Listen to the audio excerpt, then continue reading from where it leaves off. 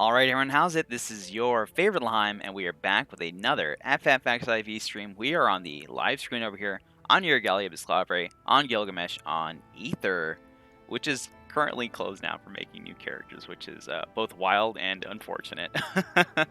But today we're continuing our Shadowbringers replay series, which we'll be playing, taking our second oldest character ever, through Shadowbringers up until Endwalker, playing this sort of casually, but mostly reminiscing about what we liked about as we play through Shadowbringers, what parts stood out to us, comments, ideas, and thoughts about these things. Of course, there will be spoilers included because we have played through this before. We will be referencing things that we know now as well as our current. So just a heads up for anyone that's watching. But yeah, with that said, let's go ahead and get right into it. So this portion that we're at right now, we had just beaten Lord Bothry / Innocence, the trial, and we're suffused with an exorbitant amount of ether, light magic, or light ether, and we're losing control of ourselves, sort of turning into one of these light wardens. As a result, the Crystal Exarch had enacted their plan, which was to sort of take the ether from us, the light, and vanish into the place between worlds, sort of like into the void, and kind of, just perish there alongside the light, taking themselves out as well as this, saving basically everyone. However, their plan was interrupted by the arrival of Emmett Selk, who fired a couple rounds into them and said, "Hey, you're coming with me now. Also, you, Warrior of Light, are a complete disappointment because you can't manage that sort of light inside of you. So, bye-bye." Takes our friend and disappears from there. Luckily, Reen is able to contain the light within us with their newfound powers that they've inherited from Minfilia of the Source. And now we have to make our way back to finding wherever Emmett Selk went, because they said, hey, if you ever get tired of mercilessly killing everyone in the world, you can come visit me down in the depths below. Visit me in my nice penthouse, and we'll have a nice chat about things. So we're going to take them up on the offer. We're going to go find them in the depths. Although we have no idea where they are, we're going to have to ask a few folks around here for directions before we head out there. And also, unfortunately, the light has returned, so a lot of the people in Norvryn are very confused as to what's going on after having the night restored to seeing the light again.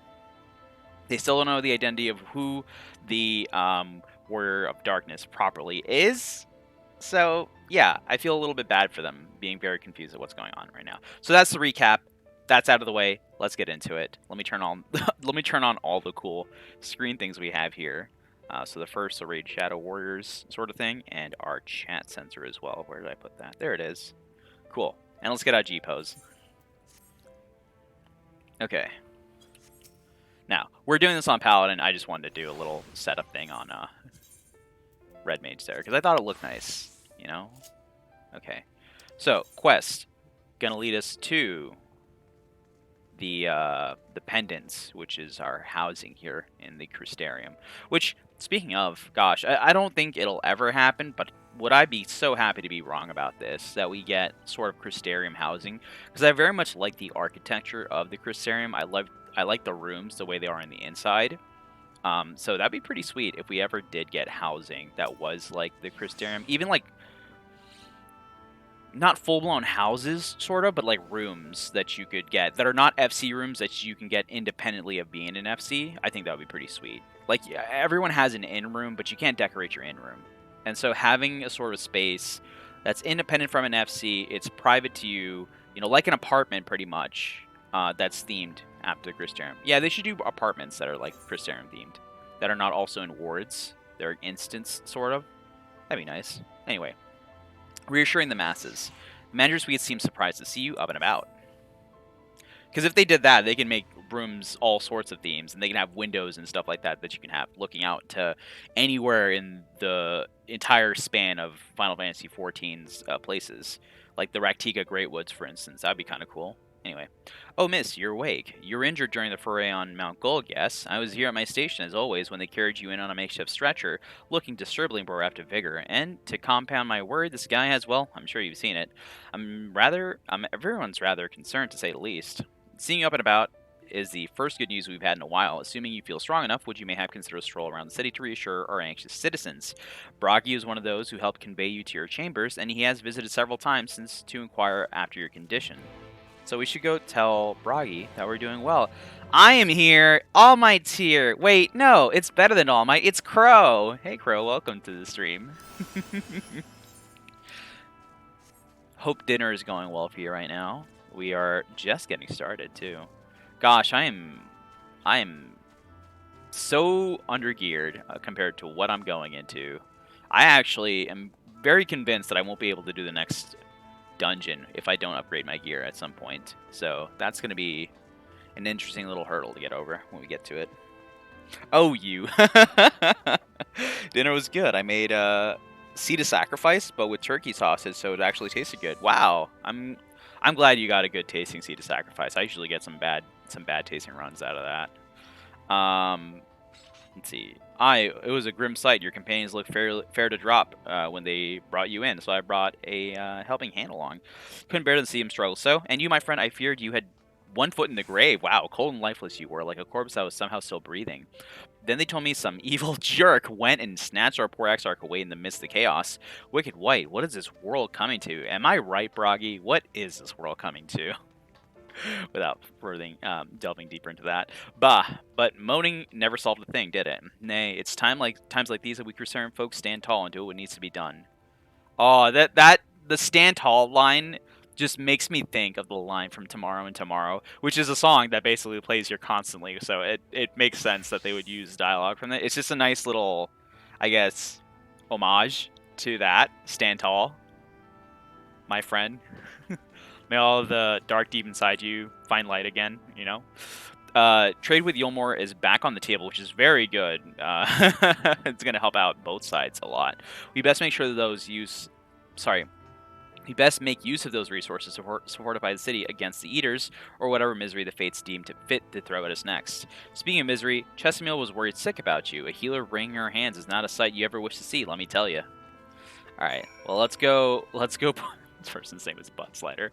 Let's go put Chesimil's mind at ease as well, showing them that we're hale and whole for the most part. They don't need to know the details, I'm sure, though, that they'll notice. Dinner was good. Oh, yeah, right, I read that. Oh, Grandal is a Navy fighter pilot, and, wait, what on his shingle? Excuse me? What on his shingle? I haven't heard of this. This sounds interesting. What is this meal? Is it just like, is it meat on bread?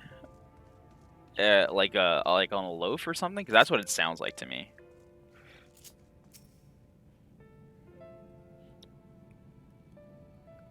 Oh, sweetie, you're alive. No one's been allowed to see you. Even Spagiri's Chirurgeons were forbidden from making visits. Reen was kind enough to tell me you were showing symptoms similar to Eater corruption, so I suppose there was little any of us could have done about you in any case. As for your companions, they've been rushing hither and yon, seeking a cure for your condition. I worry to see their faces grow. I worry their faces have grown even more haggard every time they pass through the Crystarium. I shall let them know you're awake, and when they come to see you, sweetie, please do convince them to rest a bit. They won't be helping anyone if they all collapse of exhaustion. And our own Morin has been a little better, I'm afraid. He hasn't left the cabinet. Too busy with his nose buried in one dusty tome or another. Alright, well now we have to go set Morin's mind at ease as well. And I wonder if the haggard expressions that Chesimil is referring to here is sort of alluding to their degradation, that they're sort of building up, having their souls ripped apart from their bodies and brought into the first. There are adverse effects going on at the same time, so this might be a sort of nod to that, or foreshadowing even. Reassuring the masses. Let's go speak to the Cabinet of Curiosity friends here.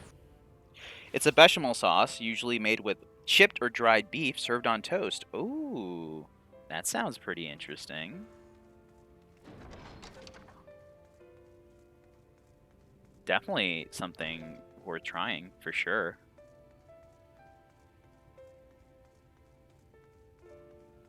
Morin, what's going on, buddy? Hey. Confound it. This says the same thing as the last. Mayhap I should approach the problem from a different perspective. Oh. Yergalia, is it truly you and not some figment of my imagination? You get those a lot? Oh, but this is wonderful. To seem our prayers have been answered. Feeling otherwise helpless, I've been scouring our shelves for the wisdom to explain this most worrisome conundrum. Why, with all the light wardens defeated, has the light returned to the obscure sky? I must have pored over 100 tomes, but no definitive conclusion seems forthcoming. So many questions I would pose to the Exarch, and thus do I feel his absence all the more keenly. Now that you're awake, however, I'm hopeful the search for our stolen steward might begin in earnest. Catalyst, meanwhile, leads the crystalline mean in preparation for battle. Though against what foe, we are as yet uncertain. Why not pay her a visit? I expect seeing you upright would be much welcome relief. Alright, let's go say hello to Catalyst next. And they are preparing for battle, but who with? That is the question. Who would be fighting at this point? Probably a lot of Sin Eaters. That means a crystalline mean. The Navy version was gross, but if you make it at home, you can absolutely make it taste good. Yeah, I bet. One of them was made under extreme duress, and the other one is made under a different kind of duress. Yergalia, alive and well, I see. You gave us all a proper fright, you know that. Not a day's gone by that I haven't heard folk worrying what's become of you or the Exarch. Anyway, I'm glad you've recovered enough to stand. You're not planning on striking out straight away, are you? I was hoping you to have a better look at your equipment. If we'd been able to provide you with better weapons or sturdier helms, then maybe you would have won the day, and the Exarch would still be here. Yeah, I am pretty undergeared, Catalyst, so I think a little bit of that would help. As such, we're keeping busy consulting each other on new forging techniques and designs and the like. If you could stand still a moment, I'd like to assess the gear we're trying to improve. Sure. Sorry I'm having a little bit of trouble reading today. I'm like, my mind is in 50 different places all at once. Yeah, the duress being I was hangry. I knew it. I sensed it. Alright, focus. Aye, well, that's some fine work, I must admit. It wouldn't be impossible to make something better, but we need to experiment with different patterns and materials. And I'm not sure we have that kind of time. That sounds like a challenge that he would enjoy.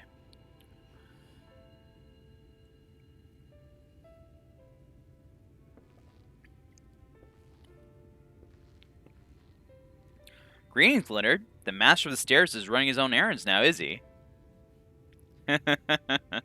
Aye, well, my servants are distraught enough as it is, and I didn't want to crack the whip too hard. But never mind that. I'm thinking our absent genius and his epiphanies are the perfect answer to this predicament of yours. And by genius, you mean old Grenold. He is a man of unrivaled gifts, I won't argue with you there. But what good does his talent do us if we can't bloody find him? No one's seen hide nor hair of Grenold since he wandered off some time ago. You know what he's like when he latches onto an idea. He's probably cloistered himself in some forgotten cave, completely absorbed in his latest creation. I wouldn't even know where to start looking.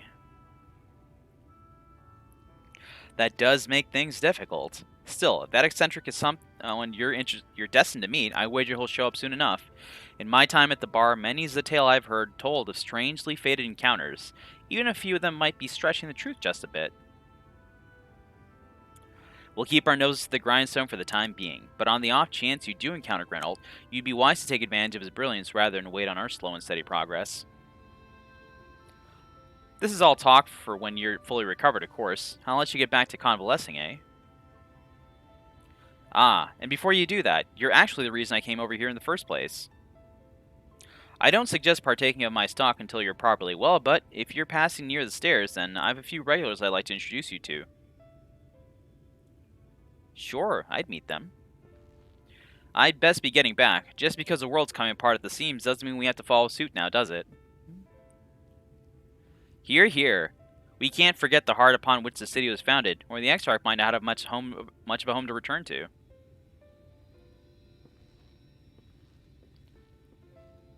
I don't know why, but I'm like wiggling a lot in like place. Oh, look. I love this character. They're so cool. I met them recently. I like them a lot. Keshi Ray from the facet of gathering, nourishing, providing. I don't know what it was called. Anyway, they're super awesome. Yes, this is a facet of gathering. Thank you for answering that question. I was exactly wondering it. But we have our hands full at the moment. If you have a request, you'll have to wait a while. They're so cool. They're very fun. Anyway, let's talk to Catullus again.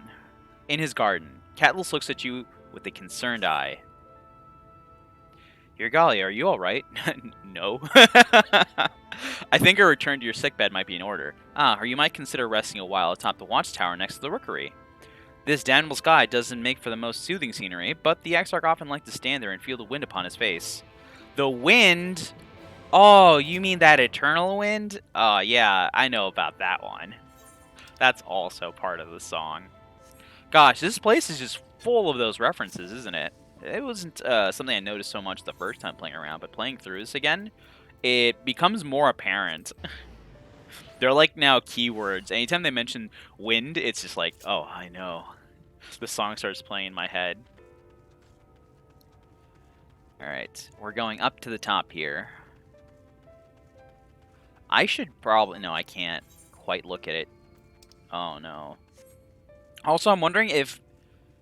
when we're going to hit the point of the quests, I don't remember exactly when it was, where it's like, hey... Excuse me, you got to go back and you got to do the rule quests to progress any further. I think that's coming up. I think that comes up like right before Amarat. I'm not entirely sure though. I could be wrong.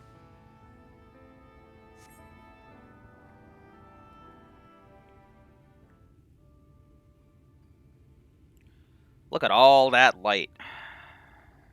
That's because of us. We done this.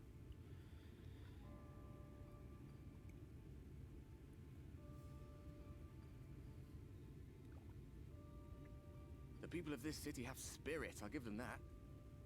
They've not lost the will to fight. Oh, you know what? I gotta turn my volume up a smidge because I did turn it down for Genshin. There we go.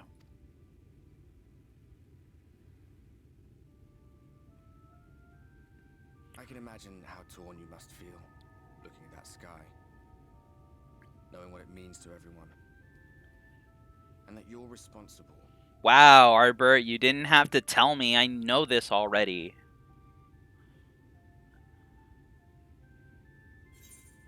The secrecy is worse. I'd rather people knew. I still can't believe it's coming from me. It's all such a mess. I still can't believe it's coming from me. That's what this character would probably say.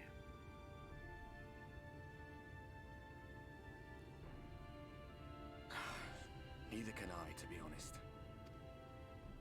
But you heard what the Ascian said. The light you shine will warp the world around you, whether you like it or not. Even your Stoller and Reen had to concede that point. It's something that's weird and nice to me that I like that Arbert like has learned the names of all of our Scion friends. Because at first he would just refer to like them, like Ali say as like that one pest or something, or Thanker, that dude that keeps butting in, or Yanje, the double traitor.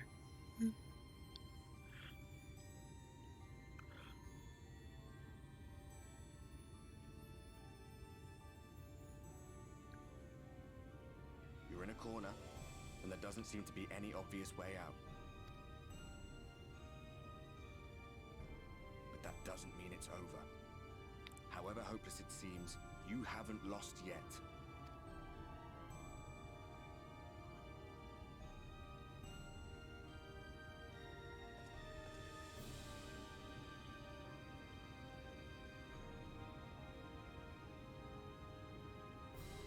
I remember looking up at the sky like this before.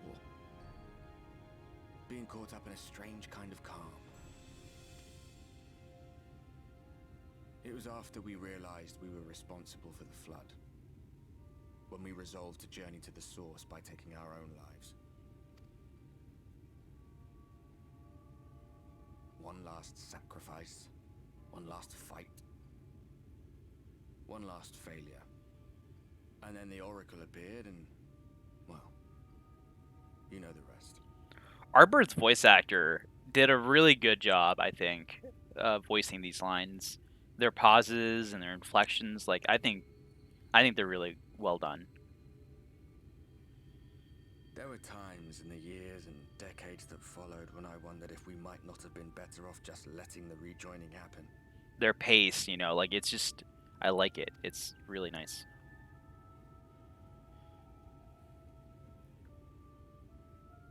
made one last mistake. But seeing that giant Talos stir to life cured me of any doubts I still had. Always we took the burden of fighting upon ourselves. That's what heroes do, isn't it? So we never had the chance to see anything like that. Our people coming together as one.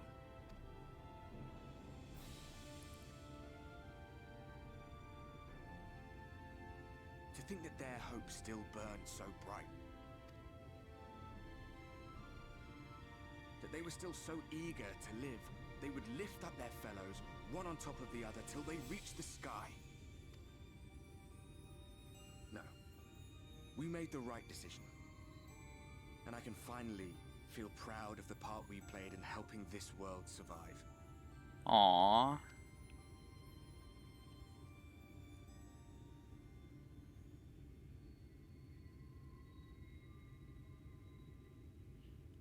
Fist bump. Well, come on then.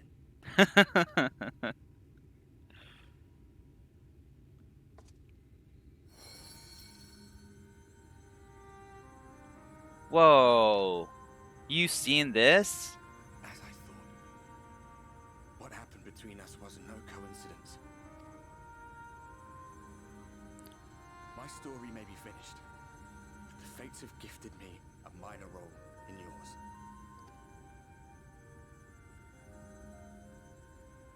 I suspected as much the moment I realized you could hear me. But it's hard not to doubt yourself when you're the man who caused the flood. I was afraid to do anything more than watch for fear of making things even worse. But no longer. After all, the path I once walked is now yours to finish.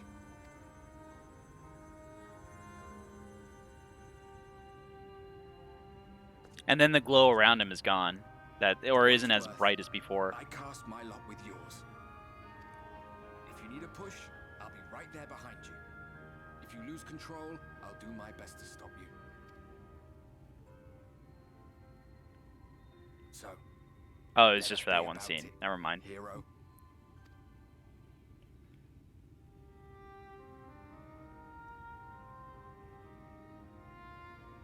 We're good buddies. We're such good buddies. Oh, here comes Feowul.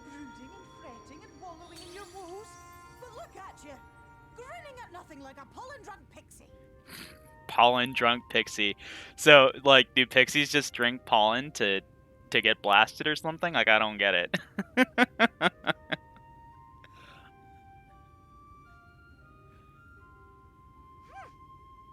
what you've done to your ether. It's a mess. And you have cracks running all through that pretty soul of yours. Can you help me, Feowul? Can you fix this? My poor little sapling. Whatever am I to do with you?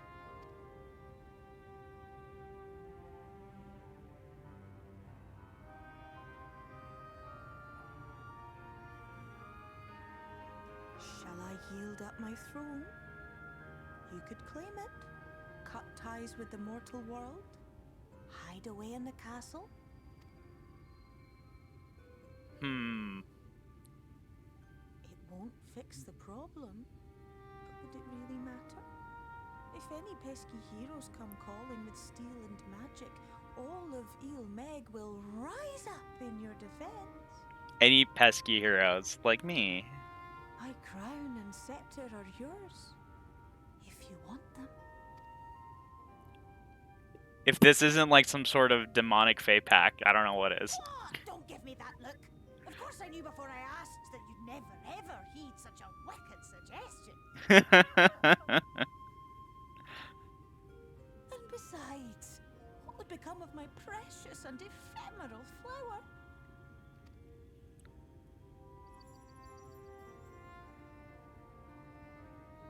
My dear beloved sapling, you are lost, confused, and have precious little time to gather your wits.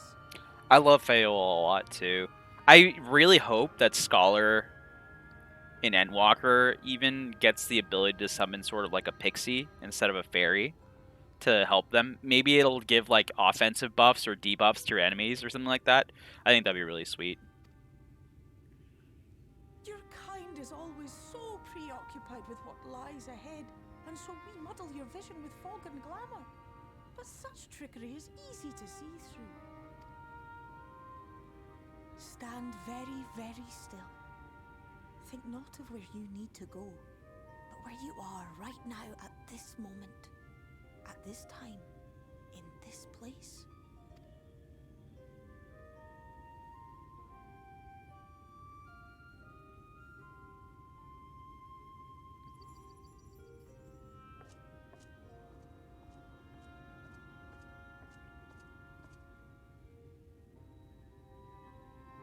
Our cairn of crystal.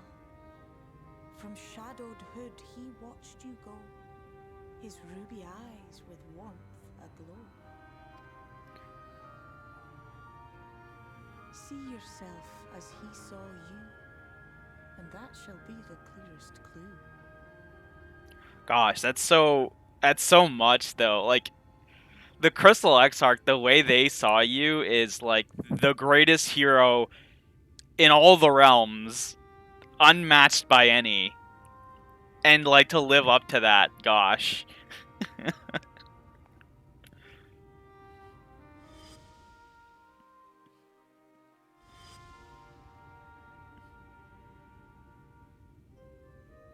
Arthur Fist meme.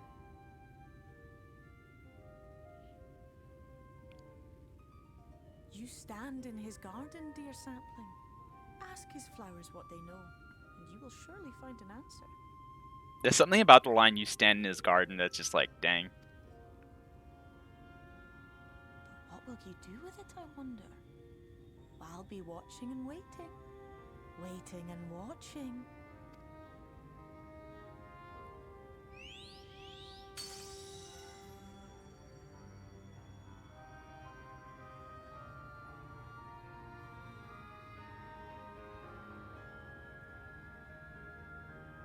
Well, it's time to go look for some answers. See what the garden says.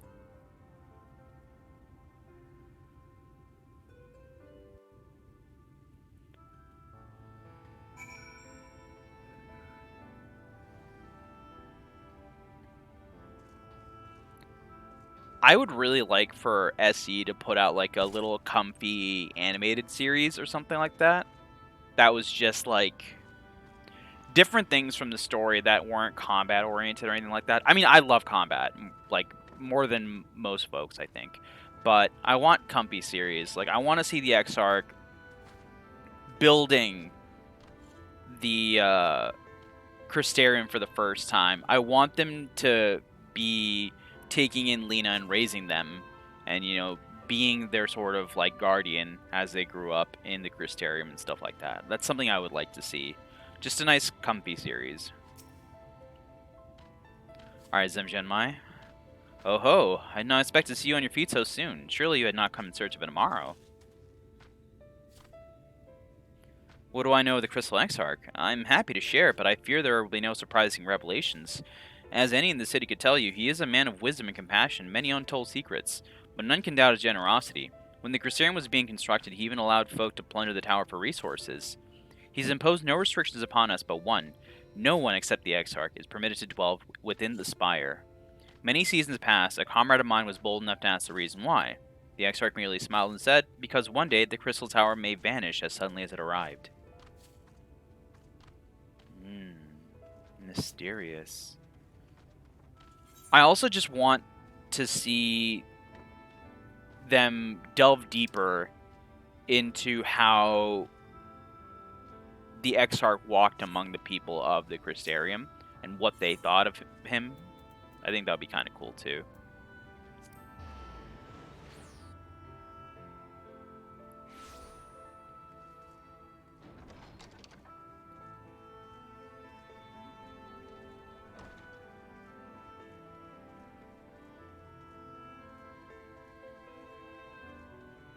And that's just one character. There's so many other characters I'd love to see something like that for.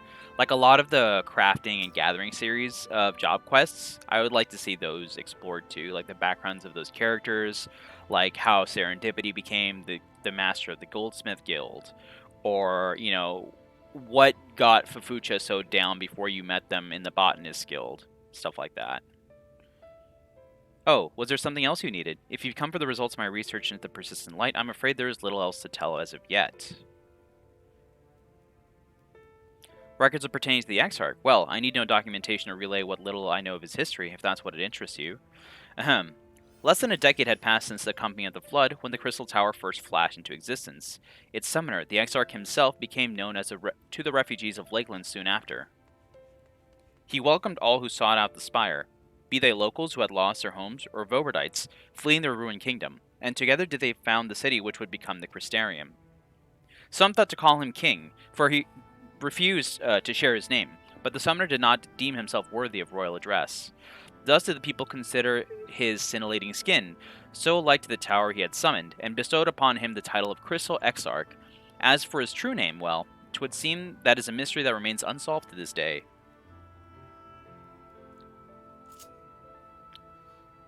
Ah, yes, there's waterworks in the Rising. Oh no. I don't want to cry. Gosh. Okay.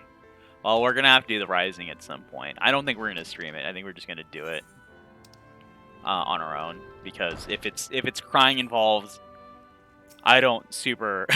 unless we're going through the main story here, I don't super want to cry on stream. Alright. Who are we talking to here? Cassard. What's up, buddy? Galia, it is good to see you awake and alert, my friend. What's this about? You're not writing the Exarch's memoirs, are you? I'm not sure how much I can tell you, considering we avoid asking too many questions. Unspoken rule and all that. If anyone has fresh insights to share, then it'd be Captain Lena, I'd say. She lost her parents to an eater attack not long after she was born, and the Exarch saw to her upbringing. Outward appearances aside, those two are like grandfather and granddaughter. I imagine the news of this predicament has hit her doubly hard. Not that her proud captain would ever let it show. If you do decide to talk to Lena, she'll be at her usual post at the Exensor Gate.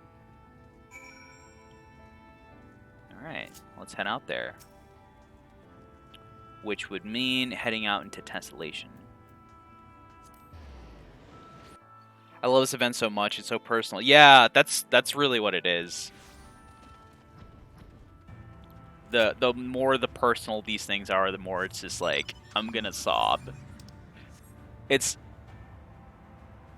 That's what I think is so wild about 14, is that you have these really personal moments sometimes, like in events like the Rising or the Dark Knight storyline, like the entirety of it. So that's what makes this such a really well written story in game.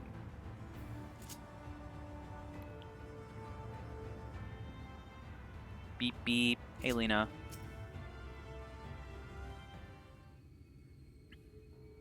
Galia, I was not told you had awoken.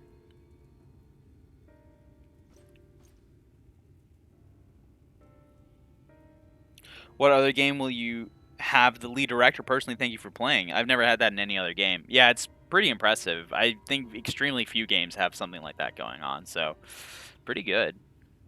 A welcome surprise. Now, if only the Exarch was returned to us.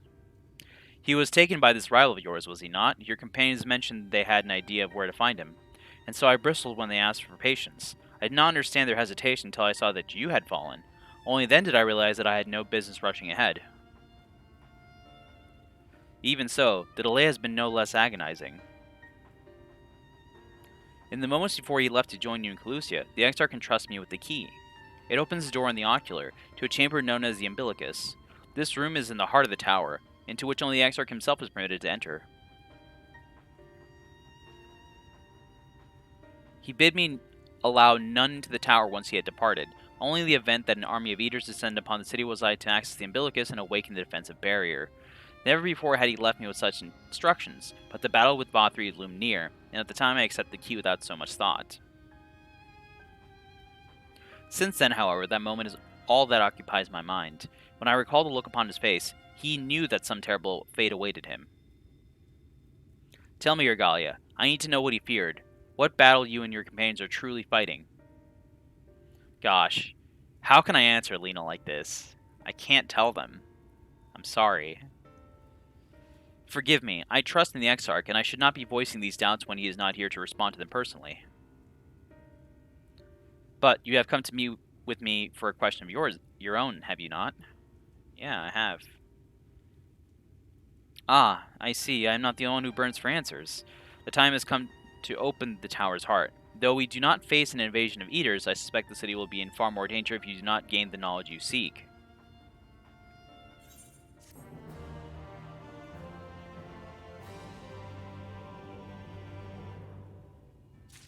Alright, let's talk to Lena again. The unbroken thread. Lena urges you to follow her. Come, meet me in the ocular, and I will unlock the door within. And off we go.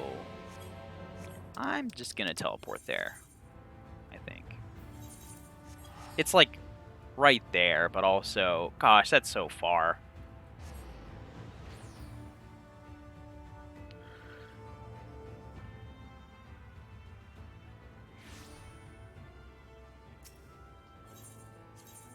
And we're gonna go to the Docile Gate.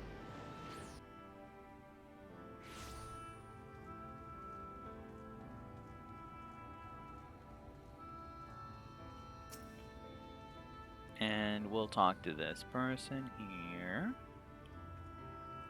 Mr. Siergalian, the captain said to expect you. We're gonna enter the ocular. And cutscene.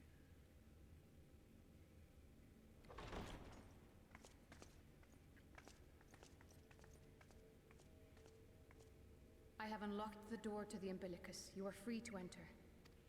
Once Nice. you have what you require, I'll see it sealed once more. Until then, I will remain without.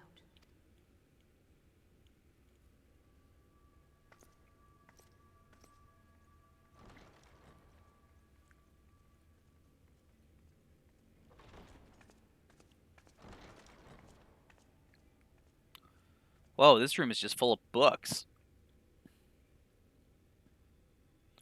We do see the umbilicus a few times later on as well, especially when they're trying to find the way to do the soul transfusion rock thingy. Oh, here goes the echo.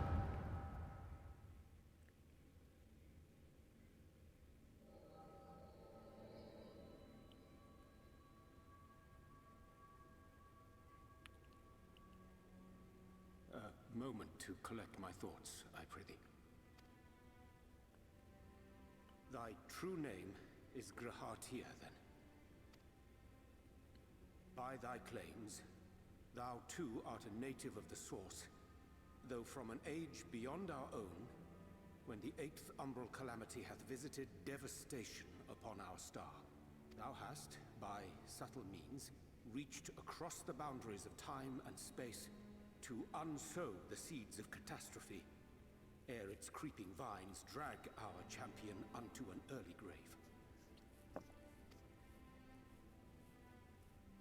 In essence, yes. A difficult story to swallow, I am sure.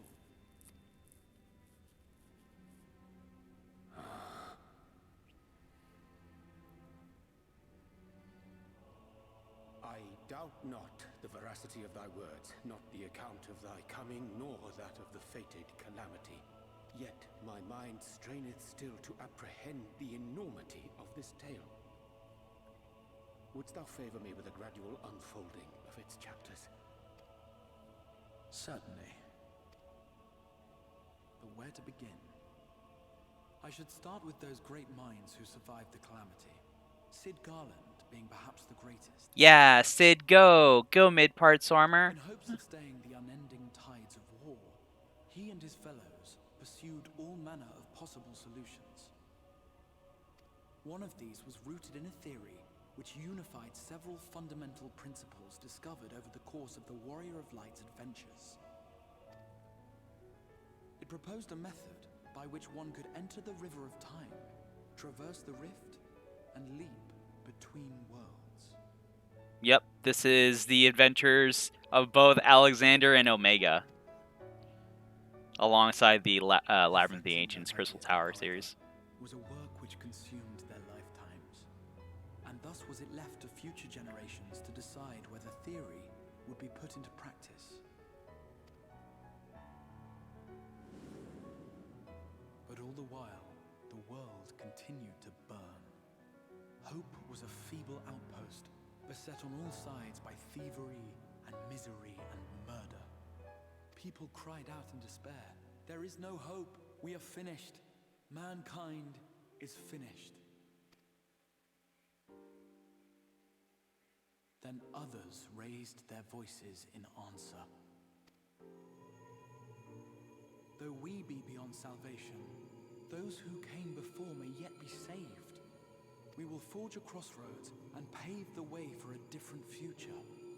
By the wisdom of our forebears, we will prevent this calamity from ever having come to pass.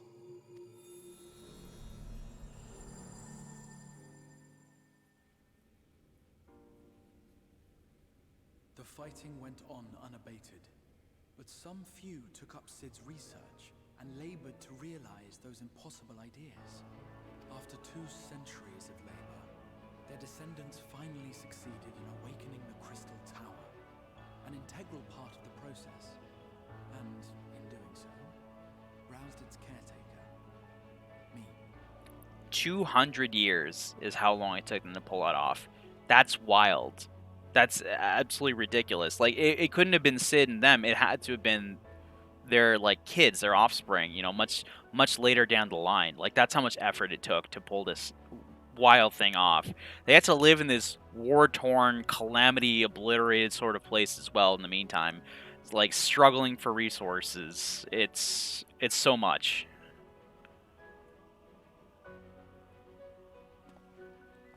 But they didn't give up hope. By this stage, scholars had largely established the phenomena underpinning the rejoining, and identified the first as the shard which precipitated the 8th umbral calamity. And yeah, up until that point, it turns out the scholars and their, like, general scholars now understood the concepts of rejoining and stuff like that as well. And the missions of the Ascians, which is something that right now, typically mostly the Scions and those closest to them know about. The people in charge, sort of like the company leaders and things like that. This grand structure was already capable of storing the energies required to attempt the translocation. All that remained was to augment some few of its functions based upon the theoretical models of Sid and his compeers. And by means of such technologies didst thou effect thine arrival in the first, to an age before this star had joined with the Source.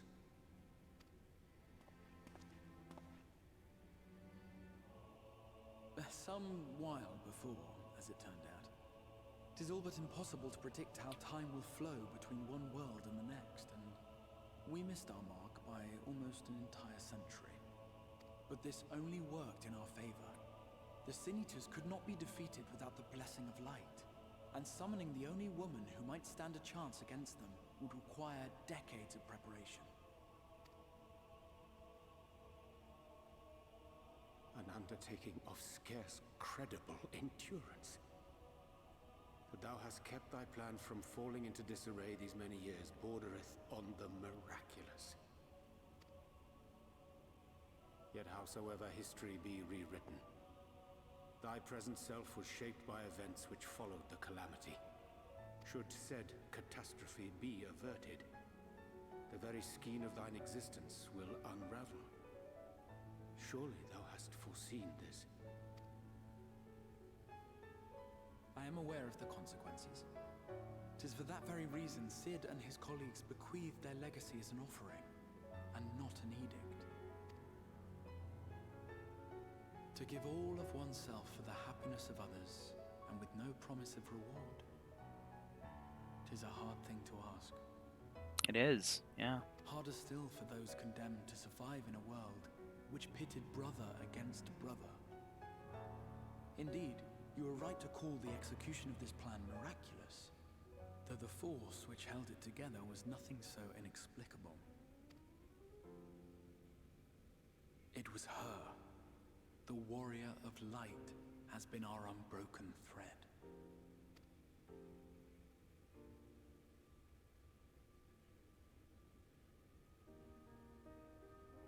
Where others would stumble and fall, she would rise above. Where others would break and run, she would carry on. The Warrior of Light's tale is one of unyielding bravery. To tell it was to feel courage. To hear it was to feel hope. It was a breath of inspiration in an age of suffocating shadow.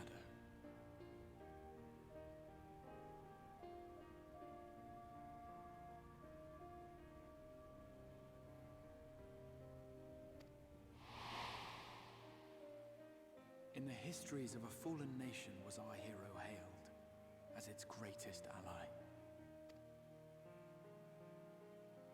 In the time-worn pages of a noble's memoirs were her deeds joyously retold. For many, these stories were the flame which warmed them through the coldest of nights. Gosh, I said I didn't want to cry, but I'm like crying at this. So it should come as little surprise that the plan found no shortage of volunteers, concerning as it did the Warrior of Light herself. It was their chance to add their own verse to the hero's saga. She was the lodestar that brought them all together, to send their final message back through time and space to her.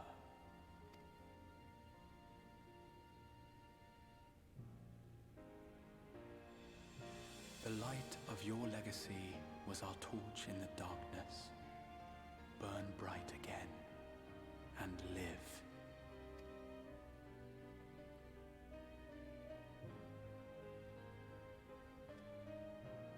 I am merely the bearer of that wish, come to ensure it is safely delivered.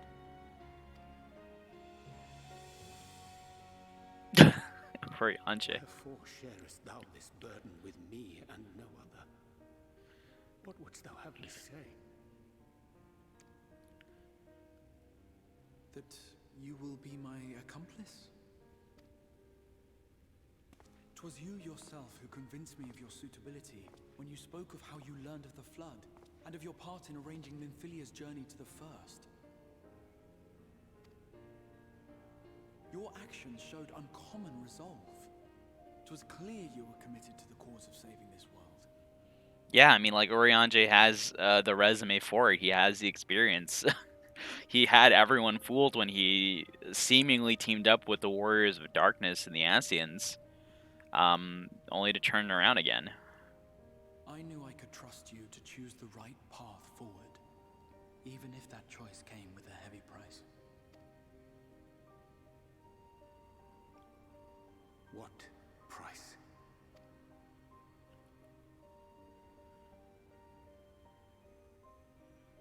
When all is said and done, and the last of the Light Wardens lies slain, I will absorb their corrupted ether, and then I will die. Knowing what I know of your companions, not to mention your champion, they will try to stop me, but in saving one, they would save none. Therefore, I implore you to aid me in concealing my identity, and ensuring this tale ends as it must.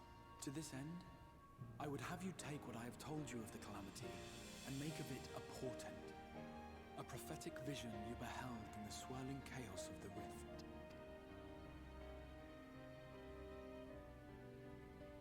Is this truly thy wish?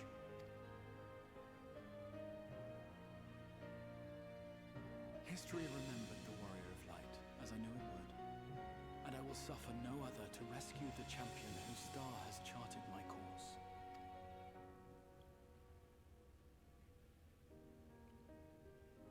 I will see this tale to a happy end, my friend. There has been enough tragedy.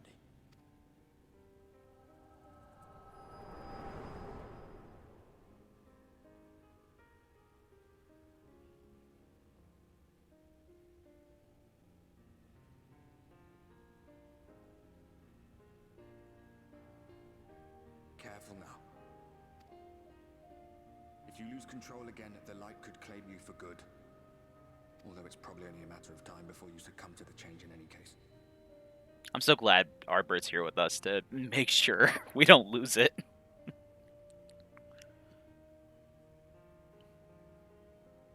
What do you mean to do? Cry. First things first, Arbert. I mean to cry. And then I'm gonna go find my boy back. I mean to rescue the Exarch.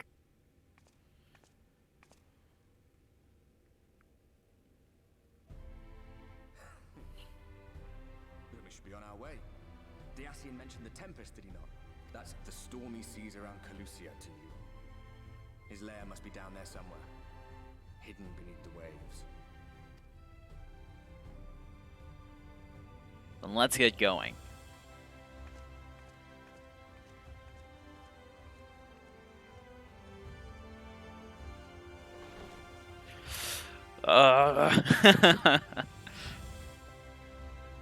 Gosh, the Exarch literally came back in time by himself, by choice, came back in time and space, and set all this up, built a literal entire city, raised a kid, and did all these wild things, all so they could prepare and pull us in and like help us on our journey, and eventually lead to their own death. Like planning specifically for that. I will never get over what a wild person they are, like, and how much they really, really believe in and care about the Warrior of Light. It's just, they are the #1 fan. No one is a harder fan than Grahatia, and they never will be, because this man literally is willing to sacrifice everything for you at a drop of a hat. It's like, oh, I didn't have enough sugar for your tea, allow me to die. It's like, hold on. Buddy, wait. It's okay, I don't need it. Oh, you're backwards. Let me just die for that. You're my hero, I'll do anything. It's like, please, no, don't do that. It's too much. Oh, gosh. Okay. Did you find the answers you sought? If there's nothing more you need, I will go and lock the door. I have questions. I need some directions. He's my favorite grandpa. He's also a total lunatic. Yeah. I remember after 5.0, someone edited that meme to the Exarch, and it was just, guess I'll die. Yeah. That's him to a T. Let's see. What did I miss here? You wish to know of the way to the Tempest. You mean the sea itself and not the island of Calusia. If you make a request to Chambers, he'll provide you with an Amaro, but... Do you mean to leave right at this moment? Alone? I'm not sure that... Nay. I'll not seek to stop you. Go with the blessings of the Shadow, and I shall await your safe return.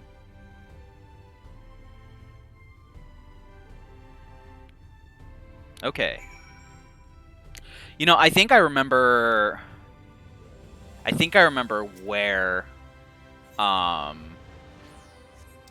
what point in the story it'll be like, hey, go back into your role quest. I think it's during, when you try and get your weapon from Grenold. I think that might be it. Or the Amaro launch.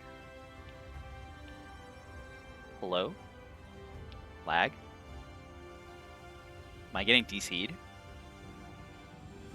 That was weird. Okay. Amaro launch. That was scary. Alright, let's talk to the aspiring Amaro tamer. You acquire an Amaro, just a moment, and I shall saddle her swift as beast to fly to the island. Oh, the open water! To the depths of the Tempest! Our Amaro can swim, yes, but to reach the ocean floor...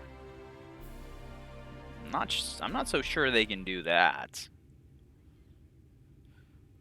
Are Amaro like ducks? Oh. Oh no, that's not good.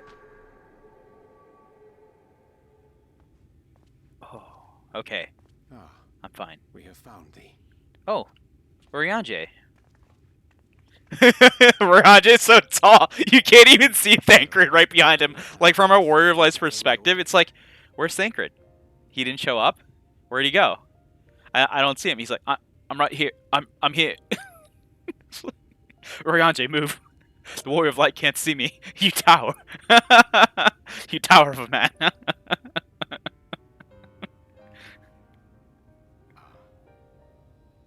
thy looks, I gather thou hast gleaned that which I came to tell thee.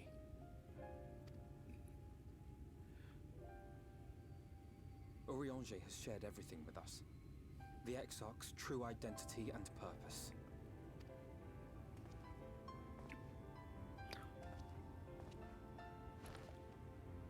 Oh, I see Thancred now. I offer no excuses. When I agreed to aid the Exarch with his plans, 'twas in full acceptance of the condemnation I would face when my duplicity was laid bare. I feel awful for Urianger, who like went through all that with the Warriors of Darkness and said, "Never again will I ever betray my friends like this." And then not long after, he gets flung over here. It's like, "Hey, I heard you're really good at betraying your friends." He's like, "Oh no, not again." Oh, I'm sorry, my DC was contagious last night. Oh no, it's okay. It's okay. He'll be fine. Yet it is not rancor, but resolve that I sense in thee. Thou art fully intent upon walking thy path to its end, art thou not? I art. If thou canst forgive my deception, or, failing that, set aside thy displeasure for a time, I do beg leave to follow thee. What strength and wisdom I possess are thine to command. I forgive you. Let's go. I'm a danger to those around me. That's how I wake up in the morning. I get out of bed, and I'm just like, I'm a danger to those around me. I get up and trip, smash my face on the floor.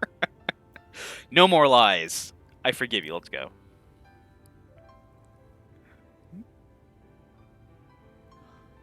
I thank thee. Doubt not but that I will do all in my power to repay thy kindness and fulfill the Exarch's wishes. Why wasn't there an option that's like I just put my hand on Urianger's shoulder, smile, and then nod? Because that's what I think I would do. I'm sorry, but I don't think this is a good idea. Why not, Reen? Oh, Thancred's gone again. Leaving the Crystarium, I mean, with or without Urianger. What I did for you won't last forever. There's no telling when the light will break free again. Please, you must stay here.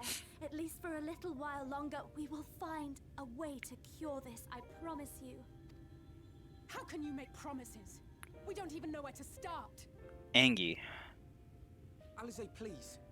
You know Reen was only trying to help. Of course I know! I know only too well! Arthur Meanfist. But making promises you have no way of keeping is not a kindness. It's a lie. Plain and simple. We've all searched high and low for an answer, and every one of us came back empty-handed. Oh, Alize. I am not about to stand in her way now. Not after failing her in her hour of need. No. The least we can do is... Can we give Alice a hug, please? Game? We will go with you as well. There is naught to be gained by standing still. Indeed, we have exhausted every other avenue. Lead, and we shall follow. If there is any hope to be found, then we will surely find it at your side. Are we all in agreement then?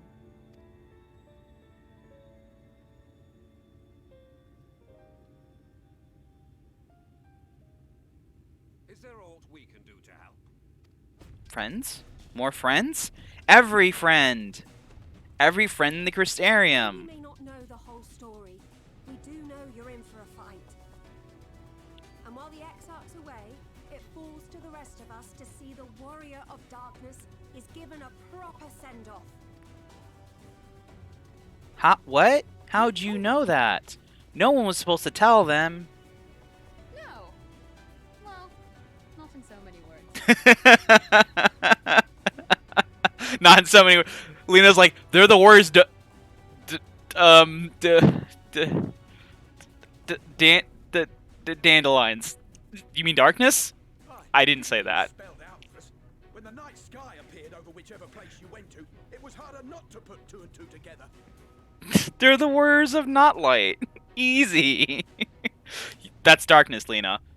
I don't know what that is, and just leaves, running away. From the moment I heard that you and the Exarch shared the homeland, I had my suspicions. Long had he been waiting for a certain someone to arrive, and I knew at once that it must be you. Morin's about to pop up his like figure collection. Like I knew. Exactly. When he went up to meet you, it was clear it was no ordinary visitor. That spring in his step spoke volumes. I could feel his excitement. Now I'm just imagining the Exarch like as he like successfully summons you, like trying not to like run out and like just slam you with a big ol' hug because he was so happy to see you. He's like just trying to keep himself contained, like all jittery and stuff. Cute.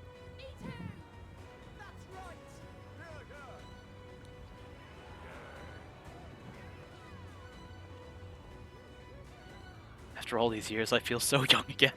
We do not fully understand where you or the Exarch hail from, or why you've all done so much to protect us. But we are deeply grateful nonetheless. You're welcome, morning, everyone. So, if there is anything at all we might do to aid your journey, you need only name it. What would you have of us? I want a cake. You might have invited them to join us, where they're not so many. Come, they are waiting. What is your will, O warrior of darkness? You do too? I'm sorry. I've wanted cake since like last night. Like an ice cream cake or ice cream with cake or something. I don't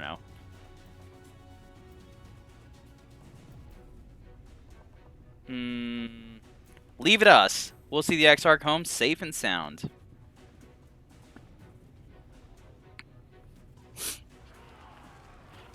The Amaro dude is standing there. He's like, this is really cool and all, but like, I still don't have Amaro that can dive deep into the water. You're gonna have to find another way. Alright. Thou didst plan to commandeer an Amaro for thy journey to the open sea. I fear the following dive down into Emmett Silk's underwater abode would drain even the legendary stamina. Thus, during thy convalescence, we considered the most efficacious method for reaching the depths of the Tempest, and I believe we have arrived at an elegant solution. Yet ere we discuss this step, I suggest thou dost conclude such pressing business as reigns in the Crystarium. Once the sea closes above our heads, we are unlikely to surface again until our grand deed is done. So, to storm-tossed seas, Oriange is patiently awaiting word that you are ready to depart. Thine affairs are in order, then I shall unfold to thee my proposal. Our destination is the ocean floor, yet our goal is not simply to arrive there, nay, we must needs have the means to breathe and fight freely. Thus would I petition the aid of one of the Fae, a being with whom I have yet to meet face to face. Rather than waste words on explanation, I bid thee follow me unto the hamlet of Sullen, which lieth to the south and west. All will become abundantly clear, I promise thee. Alright, let's make our way to Sullen, which will be right out the Exensor Gate, and to the south and to the left. So, let's do that. Why am I teleporting when I could just do this? And as I go out there, I think I'm going to go get myself a little bit more milky tea. Just so I make it a little bit harder for me to read these lines. It's too easy right now. I want it to be tougher. Alright, let's go do that. I will be right back. Take this moment to hydrate yourselves as well. It's a good thing to do. And be right back.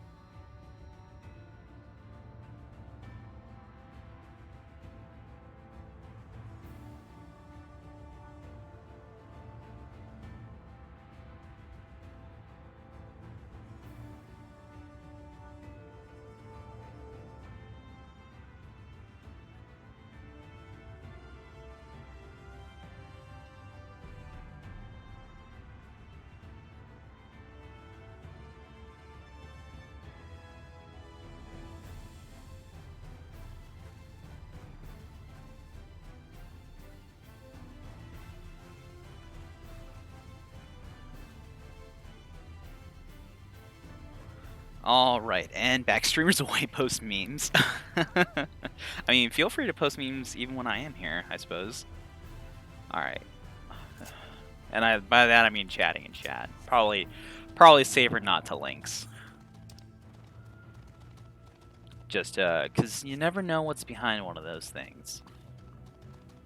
But let's get back into the story here. We're going to head to Sullen and see who this Fae is that Oriange wants us to meet, who they themselves have not yet met. It's an interesting proposition. And can they really help us do the thing? I should at some point work on collecting the ether currents around here, although I'm probably going to see if I can bother someone like Booba to help me do stuff like this. Fly me around and pick up these ether currents, because gosh, I hate this so much.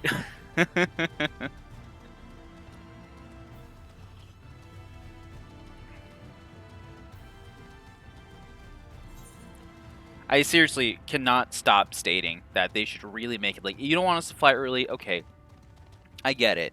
A lot of zones, enough zones, like Aziz's Law, have the ether current collection tied to story progression and not to actually flying around and picking them up, or walking around, I suppose, and picking them up in different annoying places to get to. So I much prefer that, because I was actually playing through Aziz's Law on an alt a couple nights ago, and I'm like, this is so much better than like actually having to go around. And as part of the story, you do travel through a fair bit of the map there, like a fair bit, not the entirety of it, which means it's leaving some portions to exploration, optional exploration, which I think it's nice to do. Like, I don't like exploration being forced. It kind of takes like the fun away from it for me. It takes the freedom away from it for me, and that makes it less fun personally. And so I would like for them to just tie it to the story and nothing else. Hopefully that's what they end up doing Endwalker, because I'm gonna hate having to walk around Charlian trying to find these gosh darn things. Yet again, that is. We have to do it so many times. They could even go back and retroactively do it, like remove the ones on fields, restricted the ones that are on the quests, and that would be okay. Just to make things quicker for people to catch up. Alright, here we are, Oriange. There to the west, canst thou discern the hump of an isle rising above the water? That foliage-covered mass hideth the key to our safe descent. Swim close and plunge thee beneath the surface. Thou shalt soon divine the reason for mine insistence. Though it may be much to my shame, I can but flail and flounder where thou mayest glide as a fish. I shall board a boat to the island, and spare one and all the spectacle of mine inept strokes. Oh, Oriange, I really want to see these strokes of yours. I want to see you swim, buddy. And I know it's not going to go well. I just think it'll be really funny to watch. I like these rainbow flowers they got out here. They're really nice to look at. Very pretty. They're nice. I want some... I wonder if they're housing items. If they're not, they should be.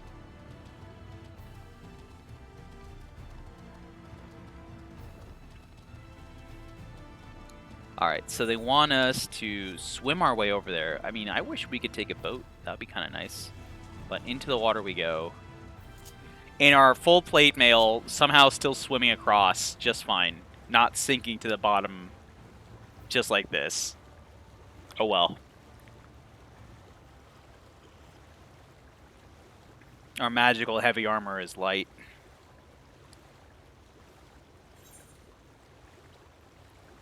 So we're going to have to dive beneath the water surface and investigate this rock formation. I wonder, if we dive beneath the surface, if we just go down... I've actually never tried this before, but if we just keep going down, do we hit the floor? Or... Actually, no, yeah, we do hit the floor here, because here is not where the Tempest is. The Tempest is in Calusia. So, that would make sense. That said, let's get diving. And I believe once we're down here, we can mount up, which is what we should have done from the start. Should have just dove and then gotten our mount. That would have been quicker. Two curved slabs of rock seem squeezed together here, giving the impression of giant stone eyelids. Oh yeah, look at that. That's so strange. Alright, and there's another one down here.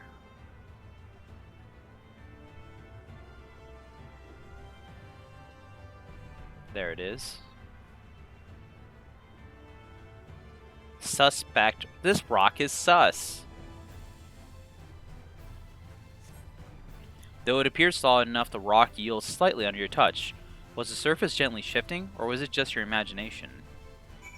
Is this squishy? I wonder what this thing thinks when we like just float up next to it and start like looking at its eye and poking it on the side. It's like, rather uncomfortable. Alright, let's climb on up. This is probably not the correct spot to climb on up from, but we're gonna try. You can't climb in this game like you can in other games. Alright, let's go this way. Where there should be a nice little ramp for us to go up. There's Alphino. Alphino, how'd you get over here and not drown? Ah, there you are. Once you've completed your underwater investigations, the path here leads to the top of the island. I want to know how you got here, buddy. Did you take the boat with Oriange, or did you try and swim? Because Alphino is also not the best swimmer. Hello. Well, what hast thou discerned? I discern that it's an ordinary... You know what? I'm just going to say that. I've never chosen this option before. So I'm just going to say it's just an island. Truly, naught could be further from the truth. According to the lore of the Pixies, we are even now perched upon the back of an ancient fey entity. Its name is Bismarck. Aye, the self-same title by which we know the great feathered whale revered by the Vanu Vanu of the Source. I would enlist its aid to bear us into the deep, and thence banish the water with an airy sphere, alike in form to the domes which do shelter the hamlets neath the Ruby Sea. They're talking about Sui no Sato and Tamamizu. Within this compass, we may move unencumbered, and several others, and defend ourselves within when the hour of battle cometh, as it most surely shall. Now, I must needs ask for silence whilst I make my supplication. Supplicate away, my dude.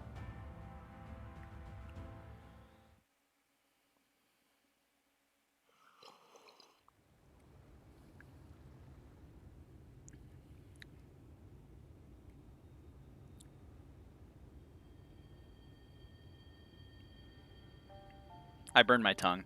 I burned my tongue yet again.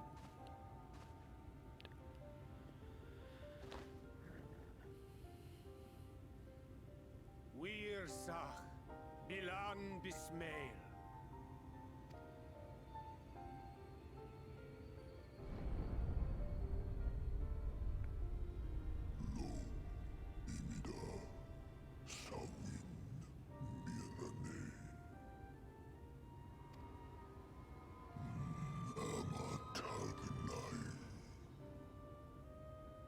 Little neighbor is such a cute thing to call, like other folks. Fallen si lor wislan. Ada si alina.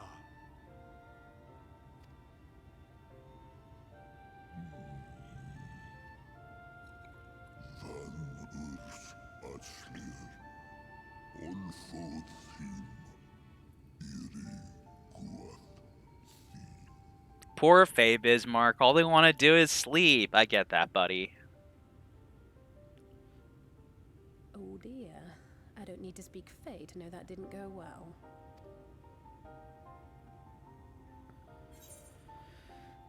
I know what to do.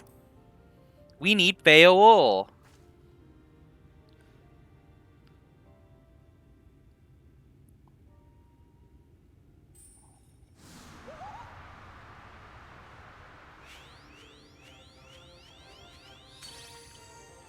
They're so happy we call them. There's like, I'm so happy you're not completely hopeless. You're able to learn, mortal. And where do you go? On a trip? A journey? I knew you wouldn't give up without a fight. Oh, my precious mortal, I shall help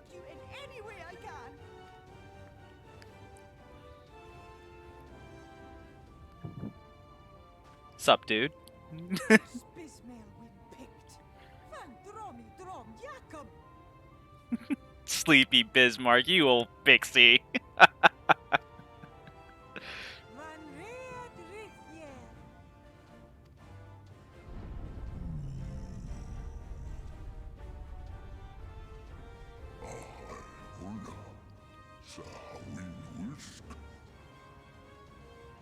I love the use of the main Final Fantasy theme here. Oh yeah, nice.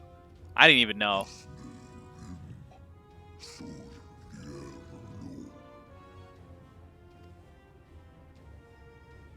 Be sure to scrub this one's teeth for him upon your return. It's only good manners. It will be done, Your Majesty. Our deepest... Nope. Our deepest thanks. Agreement is reached and your departure is at hand. You wingless ones best hold on tight. May the blessings of the Fae keep you safe, Inba. Shining Souls. Aw. Awoo. Says Bismarck.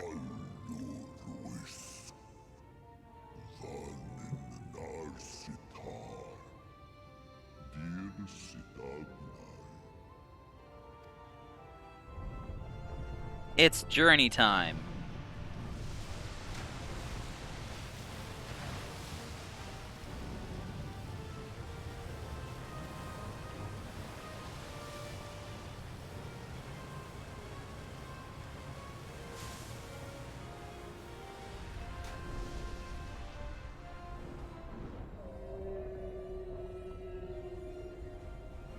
I want to imagine that, like, this Bismarck, when it sleeps, it goes deeper into the depths. But for the past 100 years since the light, it's kind of just floated near the surface because it couldn't sleep because of the light. No, wait, that doesn't make sense. It's a whale. It needs air. I don't even know, dude. I just wanted to come with an excuse as to why there's trees on its back. What was you expecting? 100 years of honey and rainbows? 100 years of honey and rainbows would be pretty good, though. Seeing them Yulmore types wake up and smell the ashes was miracle enough for me. I want Little Neighbor as a title. I do too. That would make such a good title. Aw, so cute. Magic in the air when that ladder started moving. And when that great hulking Talos rose up. Gods. I could live 1,000 years and never behold anything so amazing. Oh, don't hold your breath, Shipyard, dude. You're about to see some more cool stuff happening to you in 5, 4, 3, 2, 1. Oh, there it is.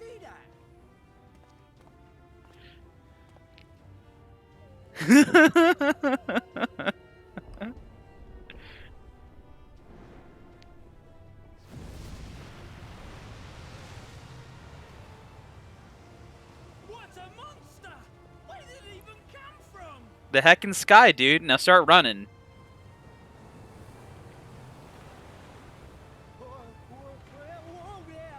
It's not stopping. Run! Run!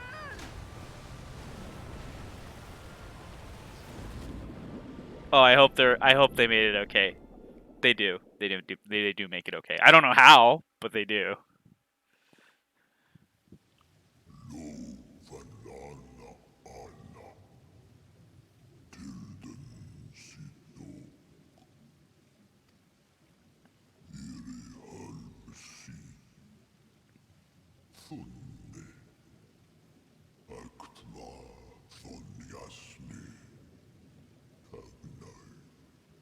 Aw, see you, Bismarck. I hope you enjoy flying.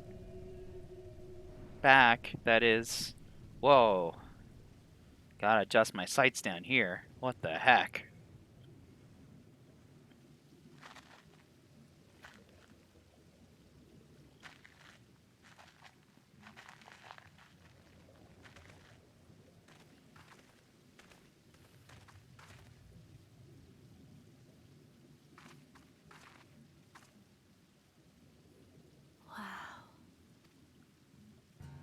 You said it, Reen.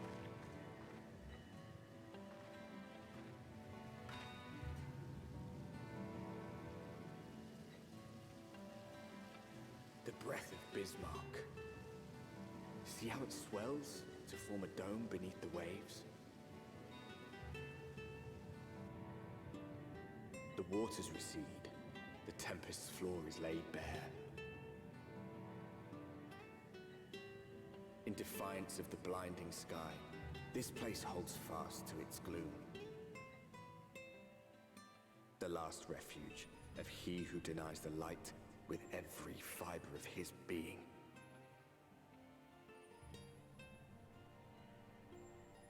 You stand at the precipice, hero.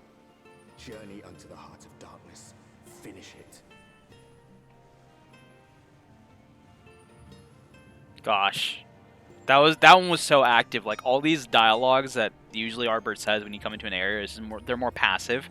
But this one's actually speaking to the Warrior of Light, telling us to go finish the job, which is pretty sweet.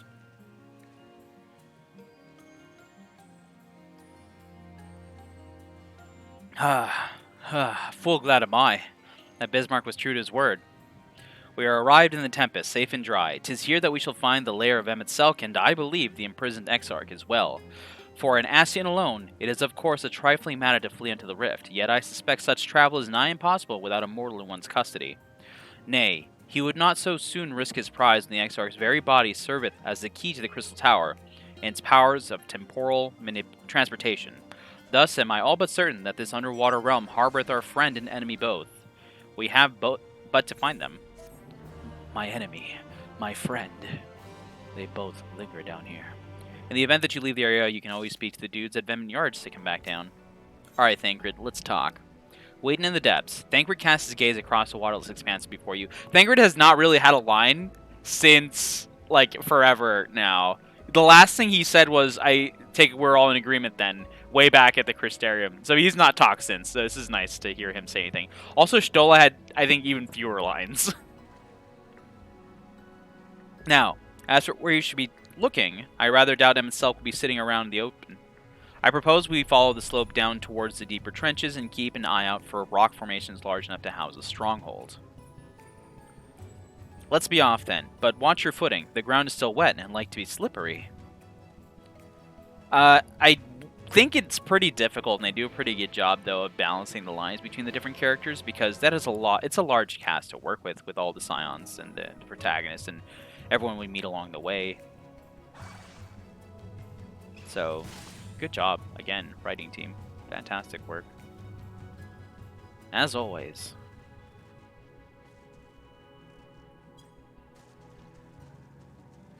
Okay. Just gonna run past everybody here. We're gonna hit 80 pretty soon for our Paladin, which means that we're also gonna have to work on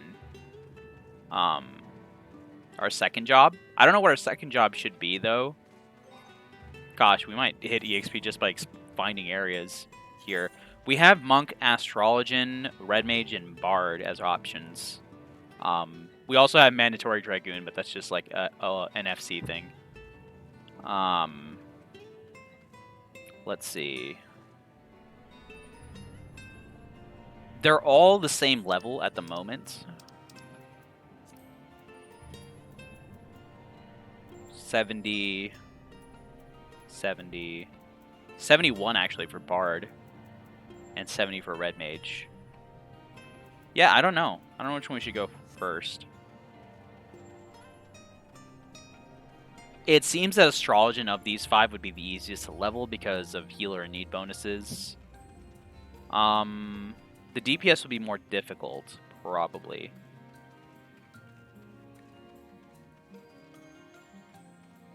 Which of these would be the most useful? Probably Red Mage. Red Mage is used in a lot of content. For the sake that it is like a very fast reser, has fantastic utility and stuff like that, and also really good DPS. So yeah, probably Red Mage is what I might end up going for. Followed by Monk, maybe Bard after, and then Astrologian. I don't know, we'll see.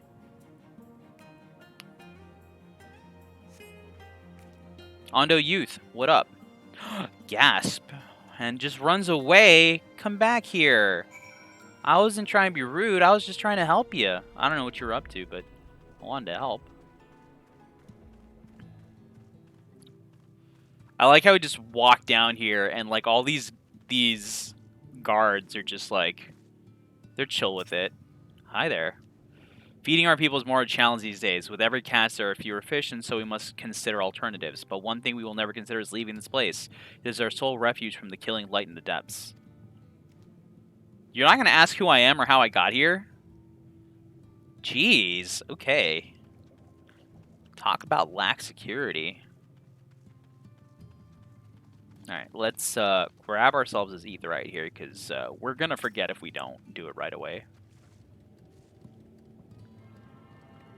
I do like the design on this one, because this design is very much like the sort of Amarot design for the aetheryte.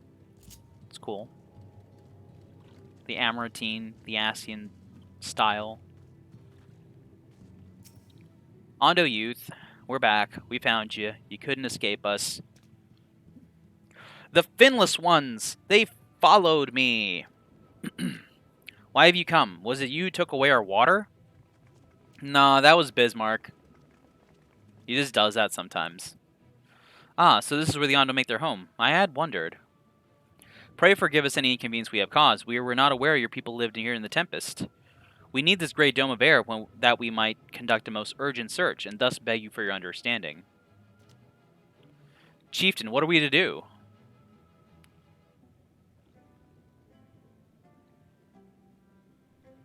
Hello? Kupo? Are you emissaries of the Ancient Ones? The whose? The what ones?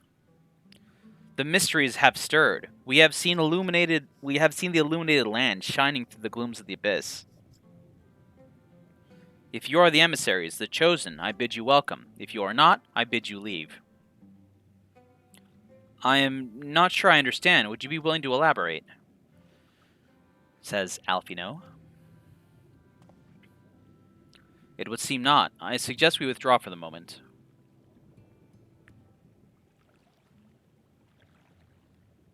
Let's back off for a bit and decide where we're going to go from here. I'm glad they're letting us stick around, even. So what's the plan? Given your condition, I'm reluctant to suggest lingering here. That said, our presently meandering search would proceed far more swiftly if we could call upon the Ondo's local knowledge. Yes, I'd like to know more about this illuminated land the chieftain spoke of, says Reen. Could it be Emmett Selk's stronghold, do you suppose? Perhaps he lit the lanterns upon his return? We cannot dismiss the possibility, but if these Ondo refuse to speak with us... Regalia, do you remember my first scheme for entering Yulmore? How I planned to ingratiate myself by offering lucrative trading opportunities with the Ondo? The individual I dealt with was reticent in manner and curious in custom, but we were able to reach an agreement nonetheless. I believe that with the right approach, we can build a similar relationship here. What kind of approach did you have in mind? That chieftain fellow didn't leave us many options. If we are to tread the swiftest course, then we must needs locate the beginning. Locate its beginning. 'Tis plain our all too dramatic arrival hath thrown this settlement into confusion. Were we to solve such problems as we had caused, and assure our hosts thereby that our purpose here is not inimical to them, they may yet prove amenable to reason. I smell chores, but very well, if it can be done quickly. What do you think? I have nothing better to offer, but I do worry what will happen if the Ondo's tales end up leading us to a dead end. I cannot say for certain, but I sense this tribe has a deeper connection to the Ascians than first meets the eye. It warrants further investigation. Thus I cast my vote in favor of aiding the settlement for the time being. We will make allies of the Ondo. Let's do what we do best. I'll do what I can, I suppose. Let's do what we do best. Help people with their homework, and take out the trash. Then it's settled. Stola, pray proceed with your investigations. The rest of us will see about fostering some goodwill.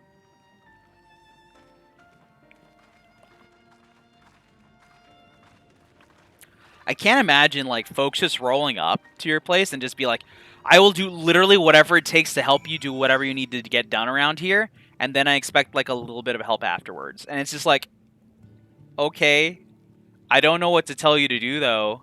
I guess I have, like, some laundry I left outside. Could you just bring that in? They're like, okay, laundry, brought in. Gotcha. Brings it in. Perfectly folded, neat stacks, all the colors separated and stuff. And it's just like, here you go. And it's like, wow, not even I do things that neatly. Okay, what did you need? I wanted a spoon. Okay. Sure, here you go. I'll return this to you. Oh, okay, you'll even return it? Okay, that's cool. See ya. Your golly, you won't believe who I've just bumped into. This is Pasha Swan, the very fellow I did business with prior to our ill-fated stay in Eulmore. I waited, and you did not come. Then the Mistle came, but his visits did not continue. I am truly sorry, Pasha Swan. Things did not proceed as planned. Is there anything we can do for you by way of an apology? Perhaps. Where the dry return, a cavern to the north is home to giant crabs. We do not fear the crab, for we are the swifter swimmers.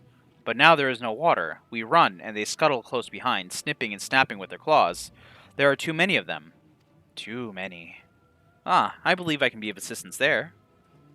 And what of you, Yergalia? If you not found a task, you are most welcome to join me. Indeed, I should appreciate the company. Where the dry return has a rather ominous ring to it. Alright, we're gonna help, Alfino punch some crabs, I guess.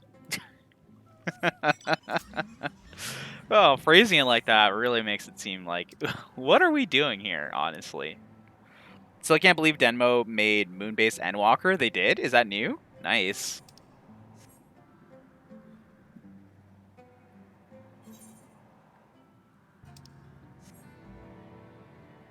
I am not the most avid of followers on anything YouTube related, as it were, so I wouldn't even know. I don't know what's happening anywhere.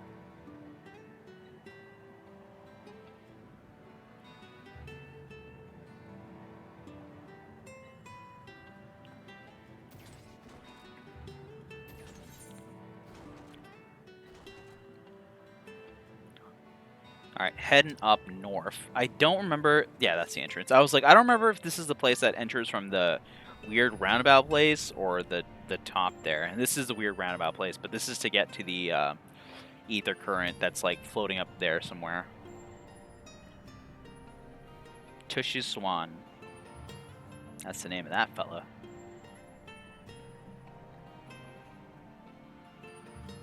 Alright, let's take out these blue swimmers. I might as well pick up several at a time, right? 2 at a time should be fine for where my gear's at.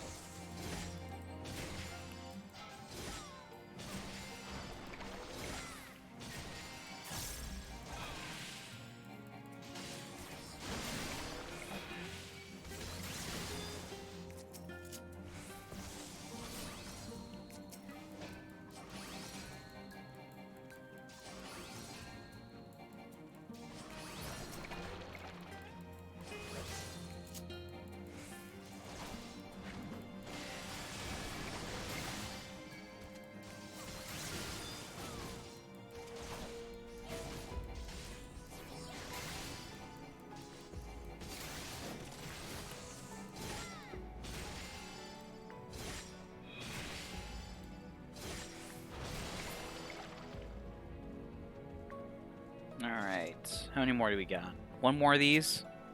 We'll get it here in a sec. There's someone else doing the same quest, it looks like.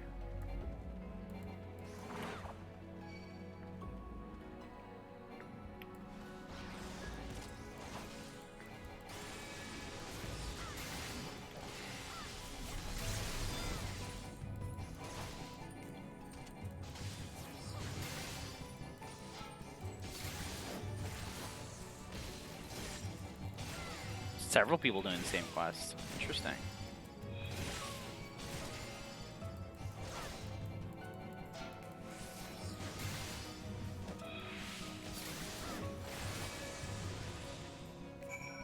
Alright. That's taken care of. Let's head back to the Ondo Cups. Turn this in. And probably hit level 80. Oops. Canceled that teleport. Didn't mean to do it. There we go. I can't believe I'm hitting level 80 because I turned in a quest about punching crabs. But, I mean, sure, it's not the most epic way to do it, but it is a way to hit level 80.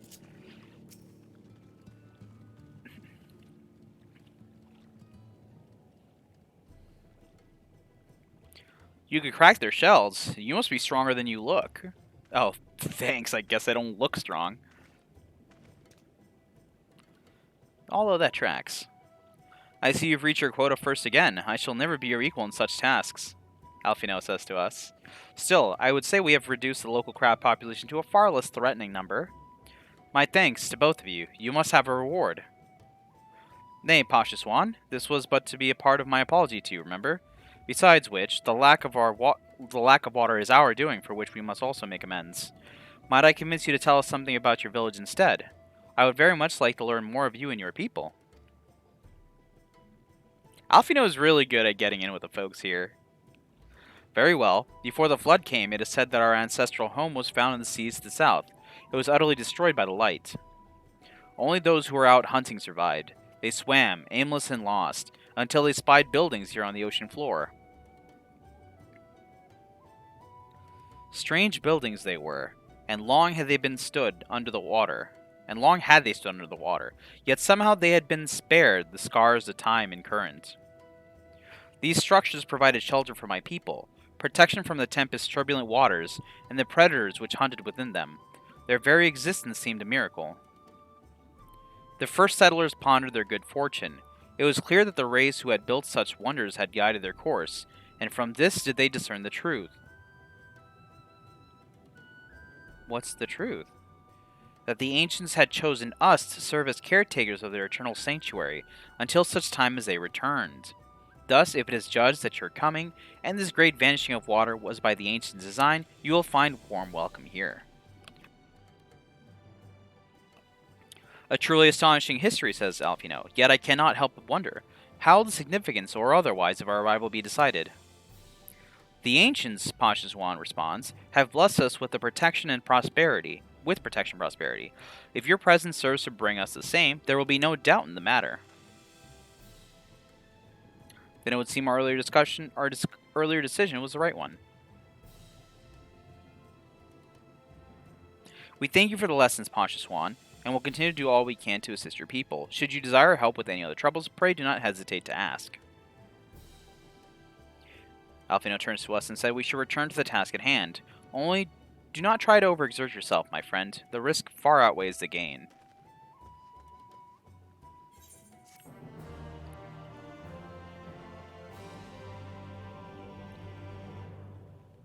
Cha-cha-cha-cha-cha-cha-cha-cha-cha. Level 80.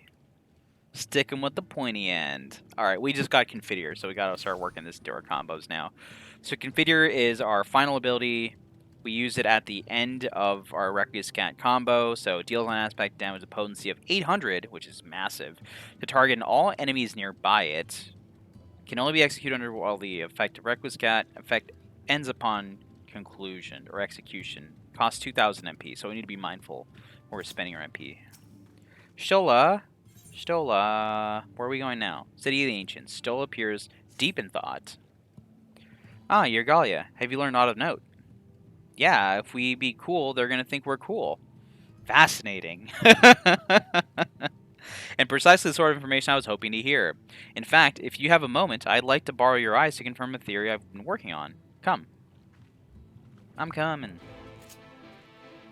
I follow.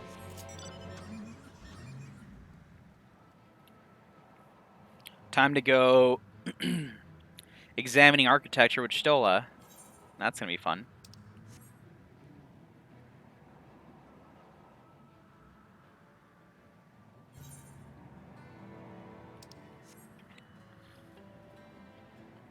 Am I out of tea? I'm almost out of tea now.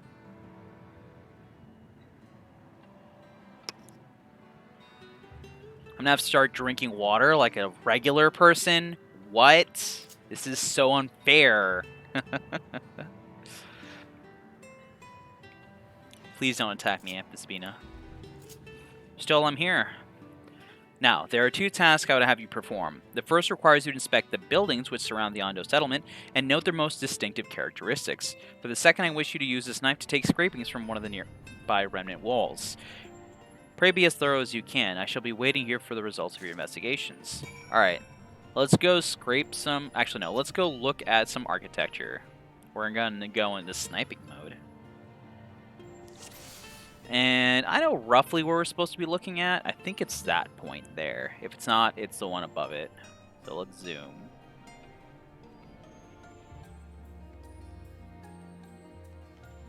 It's not that, then it's this. Yeah, distinctive window. The tall, slender tower features... The towers feature many elaborate windows, the likes of which you have seen nowhere else. I ain't never seen windows like these before. Alright, and the next part of this is scraping walls.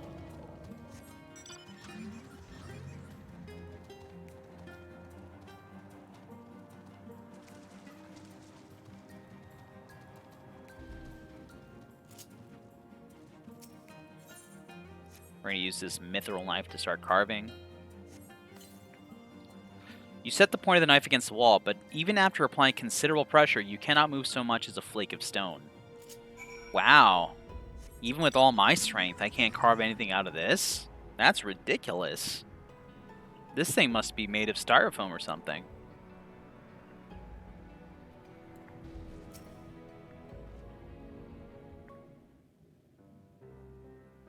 And what have you discovered? We got fancy windows and really good rock.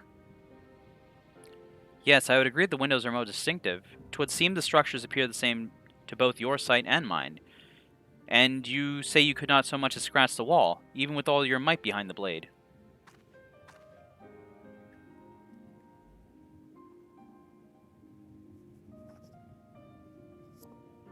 Your Galia, everywhere I turn in this place, my gaze is drawn by peculiar materials for which I do not have a name.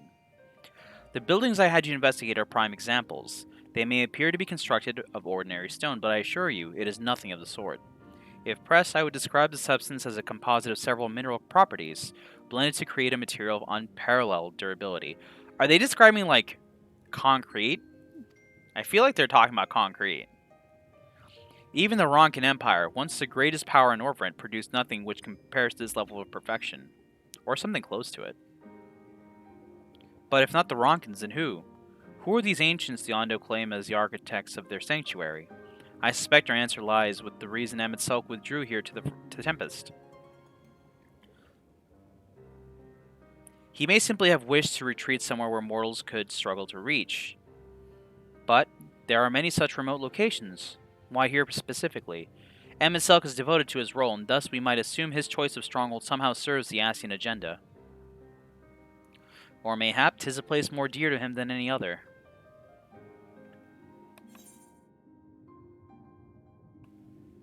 Are you saying this was built by ancient Ascians? Could this place provide power to Emet? I couldn't say either way. Let's see. Are you saying this place was built by ancient Ascians?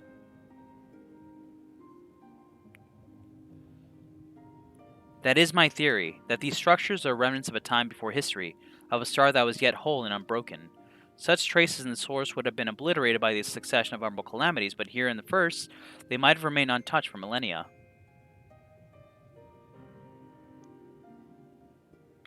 A copy of the mural in the Katana Rabble. Alma presented it to me during my visit to Fano, after our victory in Calusia.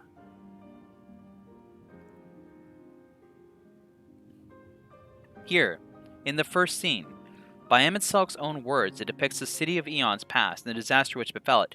I want to point out that one of the folks at Fano, probably Almet themselves, like, copied the painting on the wall, like, you know, like, identical. Fantastic job to whoever did this over at Fano. Really, really good work. Anyway, continuing on. The design is much simplified, of course, but do you see the similarities between the towers and those you have just inspected? They look pretty identical to me. We are close to the truth, I feel. Let us search the surrounds for another tower, one which matches the picture near enough to remove all doubt. From what I have seen, not more than sand and more sand lies to the east, and the south held no such structures. I suggest we try our luck further to the northwest. Oh, Stola, if you kept going south, though, you would see a sight that would leave you a little bit breathless. In spite of us being underwater and probably breathless to begin with, even though there's a bubble of air here. Anyway, we can review the mural whenever we want. We have to go find the structure. We aren't going to get a lot of help doing it either. That's what that said. So, let's go find this place and talk to Stola. Now, I know that it's to the north and west over here. I remember this. And I roughly remember where it was, too. Probably.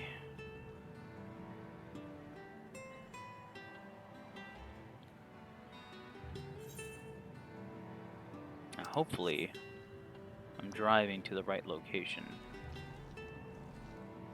Bum, bum, bum, bum, bum, bum.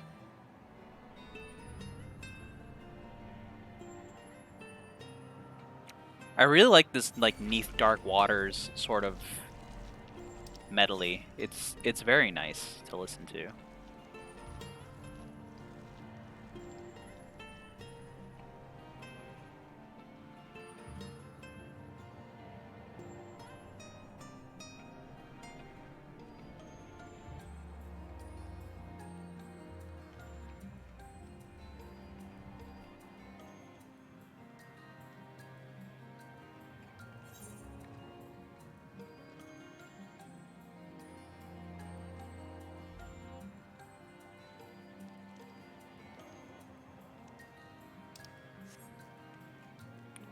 Should be around here somewhere.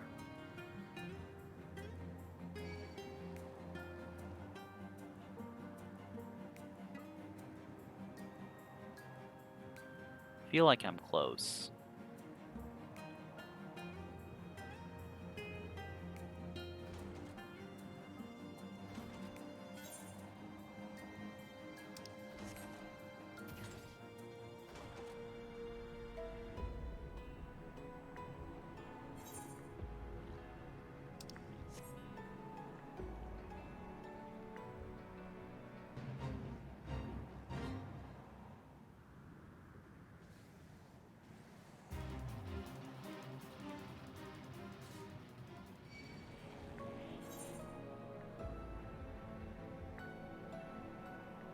Ah, there it is.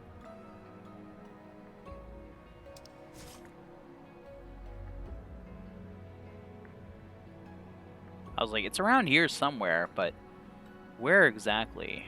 I don't entirely remember. There's the point.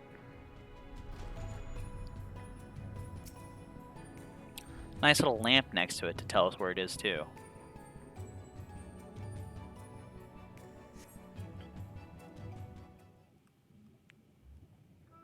Speaking of lamps, I should probably turn the lights on. It's dark around here.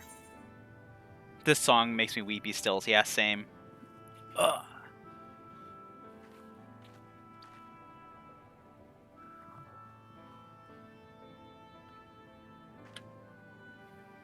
There's a portion of it, like this, just like the piano portion from the Dungeon Amarot, that like it hits me every time. Just like, ugh, that hurts. Aye, this is the mural writ large. Though I cannot guess at its purpose, it must have been an imposing sight. How much of the tower's height lies hidden beneath the ground, I wonder? I mean, based on the towers that we see in Amarot, a lot. A lot of it is underwater.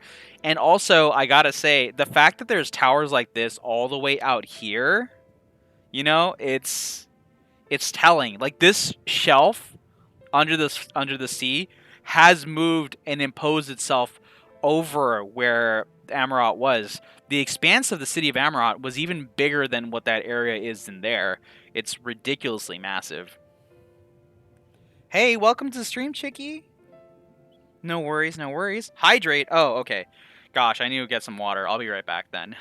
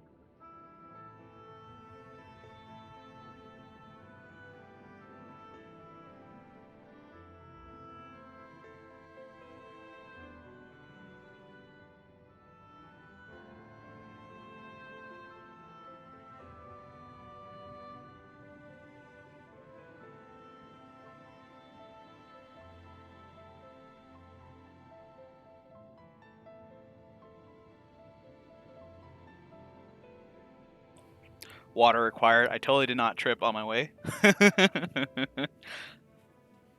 I can walk. I'm fine. I don't just slip on nothing. Anyway, centuries of our history have settled upon such ruins, countless layers of dust and sediment. An entire civilization's existence forgotten by all except a handful of Asians. And yet it did exist. They lived here, in this city.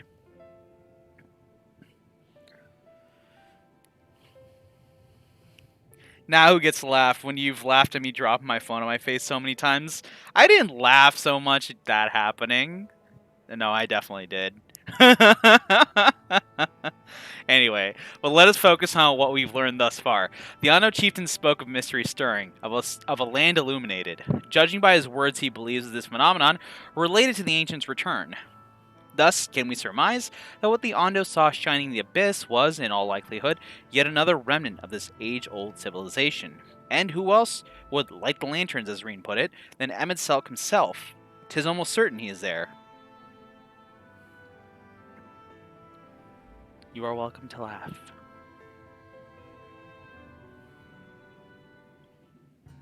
Alright. Stola, we should make our way back, I think. But if we are to find the stronghold in a timely manner, it seems gaining the Ondo's trust remains our swiftest path forward. I only hope our deeds are enough to win them over. Thank you for assisting me with my investigations. I shall seek out our companions and share what we have learned. Much as I would like to tell you to sit down and leave the rest to us, your condition, demands that we make all reasonable haste. If you are not too weary, it may be useful to speak with Pasha Swan again and ask if there's aught else he is willing to divulge. So let's head on back to the Ondo Cups, speak to Pasha Swan, see if they need us to do anything else, and then hope the light does not consume us and make us destroy everything in this world. Because if that happens, we're going to go visit Emmett Selk anyway, and it's not going to be a pleasant conversation. Oh, so you killed everyone. Yeah, I did. Kinda sucked. Alfino's friend. You and your companions have done much to repair the damage caused when the waters parted.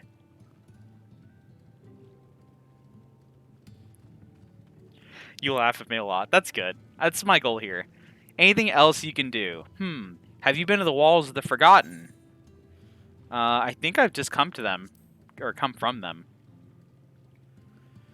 The remnants to the northwest, you said. Yes. Have you visited them unbidden? Oh, could it be that your footsteps were guided by the ancients? I believe it may be so. Listen then, and I will tell you of our plans to bring light to the walls. Then we might answer the shining call of the illuminated land. We have requested a finless craftsman to craft for us a sacred lamp. He is odd for a land dweller, choosing as he does to live in the ocean, but his skill is beyond question.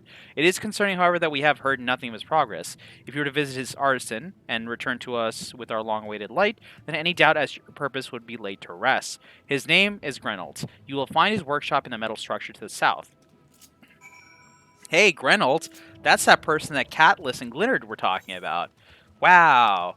To think that we were to run into them here, of all places? Surely this is fate.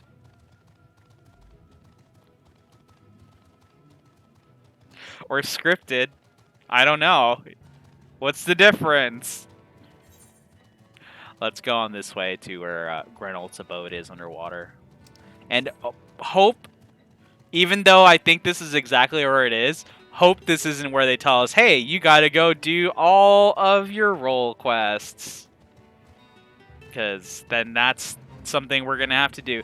On the bright side, since we are a paladin, you all are going to get the pleasure of watching one of the better ones of the role quests, which is the one that involves Grandson, the broody Avenger boy.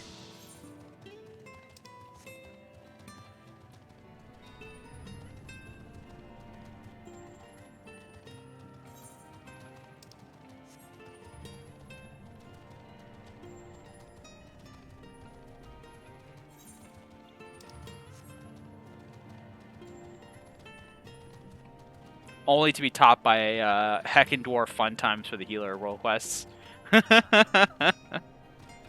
I jump up here? I sure can. There's Grenold's strange tower thing that he's probably built himself.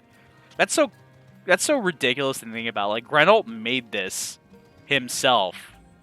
Or maybe with some assistance, sure, but like, my gosh. That is quite a thing that he's contracted. Hang on, let me dismount and try and see as high as I can up here. I can't. My head it will not turn up high enough to see it. That's so much. Okay. Let's get back. Let's just get in here then. Just pops open. We're here to visit Sandy Cheeks. Here we go.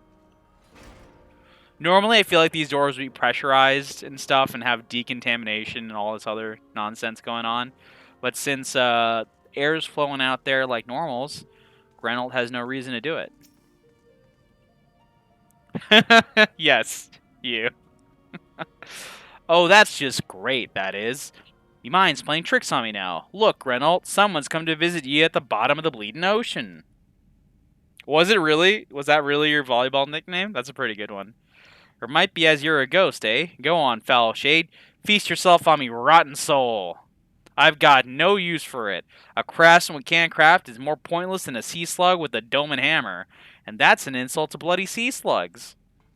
Grenold seems sad, so we gotta psych him up. Alright, let's do that. Eh? You wouldn't be trying to raise me spirits now, would you, spirit? Not what you'd expect from a servant of the netherworld.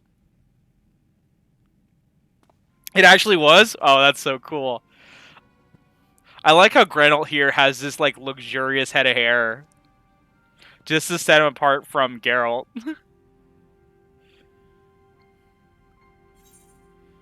Has it really come to this?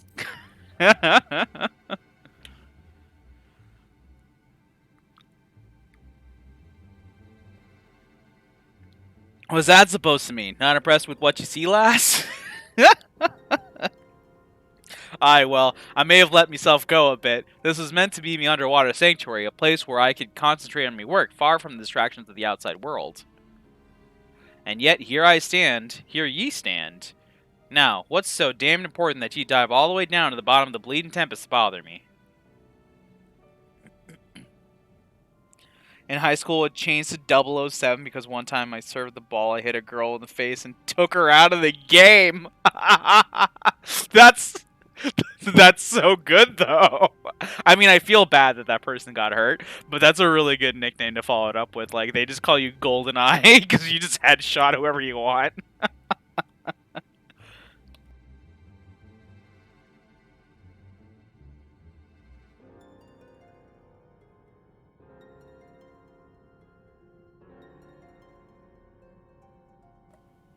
It's a sick nickname. Ah, the Ondo's lamp. Ah, about that thing. God's curse me empty head. I've not so much as made a start. This is me with homework every single time. I'm worth less than a sea slug. Nay, the slime left by a sea slug. Me delivery date's long past. Me workbench is untouched, and I call myself a bleeding artisan. Meself. You've heard their beliefs, haven't you? Bringing light to them ruins will be an act of deep religious and cultural significance. And it was my privilege, sorry, you mean me privilege? As a craftsman to be tasked with providing a ritual instrument worthy of the occasion. But I just can't bloody well. My mind's a bleeding blank. It's like I pissed away all my last drop of inspiration. It's all gone. This combination of me and my is sure hurting me. Tell me you've got something to show me. Something that'll give me a muse right good kick up the butt. Let's see. What can I show you? The Ana want to honor the coming of these ancients, so their answer in life's got a blaze of the right kind of brightness. Like the sparkle of life caught in a crystal. But just being sparkly is not enough. It's got to dance with joy and sorrow and sense of hardship endured. You know what I mean? Oh, yeah, dude, I totally know what you mean. Grenold seeks a particular kind of inspiration, the kind that crystallizes only at the culmination of a long and tragic tale. Complete any of the role quest lines available at the Wandering Stairs in Grisarium, then return to Grenold once more. Oh my gosh. This is what I was worried about. No! Okay. Well, time to make our way back to the Crystarium. Find ourselves some light of crystallized inspiration and bring it back to Grenold, because otherwise we can't progress. Heck. Okay. Let's go then to the Musica Universalis markets. He's losing his mind because he keeps dreaming of some mysterious woman named Rowena. Same.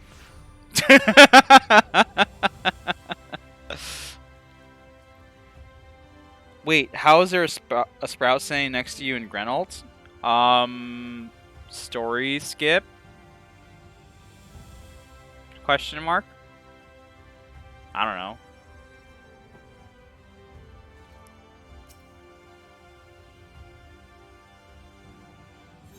There are things in this world that I don't concern myself with. You lose your sprout when you get into Shadowbringers, then I honestly have no clue.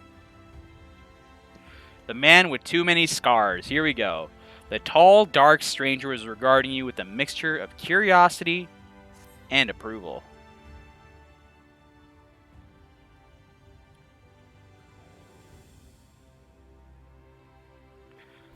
Can't say I've chatted with you before. Think I'd remember if I had. Seen your fair share of fighting, have you? And where are you besides? Huh. Rest assured I have no secret designs. Named grandson. Bounty hunter by trade. Mostly sin eaters. When I first laid eyes on you, I had a feeling you were a tough... Oh, here we go. You're a tough bastard. The sort that must get mistaken for what for that warrior of darkness folks have been talking about recently. That right?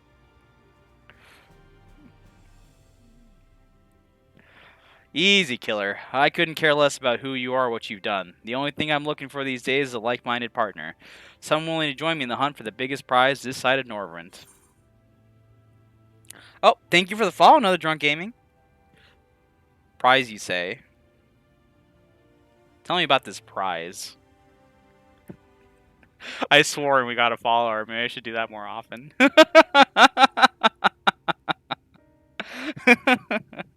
Also, you dreaming of Rowena? That tracks. She is a scary woman. Gosh, Rowena is an absolutely terrifying woman. They are terrifying anything. Like, I am so scared of them. They could literally just come up and buy everything around me and I'll be left, like, nothing. I'd be done for. That, thought that grabbed your attention. Alright, Dekaya sign. I never know how to say this person's name. This is what I'm calling them. Dekaya sign. Dekayasine. The fiend that I'm after. I mean, I could call him Richard for short, I suppose. One of the so-called cardinal virtues, as folks are wont to call him. There were hopes that somehow the death of Valtteri and the Wardens might have put an end to Dekaya sign, but alas no. Seems the rules that bind other eaters don't apply to the virtues.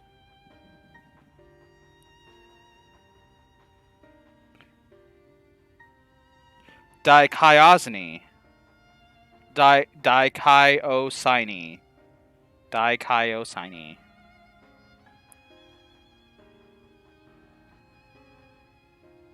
I can see the ad for your stream now. If you follow this cool baby, will start swearing.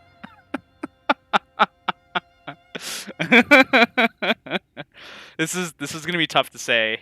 Dikaiosine. Cyane. Dikaiosine. Okay. I'll try it. I'm probably just going to call him Dekaya-sign. Former warriors of light, the esteemed heroes who saved the realm centuries ago. Dear old Brandon was one of them, I'm told. Stop me if you've heard all this before. Stop. Stop right now. Anyway, like his comrades, Brandon died in the process, only to return relatively recently as a Sin Eater. The better to torment weak few who survived their mercy. Needless to say, I aim to put an end to all that. Maybe just stick with Richard.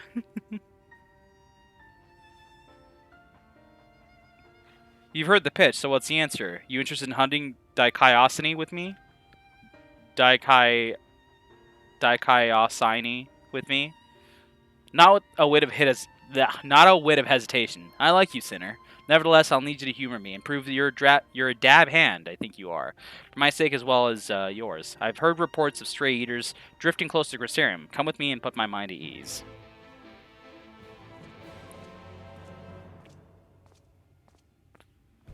I'm trying my best to say his name right, but I'm too dumb. Alright, we're gonna go meet with Buddy here outside of Tessellation. Where is the... There it is. Ethernet shard. Out to tessellation. Not dumb, never dumb, only awesome. I can be a little dumb, maybe as a treat.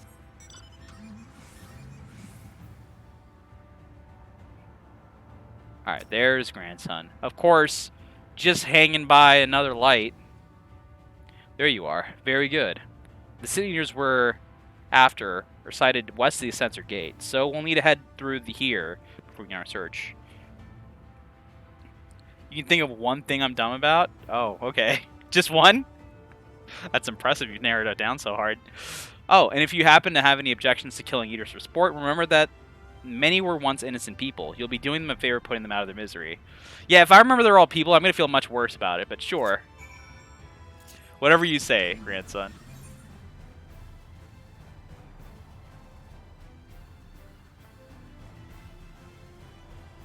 Hurting people is not my thing.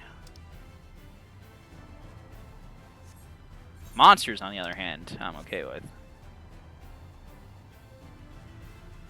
I really should upgrade my gear soon, huh?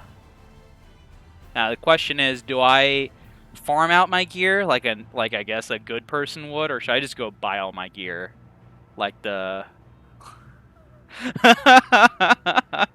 Never mind. I'm not going to complete that sentence. So dumb. Okay, grandson, I'm here. What do you want me to do? Who am I fighting?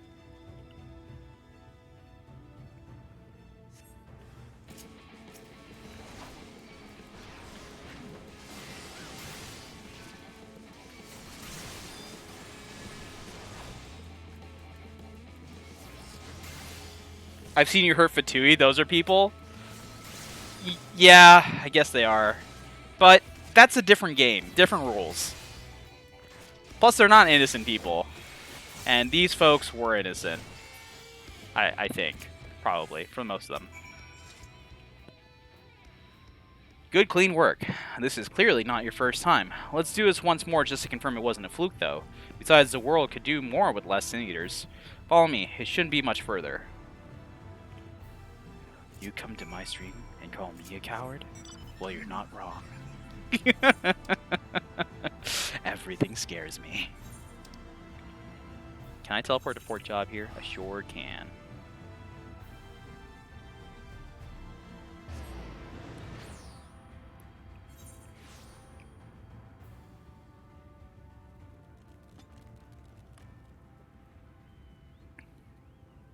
Gosh, I'm so thirsty.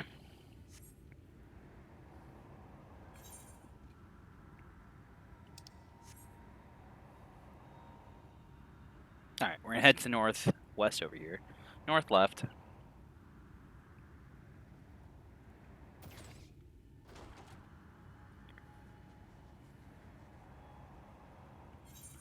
And once we get up there, we're gonna prove ourselves to grandson once more. Show them, hey, it's not a fluke. We can actually fight these things. And then maybe they'll let us at the real thing. We can go fight Daikaiosine.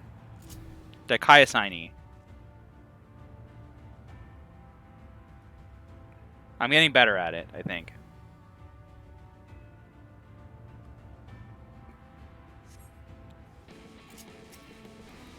Alright, Forgiven Folly, let's do this.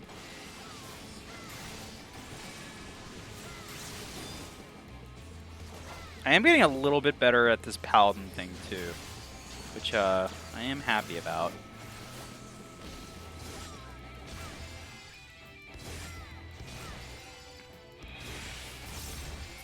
Anyone else?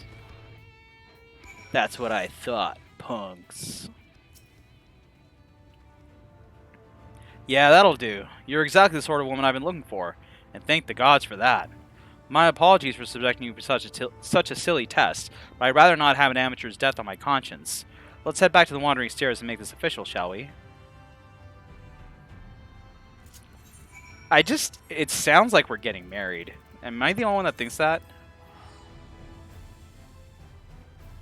Oh, wait, not like that. What? BRB, no worries. Let's go back and talk to them at the Crystarium. We're going to the... I guess the pendants are technically closer, so we're going to the pendants.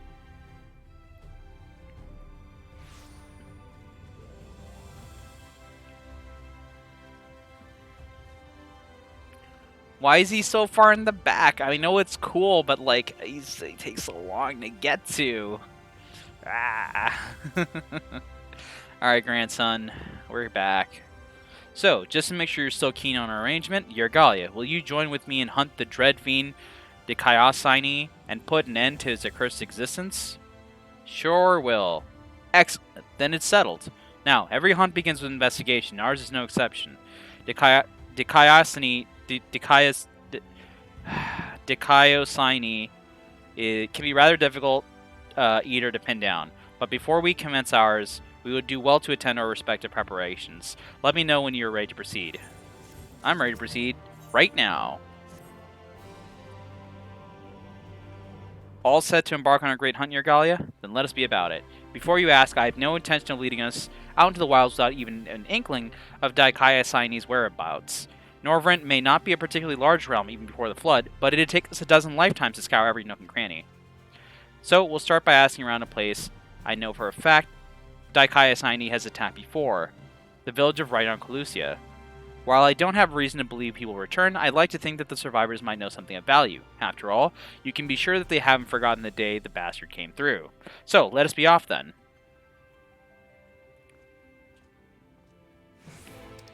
There's like an alert that shoots through my body and to my brain now when I say a bad word, like a swear word. It's just like, it's like a stop command. Like, just don't. It's like, it's so hard to overcome. This is what, like, years of telling myself not to do something just does to me. Welcome to Right. I reckon it might not seem like much to you, but to me, never mind. We'll save the conversation for after. Tracking down Daikaiosine is what matters right now. Let's split up and ask after the bastard. Gosh, he says this word a lot. Better odds of turning up useful information that way, I'd wager. I kind of want to hear, like, because I have an idea of what grandson might sound like in the Japanese version, but he probably say something like "Kuriyaro" or something like that. Oh, we got to talk to this skittish villager over here. Double. Okay, back on my phone, so it might be spotty. No worries. Ah, what do you want with me? I want to know about Daikaiosine. The Sin Eater? The one that came and killed everyone? Oh god, is he here? Then why are you talking about him? Oh, I knew I should have stayed inside. There's nothing but death out here now. Death and horror and eaters and people not wearing their masks. Gah, gah! I also feel gaga, my guy. Who is the second person we're supposed to speak to? I believe... No, not that way. Maybe up north? Grandson's over there talking to somebody. This way. No? Heck, where are they?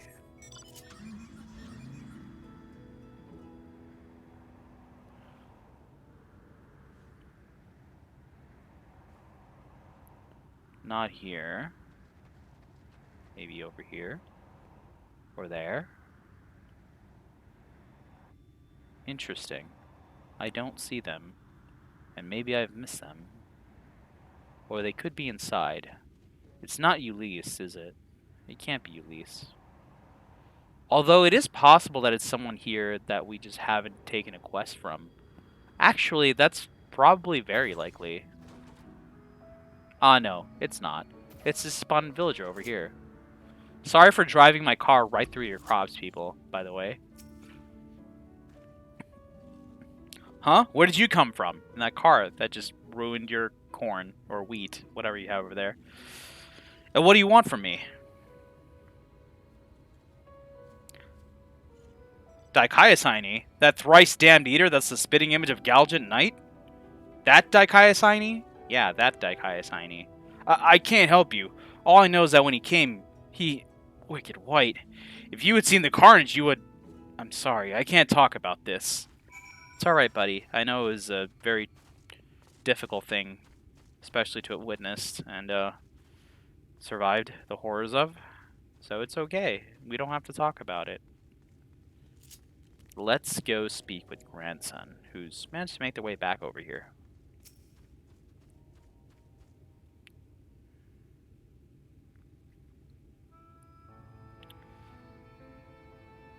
Well, learn anything worth sharing? Nope, not a thing. I wish I could say I'm surprised, but I'm not. What we saw that day, what he did to us. There's no moving on from that. What's your connection to this village? You keep hinting at us. I feel you, Whiteians. Oh no, Grandson's gonna make me sad. Yeah, same. Well, I was planning to tell you the whole story eventually, but I suppose now is as good a time as any. I want his sword. It's a nice looking sword. It's a little thin, but it's long, which makes it cool. I was born and raised in Wright. Lacking any real prospects, I eked out a living as a hunter. Might have tried my hand at something more exciting had I not also been trying to provide for the love of my life, Melinda. It was about a year ago that she accepted a commission from this Yulmoran trader. Bloked up mostly in antiques, and he had this bracelet in need of restoration. Bloody old with the questionable provenance, but supposedly once belonged to royalty or some such. The Fangs of Orthus, he called it. Me and her had been talking about tying the proverbial knot, buying land, building a home, that sort of thing. Around here that might not take much, but it was still a lot more than we had had. So, when the trader made his offer, she didn't hesitate to say yes. I'd gone down to the shipyards to pick up extra tools and materials she needed for the work. Quality stuff, but it'd pay for itself 10 times over. But when I got back to Wright...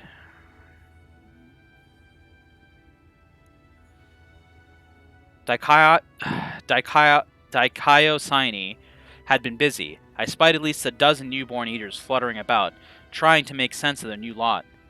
The grandmother who lived next door and shared the fruits of her orchard with us, the gruff woodsman who brought firewood to our doorstep in the dead of winter. Both of them reduced to mindless fiends, just like that. There wasn't time to mourn or to think. I started looking for Melinda. And then, there she was, alive and well. Our eyes met, and we knew it was going to be alright. We ran for each other and... Even now, a year later, it doesn't feel real. One moment she was there, right there, in front of me. And the next she was... Daikaiosine knelt and took the Fangs of Orthus, then left, leading a host of Sin-Eaters out of Wright.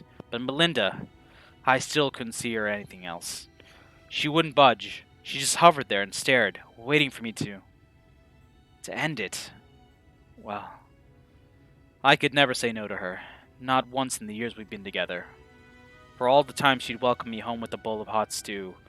All the times she'd laughed at my crude jokes and gave me counsel when I was losing my way. For all that and more, I killed her.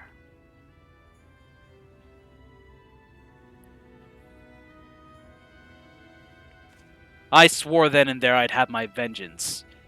Daikaiosine would die by my hand.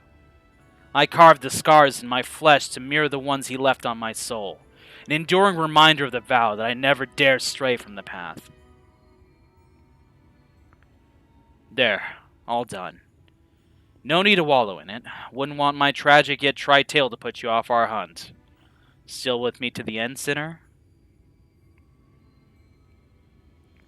That's the spirit. Still, I have some unfinished business around here, so if you could give me a moment before we resume, I would be most grateful. Gosh, buddy. Hi, about to drive home from work. Looking forward to the audiobook. Have a safe drive home.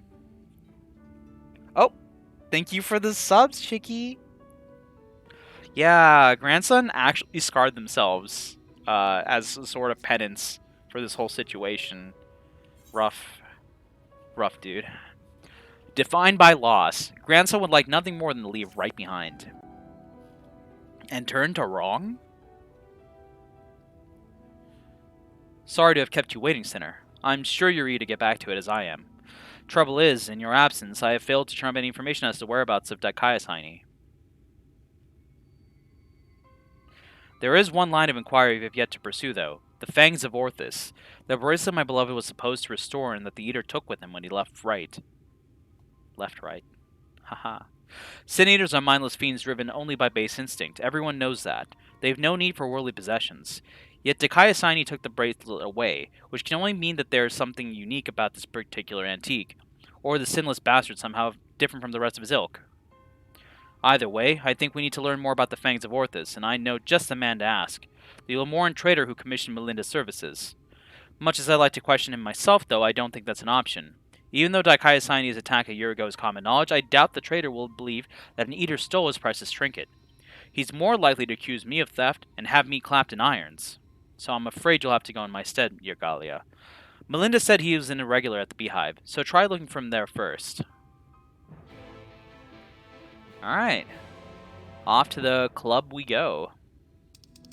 To do some inquiries on grandson's behalf. He's a grandson, so he's a little too young to go into the club. We'll do it for him.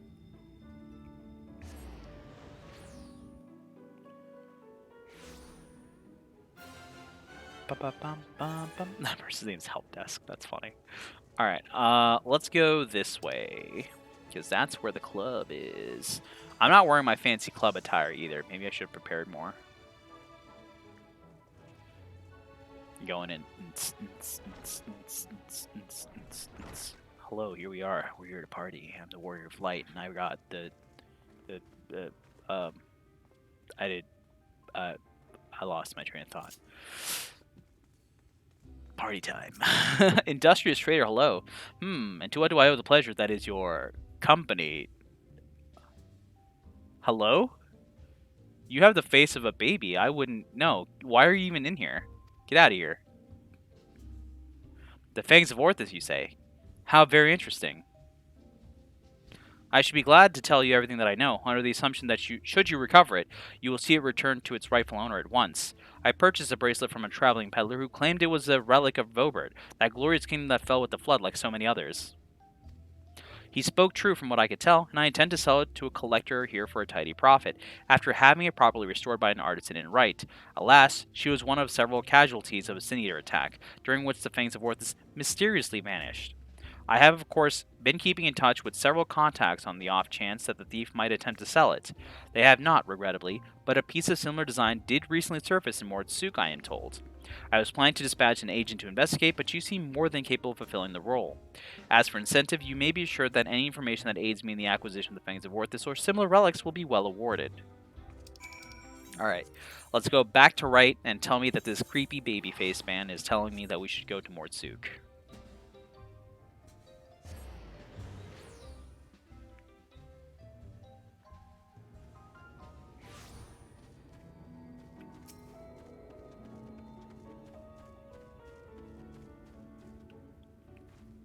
So, what did our industrious patron have to say?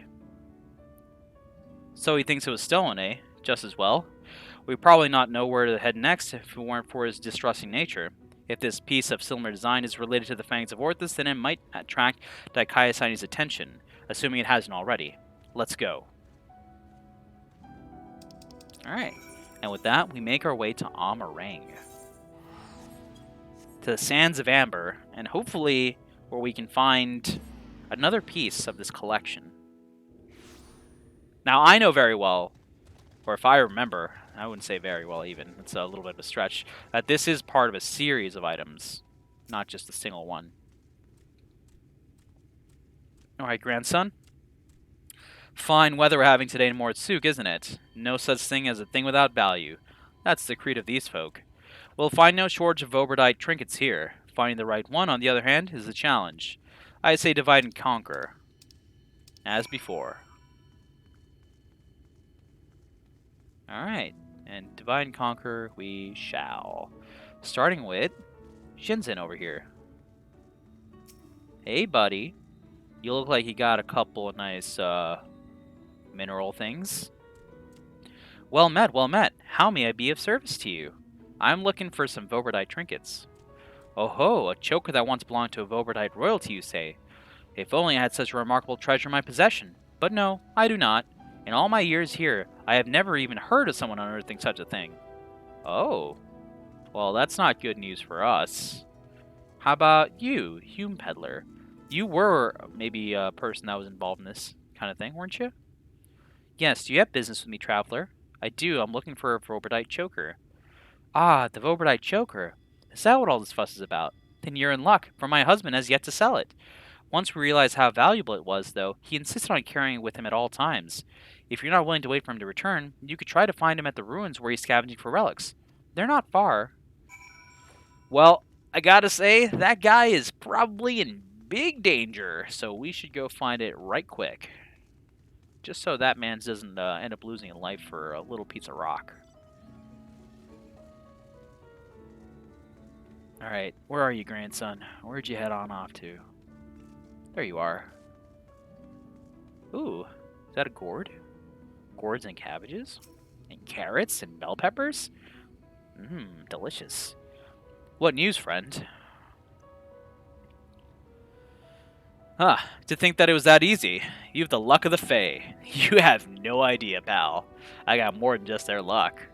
But we need to hurry. If my theory is correct, then so long as that scavenger has a choker, he's a target for Daikaiazini. Alright, yeah, that's what I said. Alright, let's head on over. Actually, it'll be quicker if we just teleport to the Inn of Journey's Head and head northeast from there. Or north-right, as it were. Wink wonk! Wink wonk for what? Wink wonk for what? Sorry.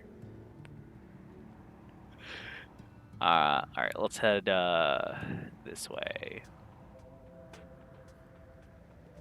No, Scissor Jaws!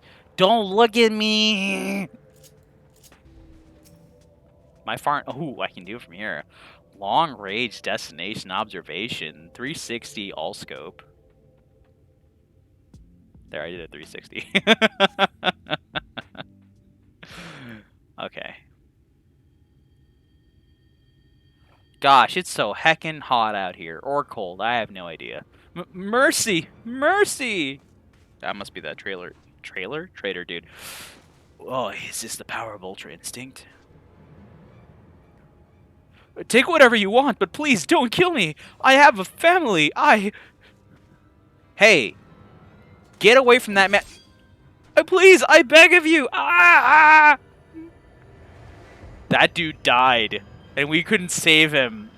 Oh, I'm so mad about it.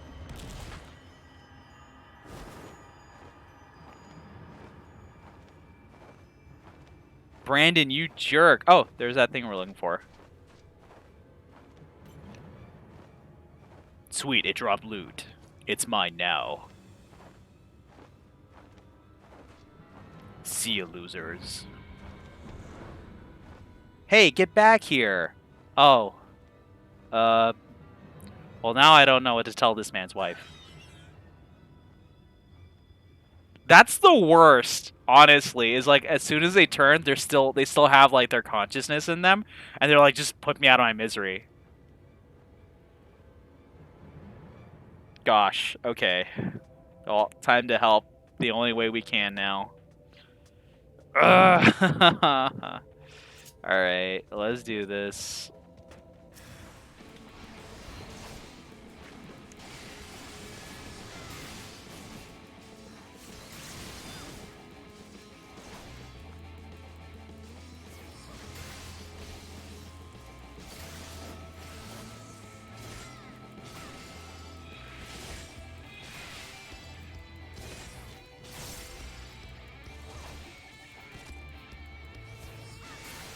Okay.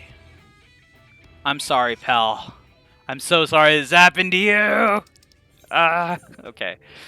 Let's go talk to grandson. Tell him that things didn't work out so great, and we probably have to go back to Mordsuk, and should let this person's spouse know that what happened to them. I was really afraid of this happening. Jeez. I was like, this man's is gonna die. because they got this item on them, like Daikaya is just gonna come and beat him up for it. And yep, little you know, that's exactly what happened. They just got jumped. Oh, Granson had their own fight over here, it seems.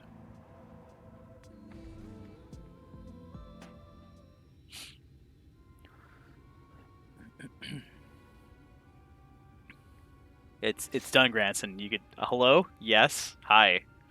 Shame you missed the fun. This one's bit off more than it could chew. Probably because it was a newborn. You can tell by the lingering vestiges of intelligence itself. Can see in their eyes. Like when Dakaya Saini... Don't tell me, you saw him? I sure did. Took out a dude right in front of my face. Wicked white. And he took the choker too. Damn it. Damn it all. He can't keep getting away with it. He can't keep getting away with it. It's just like right. I was too late to save him. Just like I was too late to save her. I mean, I know how you feel too. I was just too late to save this dude as well. But not again. Never again. I'll hunt you to the ends of the world. Daikaya Saini! Vengeance will be mine. Alright. Yes. Neither time nor the place. More eaters could be about. Are you okay, grandson? Are you gonna be okay? I'm not gonna be okay. I mean, it's just every time I cut one down. It reminds me of my first. Of her. He's so haunted.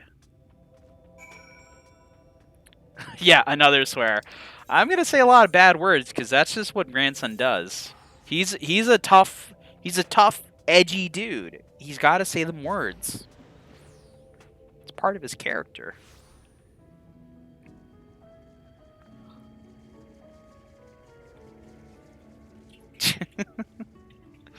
You'd volunteer?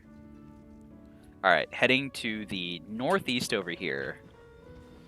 We definitely have to let that person know. I hope grandson maybe at least took care of that for us. They're just going to brood over here. We may have failed to stop him this time, but what matters is that we'll both live to see another day. Pity the scavenger didn't, and the wife doesn't yet know she's become a widow. Sod it. I'll tell her what happened. I've been there, so mayhap it'll help me to find the right words. Not that there are ever any. Afterwards, I'll have a good think about our next step. Don't let me keep you from your other affairs here, Galia. We'll speak again soon. And sooner than you think, because I haven't budged, and I'm just going to talk to you right away. The princess and her knight. Grandson has had his fill of Mortsuk.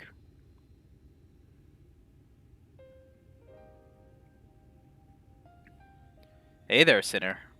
I broke the bad news to the widow of that scavenger while you were away. I didn't leave, not even a foot, but okay. She's took it about as well as you'd expect, and after she cried herself hoarse, I started asking her about the choker and where her husband got it. Excuse me. Seems he and her mates, or it seems he and his mates, took a trip to Ilmega a year or so back, hoping to cart off all the Voberdite treasures they could carry from an untouched ruin they'd heard about. Of course, in their greed they neglected to account for the Fey folk, who killed or drove mad most of them. Those who survived didn't come away empty-handed, though. In fact, they'd stumbled upon a remarkable find. 3 sacred treasures of the royal family. They escaped with 2, the Fangs of Orthus being one of them, which was sold by another scavenger to a Yulmoran. Either that merchant you met at the Beehive, or an agent of his, I'd wager. So the merchant gives it over to Melinda for restoration, after which Daikaya Saini attacks Right, presumably because he's after it as well. Meanwhile, the scavenger here in Mortsu keeps the choker, the Eyes of Orthus, locked away for safekeeping, and when he finally decides to sell it, the sinless bastard shows up again. Aw, Mirakumi, thank you for the subscription, the gift sub. Which brings us here to the now. Or brings us here... which brings us to the here and now. Damned if I know why, but at this point there's no denying that Daikaya Saini's been hunting the royal relics. And so, assuming he hasn't already claimed the third one, the Claws of Orthus, then I say we should get our hands on it first, and then use it to lure him out of hiding. But to that end, he'll have to venture into the fairy kingdom ourselves, or we'll have to venture there ourselves. Those scavengers didn't receive the warmest welcome, and we're not like to be treated any better. Well, about that, grandson. Actually, I was away with the Fae for a time. We're cool buddies now. Why does that not surprise me? Well, if you and the Fae have an understanding, perhaps we can traverse our lands without worry. That settles it then. We'll head to Ilmeg and ask after this Voberdite ring. Let's make our way there. Here's grandson. We're gonna go to... Oh, here comes back to bite us. We didn't attune to Lidl on. Okay. So we have to go somewhere else nearby. Did we attune to... We did attune to Pliny and Wollickdorf. I don't know if those are particularly closer than any other options here. We could go... We didn't attune to the Austral Imperative? What are we doing? Oh, no! Okay, this is terrible. I've been playing this game for 8 years. And it sure shows, don't it? Okay, well, to Pliny we go. Where the good doggo boys are, and we're just gonna drive through in shame in our wonderful car. Titania is kind of my parent, actually, grandson. Yeah. Oh, you did that too? Okay, I'm glad I'm not alone. I feel a little bit more. I feel a little bit more okay at my foolishness.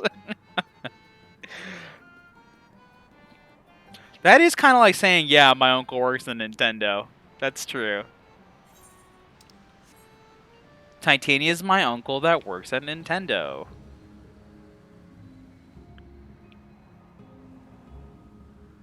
Alright, let's go this way. Well, at least this way we get to enjoy the nice Ilmeg music on our journey to attune to things.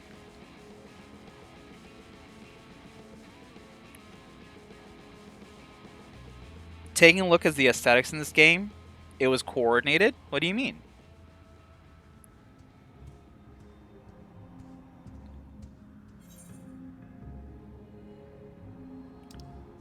Gosh, I gotta pay more attention when I get into places and just attune things right away. Attune to things right away. I'll probably have to get up and get more water here in a little bit too, actually. Cause like, I got the water in like the last hydrate and I'm like, I like just blew right through that. I was just like, okay, that's gone. All this, how many ounces in this bottle? 16.9 fluid ounces. That's got a 69 in there. I'll count that as a nice. Why'd you redeem a hydrate now? Okay, what I'm gonna do is I'm just gonna leave this on auto drive. Hang on. And I'm gonna go get myself water right now. What was this? Come enjoy a lovely drive through Ilmeg.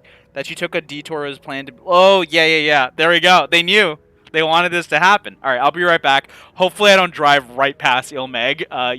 You all can scream when that does happen. I'll be here in a sec.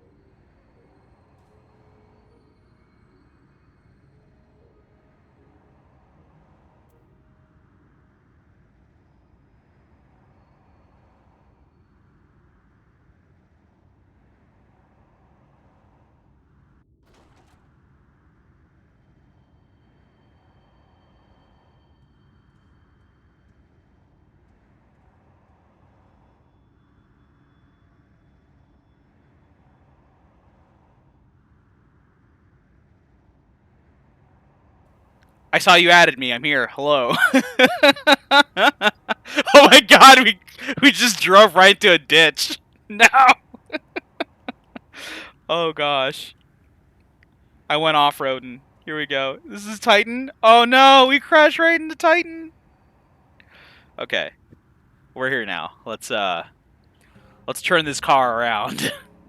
As it were. We're gonna TTCA this. And we're gonna go back to where we were. Leaving this in hot off, because why not? How far off course did we go? Oh yeah, we went a little ways away here. Into nasty Spiderland over there. We want to go that way. I can see the Ether Ray from here. Alright. We got ourselves another 16.9 fluid ounces of Mother Earth. I could have phrased that much better. My gosh.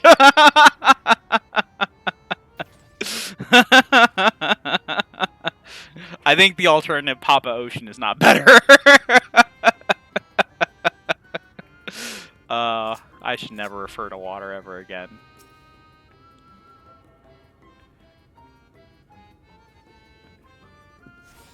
Alright, we're attuned here. Grandson's like looking at his watch, or like, she's very late.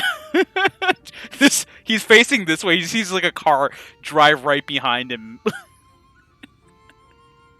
The fender falling off. Because you keep crashing into rocks here. Yeah. Enjoy the lurk. We have commands for lurking too if you want to use those. They're a little bit fun. They're just for cute. What a remarkably uneventful trip. I kept jumping at shadows waiting for eaters or foul demons or worse to attack. Though that might be preferable to the Fae, frankly. Still, we're going to have to deal with them eventually if we're going to find this ring.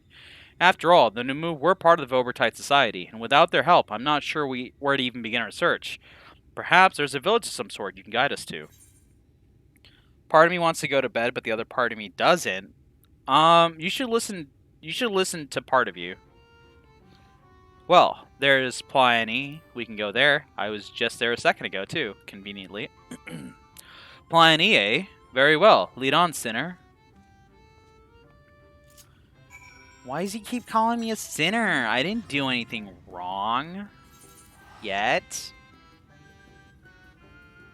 Let's go to where the Namu call home. The doghouse. Alright. Who are we talking to here? We're going to question the residents of Pliny, starting with Dane Ken. Something about your demeanor bespeaks a question unasked. Have I the right of it? I'm doing suddenly voices. A ring that belongs to the royal family of Vobert, and it was called the Claws of Orthus. But Vobert is long gone, as are the caretakers of the ring you seek. Who can say where it might have gone off to? Thanks. Insightful. Helpful. Beneficial.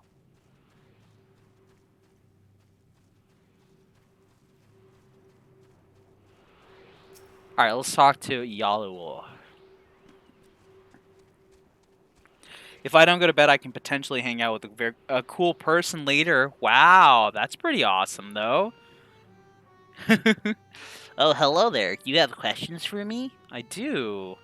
The Claws of Orthus. It's a ring, you say. The name I've heard before, but I know nothing save that. Oh, so Lul served the royal family before the flood. Somewhat temperamental they are, but surely they will have knowledge of this treasure you seek. Thanks, Yaluul. Let's go find this other person, then. They'll be pretty helpful for us. Why are you staring at me? We don't want... Why are you staring at me? Chicky. What'd I do? I didn't do nothing wrong.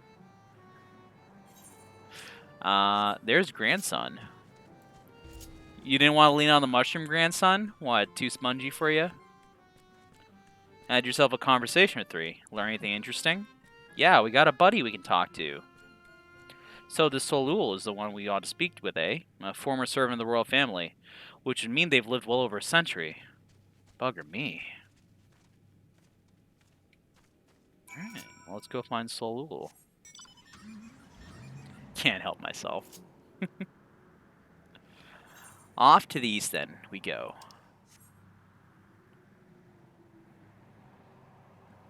I gotta say, I really, really like the Numu. They're also very scary because they are part of the Fae. Wow, I had like the hardest craving for Ferrero Rocher. Those chocolates with the nuts on them. Wow, where did that come from? I'm so sorry, everyone. I want them though. Dang. I'm just thinking about them like crispiness on it.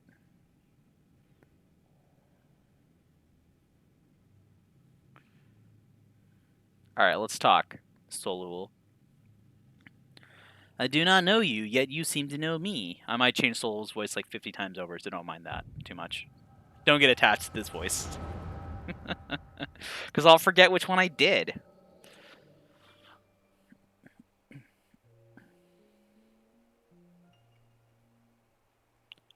They were shown the tribe picture during the fan fest, so I wonder if they're adding them. They might be. They could just be referring to them as tribes in general, but if they are adding them, I'd be very happy if they did. The fifth was discovered yesterday. A young girl not yet of age, transformed into a misshapen beast like the others before her. As if we needed more proof of a pattern. At this rate, any citizen could be next. Tell me you at least learned something from this one. I studied her remains myself. 'Twas plain a powerful magic had been employed. Vestiges of the enchantment linger long after. The culprit, I think, is not a man to be trifled with, says Tadric. That is all I can say for now, but you may rest assured that I will ascertain their identity ere long. On my honor as court mage, I swear it. Until I do, however, I would implore you and your fellow knights to dispatch any who turn or show signs without hesitation. So, sort of like the arrangement here is that Brandon is like Goofy, and Tadric over here is Donald, if they were in like Mickey's court. And that's how I want you to think of these characters forevermore. But these are our kith and kin. Should we not be trying to keep them alive until a way to reverse their transformation can be found? Your mercy would place countless others at risk. As a knight of Vobert, did you not vow to serve all her people? Justice for the weakest among us, was it not? How many such innocents will die before you do what needs be done? It pains me deeply, Brandon, but the safety of the royal family is paramount. I fear that to take anything less than the most drastic measures would be to invite death into this castle. Death is already here. Surely you must see that. I will not let it be whispered that Princess Saldia turned a blind eye to her people's suffering. These crimes are a tragedy that weighs upon every Vobertite's soul, mine most of all, and that is why I must take charge of the investigations myself. My lady, be reasonable. You cannot put yourself in harm's way. You have a responsibility to your subjects. So I am to gamble with their lives instead? Let them shield me while I alone took shelter and look down on them from on high? I like Princess Saldia. They're really cool. Yes, exactly. You are their princess.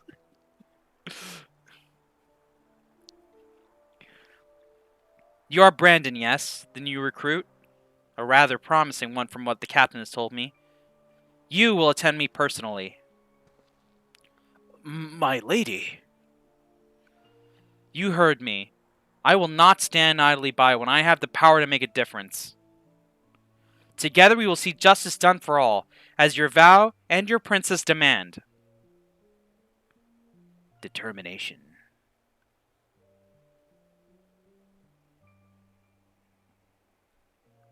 Lady Saldia, I understand. Forgive my hesitation. My life and my sword are yours to command. I have great expectations for you. I trust you will not disappoint me. Right. There is no telling when our culprit will strike again, so we must begin our investigations at once. There are witnesses to be questioned, clues to be gathered. Come, come. Now? Lady Saldia! Lady Saldia! Ever the stubborn child. I wish you the best of luck, Brandon. You'll need it and more. I'm just standing here menacingly! Whoa, what was that? Hey, are you alright? The way you were holding your head as if racked by a terrible pain. What happened to you just now? I have these, like, random visions and stuff to see into people's pasts. Lady Saldia, you saw her with your mind's eye? Then it is as I suspected. You have the gift too. You are like Brandon. What do you mean she's like Brandon? Do I have to kill her too? Why have you come to see me? What is it that you seek? I'm looking for this ring of Vobert. I see, and for this hunt of yours, you have come to Ilmeg in search for the claws of Orthus. I'm afraid this is no simple matter. First, I would know that you are capable of facing the eater you seek. Another test? So be it, I'll take it on. There is a spot in a river not far from here in which I used to bathe. It's pretty stinky now because of it, until a number of beasts grew equally fond of it. Probably because never mind. If you're the warrior who claim to be, they should pose no challenge whatsoever. And also, I really just want to take a bath again. That would be kind of nice, please and thank you. As for you, I have questions.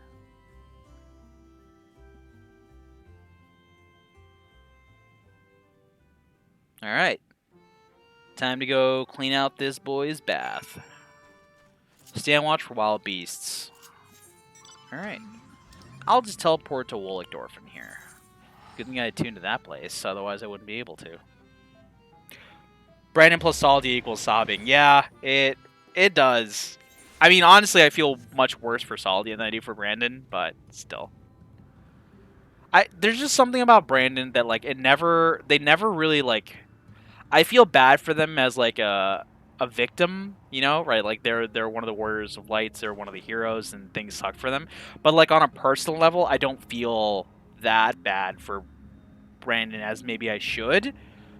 And I want to, because what happened to them is terrible, but for some reason I just can't. I don't know why. It's sort of inexplicable for me.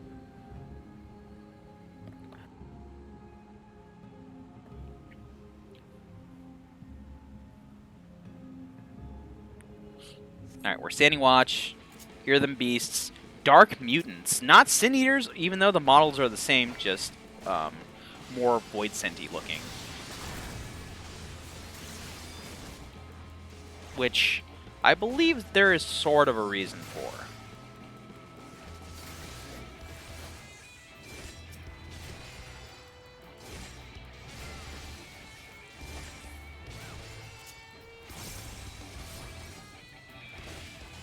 Two, 3, 4, Confiteor. There we go. So it's 4 Holy Spirits and then Confiteor. That's the first time I got to use Confiteor, so that's kind of cool. Since our Paladin hit 80 but recently, and we haven't fought anything that lived past our, a portion of our fight or flight combo.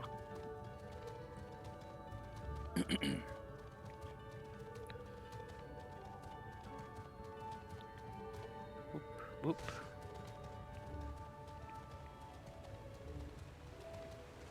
And back we return to the cave. I'm curious to see, because I don't actually remember every single thing that happened in this questline. Like, I've done Shadowbringers enough time to know what, like, has happened, but I feel like I haven't done, like, this sort of story enough times to know exactly what happens every single time, because, you know, I level up with different jobs, go through the story in different jobs. Sometimes I'll do the DPS one, sometimes I'll do the healer one. I only have, like, so many characters. Like, I think I only have 3 characters that have every role, so I've only seen the story, like, 3 times. Actually, 2 times, because I haven't... Like, we're doing this first time on Urgalia, so this would be the 3rd time for doing all of them. The beasts are no more, then. All taken care of. Good, good. I hadn't the heart to do it myself, for they were no ordinary beasts, but old friends who had survived the flood. Victims to the curse you heard us speak of in your vision. So, this curse transforms people into monsters, like how sin eaters can spawn more of their own kind. I will speak no more of this or other matters until after you have completed the task I've set before you. This is not negotiable, grandson. Urgalia accepted my terms, and so must you. Huh. So secretive, the both of you. Can't we all just speak plain? Your comrade refuses to acknowledge the situation. This may take time, but I am patient. Indeed, I have dealt with many a stubborn child in my life. Solul also taking care of the princess, who they believe is very stubborn. Which they're not. They're not necessarily stubborn. They just are goal oriented and a good person. Maybe that makes people stubborn. I don't know. The hardened heart. Solul seems rather more pleased to entertain you than grandson, because there's a custom to things in Plaini that grandson is not really aware of. That everything here is done in accord to a fair trade. Okay, if you want something from a Numu, then you have to offer something equal value. And once you've agreed to whatever that is, you have to give them exactly that. Nothing more and nothing less. Otherwise, you will have violated the terms. So, grandson doesn't know that, being like not from here and not knowing this stuff. But yeah.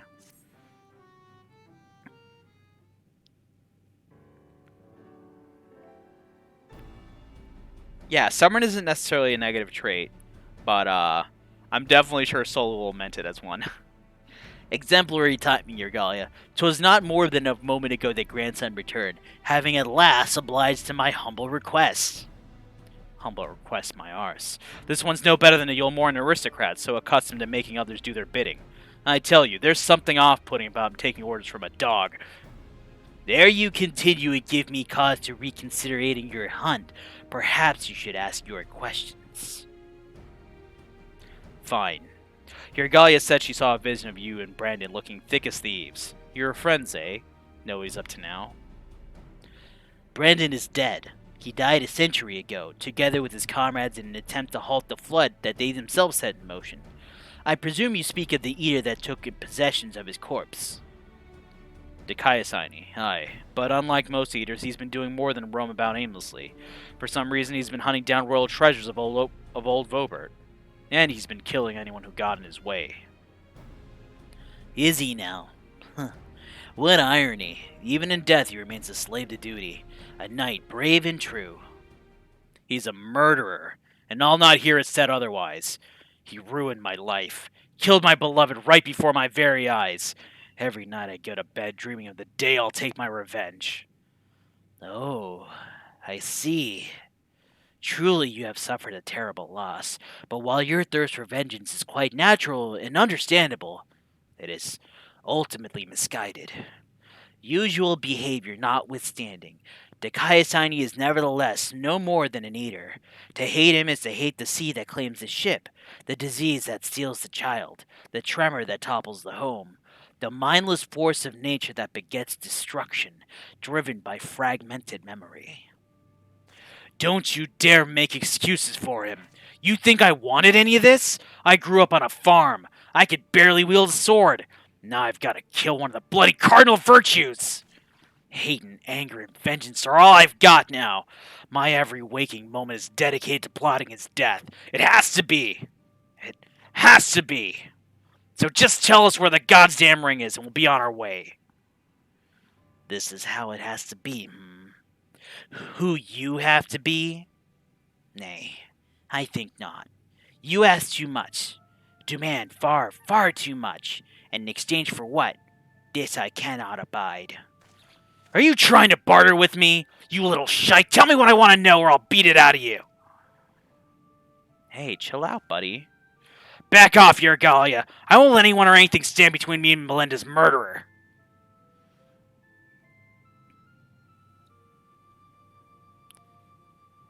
Brandon was a dear friend. To know that an eater disgraces his flesh and his memory pains me more than I can well express. It would bring me great comfort if you were to grant in peace. I should like to share with you a story, if you would be so kind as to join me in Lycia. This had better have a point.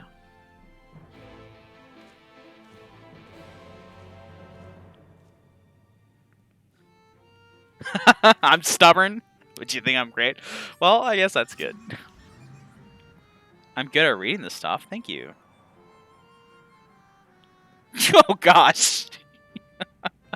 Yeah, he's very upset at this Namu. He's frustrated.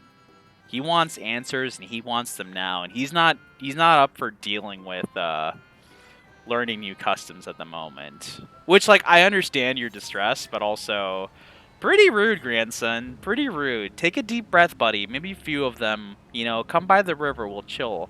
And then we can go back and talk again. Or something. I don't know.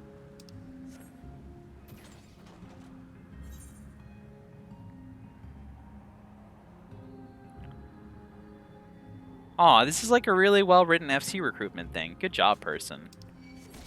It's well-written, spelling's great, and it's just nice. It's not overbearing or annoying. Would be nice to see more of those kinds of FC recruitments. Just friendly. I would join this FC. No, I wouldn't. I stick to myself and that's about it. Solo player.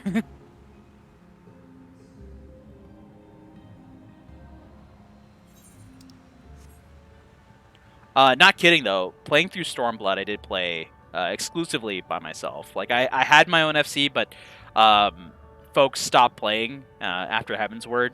They kind of like fell out of love of the game because it no longer promoted their like style of play or something like that. So they kind of just went off and did their own thing. So I took a small break after Heaven's Word, and then I came back to the game in Stormblood and played through the game by myself, which was really nice. It was really cool to do.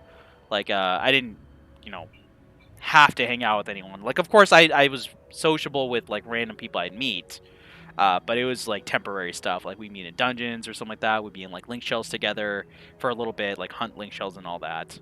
But that's really about, like, the extent of socializing. And the rest of it was just, like, me sort of exploring the world of Eorzea and Doma and the... I believe the spine, and sort of just like learning lore and stuff like that is what I spend most of my time doing. Doing little quests and like reading things and like looking up random items and interacting with them just to learn more stuff. It was very fun. It was very relaxing. It was pretty zen to do it on my own, which was cool. And progressing through like various storyline arcs such as like Omega and Robin Astra and stuff like that too. And like completely focusing on the story and nothing else. Like I had no one to keep up with. I was going at my old pace entirely. No one to compare myself to, because that like sometimes gets to me. It's like, oh, I gotta compare myself to somebody. I gotta do better, whatever, or I gotta keep up. But like that, it was just like I'm completely on my own. Like, you know, I'm playing things day one. It's really good. It's a great feeling. I don't know. I know like a large part of this game is the social aspect, and that's really why I love it. But there's something about doing things on your own without like the... I don't want to say stresses or distractions. These are not the right words necessarily for everyone, but like for me, they were more accurate for of other things. I don't know. Maybe there's a better way to say this, but I hope that's sufficient in conveying what I mean. And if not, feel free to yell at me until I figure out a better way to say it.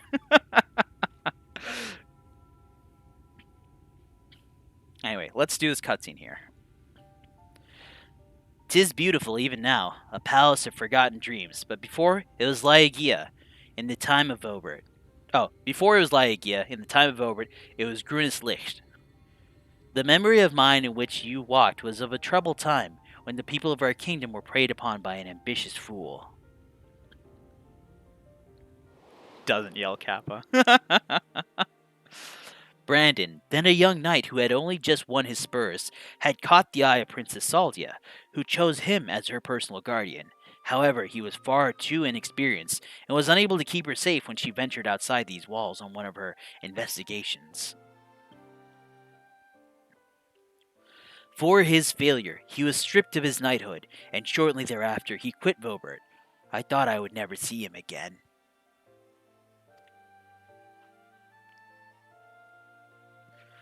But then, one day he returned, one of several wandering adventurers led by a man named Artbert, who had accepted our invitation to look into the mysterious transformations, which had continued unabated in Brandon's absence."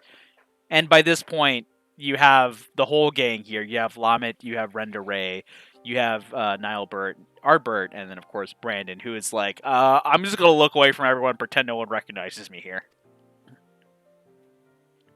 Also, playing through these sort of like role quests, you can sort of see the progression in their gear as they advance through stuff as well, which is kind of nice to see. You love that I know all their names. I'm glad. It would be pretty remiss if I didn't. Lady Saldia was overjoyed, and for a time it was like nothing had changed. They spoke often and grew ever closer. Look at them over here. Look at Arbor. He's like, yeah, brother. Everyone's like, go, Brandon, go. What good pals. That's another thing I'd like to see. Like we saw some of these stories of the Warriors of Darkness progressing through their adventures together and growing as they did. But it would be nice, like I was saying earlier, if we got like little fun, cute stories like we did for the Exarch and how his like time coming here in between, filling in the gaps like that. A little bit of an animated portion and like an episode of the Warriors of Darkness coming together to thwart darkness here in this realm would be kind of cool to see as well. I think. Seeing their progression, getting little bits there too. And then came the day when we learned the truth. Need some friends so I feel like that when I talk to a guy. Those are some good friends when you can get some of them like that. When we learned that the architect of our kingdom's suffering was none other than our court mage, Tadric. Oh no, I'm having them visions again.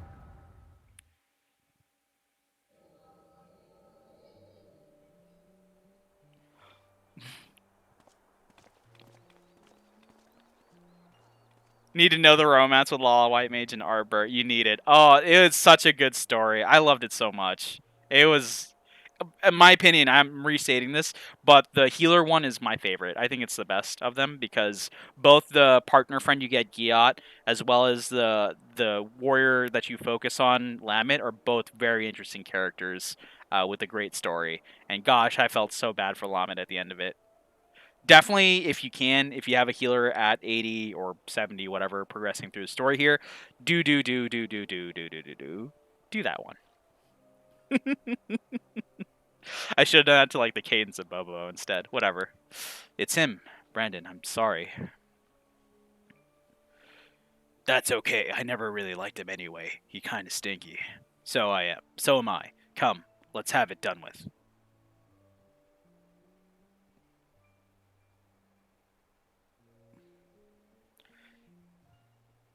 Based on their gear, like some of them are level 30 to 40 and some of them are level like 123 or something.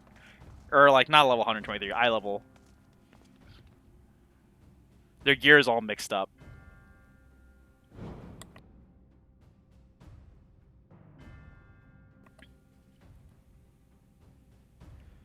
Oh yeah, every time you watch the ARR opening cutscene and heal them, yeah. It was you, Tadric. Do not deny it. Tormenting our people, twisting and transforming them monsters. And for what? Brandon.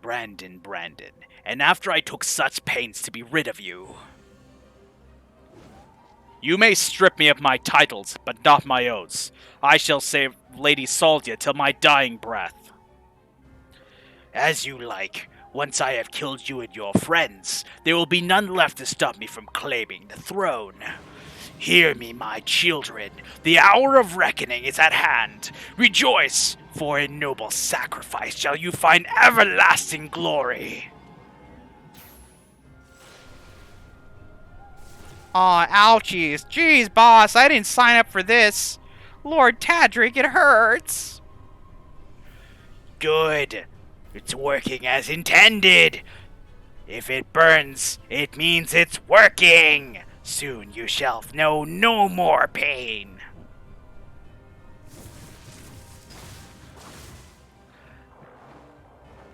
Oh, jeez. Well, I'm seeing red. Ah! I was only going to make it quick for old time's sake, but now I think I ought to take my time.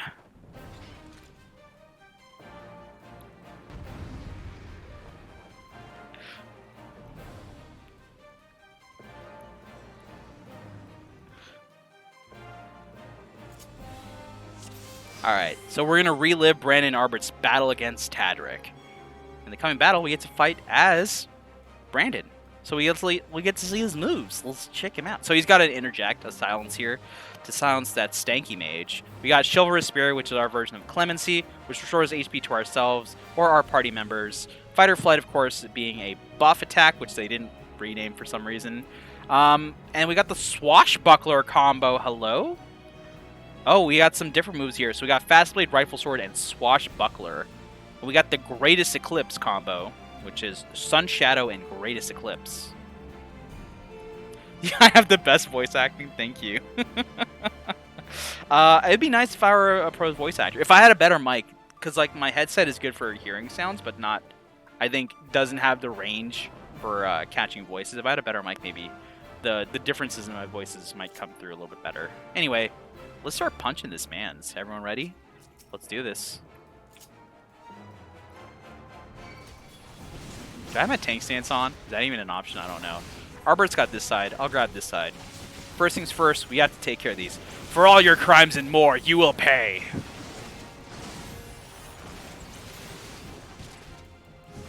We're going to AoE these things down. The direct approach isn't working, says Render Ray in the back there. Your feeble tricks are no match for my magics.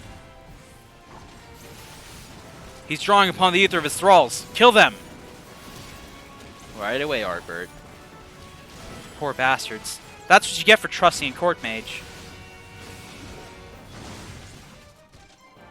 Brandon, bring them all in close. That way Nilebert can nuke him. Or Renda. Oh, Nilebert and Renda. Look at them charge their attacks there. Hey, so anytime you want to just jump in, buddy, that'd be great. Such an incredible display of strength. The stuff of legends. There is no escape, Tadric. Surrender.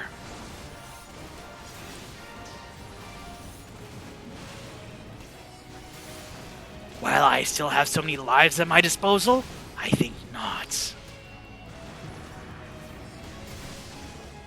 That's not a silenceable skill, and I really was hoping it was. Hey, this wasn't the deal! Alright, we'll take care of this dude. He makes little mind flayers. Come, children, in death shall your meaningless lives gain purpose. We're stacking up with Nilebert. I wish I had a ranged attack here. That'd be useful. Oh gosh, we're gonna need some healing. How many more must die for your vanity? Alright, they're casting Sanctified Dark. Brandon, don't let him cast that spell. Do whatever it takes. I'm gonna interrupt and cow him.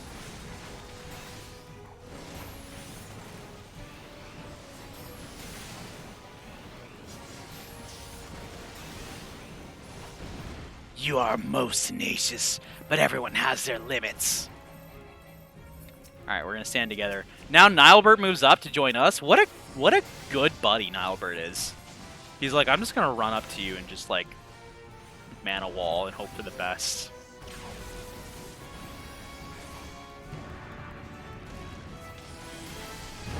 No sacrifice is too great to claim what is by rights mine.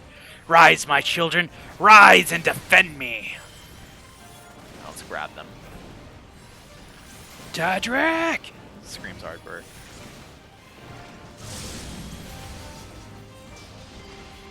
Surely no one can harness such massive torrents of ether. Such obedient children to offer up their lives in sacrifice. Unrepentant to the last. This madness dies with you. I should probably use that fight or flight.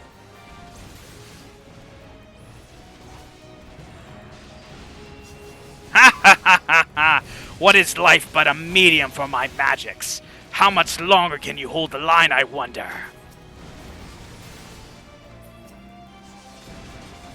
Oh, we got some new attacks coming in here. The bastard's keen to drag this out. We can't keep this up forever. Oh gosh. What was that voice? That one was awful. Abyssal Charge. I can't silence that one. I should probably drink some water here in a sec. Everyone, now's our chance to turn the tide. Is it? How? I've still got a few arrows left in my quiver. Oh, let's line them up. I hope to refrain from such drastic measures.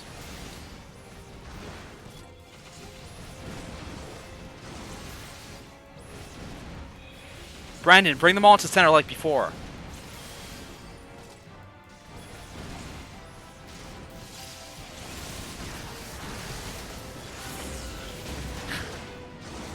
Gee, Warriors of Darkness, why does your mom let you have so many stinking limit breaks? See that, Tadric? You're next. Time to thin the herd, starting with that dwarf, perhaps. Don't touch her, you bastard. Arbor doesn't like it. Let's grab this one over here. We have to intercept the attack. Brandon, we have to defend Lemon at all costs.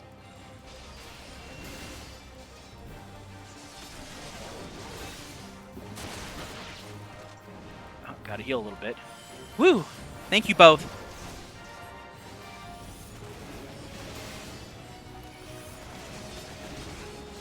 Arbor is a good tank. I tire of these theatrics. Let us end this farce here and now. This castle will be your tomb. He's channeling a vast quantity of ether. Whatever he's preparing, we cannot let him finish. Can I interrupt that? I cannot. We just have to kill this thing.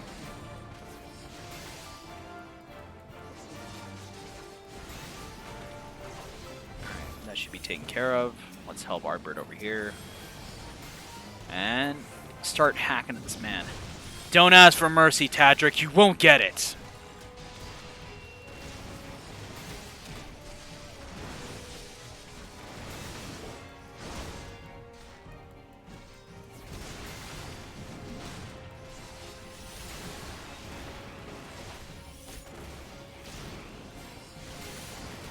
Ooh, nice crit. I could do this in one hand. I can drink water with the other. Oh, I cannot do this with one hand. No, I can. I got this.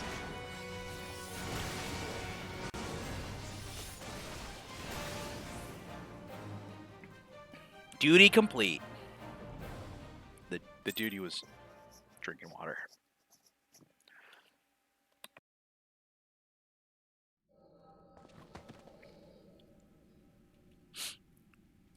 Meddlesome wretch! This kingdom is by rights mine! Brandon? What is the meaning of this?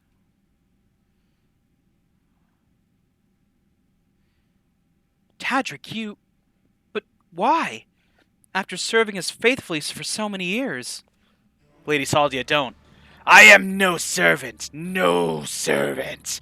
Not of your mother, or father, or you.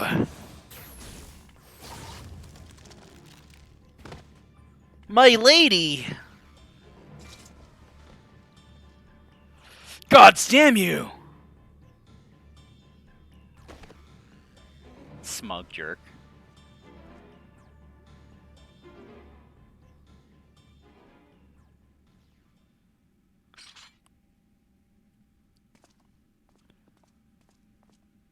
I give him a good hacking just for good measure, Arbor. I don't know about you. Lady Saldia, speak to me.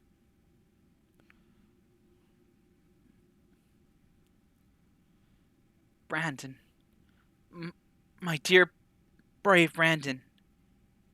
Am I your princess still? Would you honor your vows? Even now? Now and ever after, my lady. My sword is yours to command.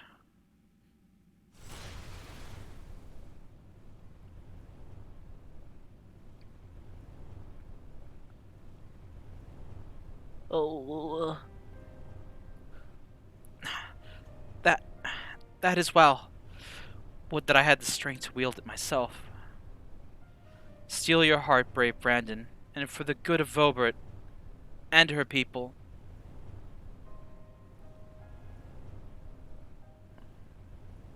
No. No. I cannot. I will not. Honor your vows. To your kingdom. To your princess.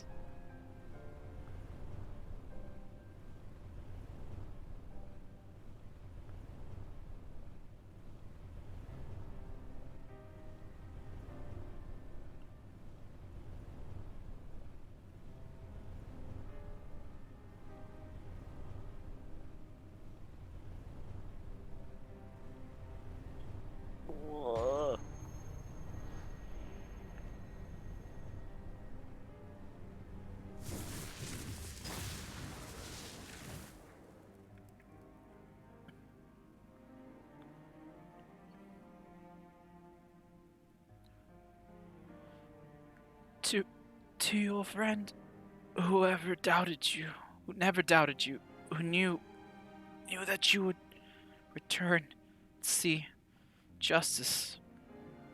Justice. Oh, this sucks so much.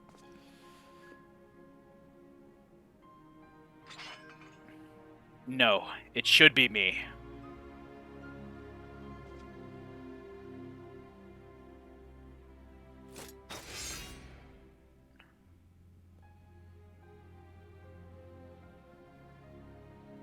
Brandon, my sword, now and ever after. Oh.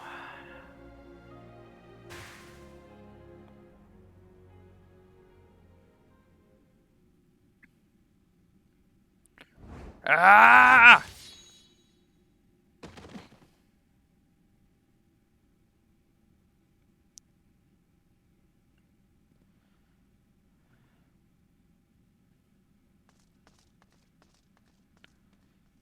Here comes Silva.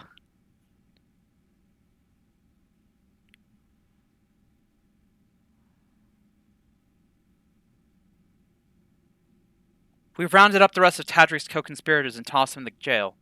The ones who hadn't been corrupted by his magic, that is.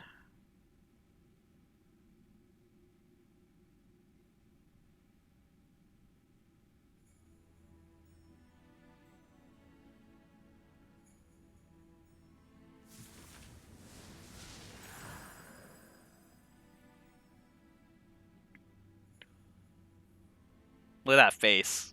You know something's afoot.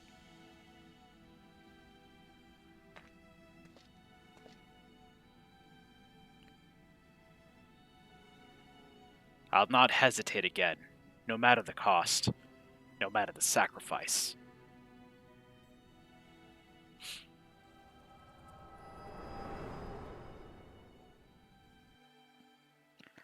Ah, poor Brandon. Poor Lady Saldia! Ah! I hate it. Sorry for the screaming. It's almost like Brandon and Grandson are the same. Yeah. That's something you learn a lot from these sort of things, is that your partner friend that you go through these with have a lot of similarities with the heroes of old. The old warriors of light. Because at the end, they're all heroes. Well, you saw what happened? I'm sorry. I'm sorry about this today.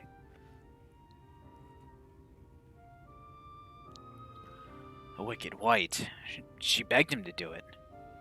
Like Melinda. Come, let us quit this place and return to Pleione. Come on, grandson. Let's get out of here.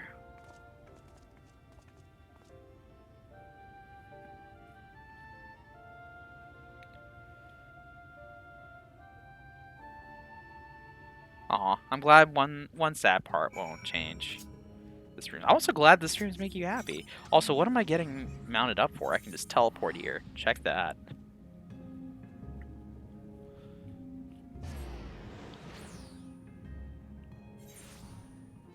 If anyone's wondering why Silva had a face like that there, by the way, which seemed a little bit like it was up to no good, definitely play through all of the role quests. There's only 4 of them.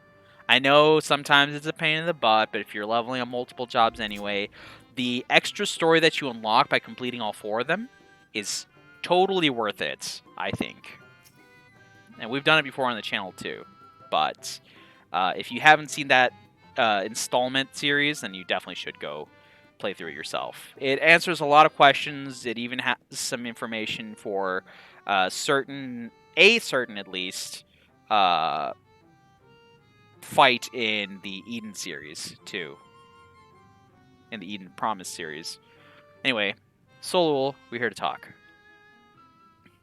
Yeah, there are more. It's actually I guess it's sort of a hidden fact. They don't tell you this, but if you complete all 4 of them, there is additional story that tells you more about the Warriors of Darkness and how they came to their predicament.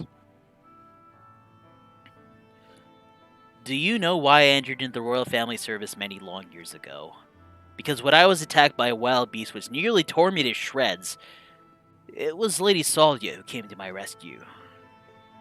She saved me, and that is a debt that can never be repaid, for there is naught in this world which holds greater value than life itself.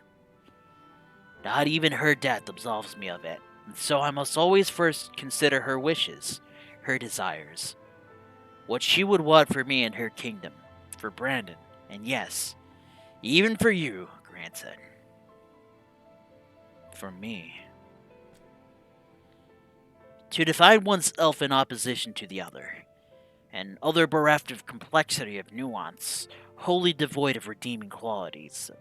Villain. Indeed, there is comfort in certainty and hatred, but it is a false and fleeting comfort, bought with lies we tell ourselves about who we are, what we must be, and what we must do. And never you mind the cost. If anything, the more we offer up and sacrifice, the better. Do you not see? Brandon was right to hesitate, to doubt. The unwavering blade cares not whom it serves for who it cuts. I think I need a moment. Perhaps you do as well. Leave us for now, your Galia.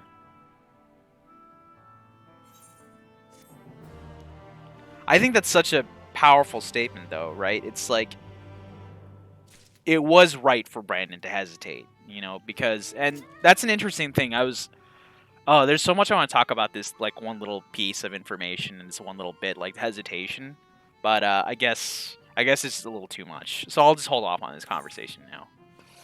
I'll keep it to myself. Anyway, to have loved and lost, Solul is eager to hear what Granson has to say. Yeah, you gotta level up some stuff. It's just one of each role. It's nice to have anyway, just to try out and see what the different roles have to offer and what they go through, especially. Like, if, for instance, you're a DPS main and you honestly don't know what's going through a head of a tank or a healer while they're going through a dungeon, playing those roles and experiencing them yourselves will make you a better DPS, because now you know what expectations to place on those other roles and what your expectations are better. Like, what your purpose is. Once you're in a tank and you're like, why isn't a DPS doing this and such and that, you go back to being a DPS, so you now know to do those things or not do those things. It's definitely a good thing to do. And a great way to do it also, if you do want to actually, put this to the test, is leveling things up through Palace of the Dead. Because Palace of the Dead, since it uses an independent leveling system, you get access to your skills very quickly, a lot of them. Short your role skills, which for some reason are bound to outside progression. But nevertheless, it lets you try out jobs in there, which is a really great thing to do. And I highly recommend trying out every job, because you never know which one you might like. You might be like, I'm all about ninja right now, but once you try out a different job, maybe you're like, hey, I like dancer a lot, and I'm going to be a dancer main from now on. That's just one example. Anyway, grandson, I have never given you ample time to consider the path that has... I have given you ample time to consider the path that has brought you here, and where it invariably leads all who walk it. I didn't know what to do after I lost Melinda. How to mourn her or how to live. I felt that if I put it all on Dikaiasine, then put my everything into the hunt, then at least I wouldn't have to think about myself or what comes next. I wanted to hollow myself out and fill up that hole with hate. Forget who I was, and irony of ironies, that's just what the poor bastard tried to do to himself a century ago, isn't it?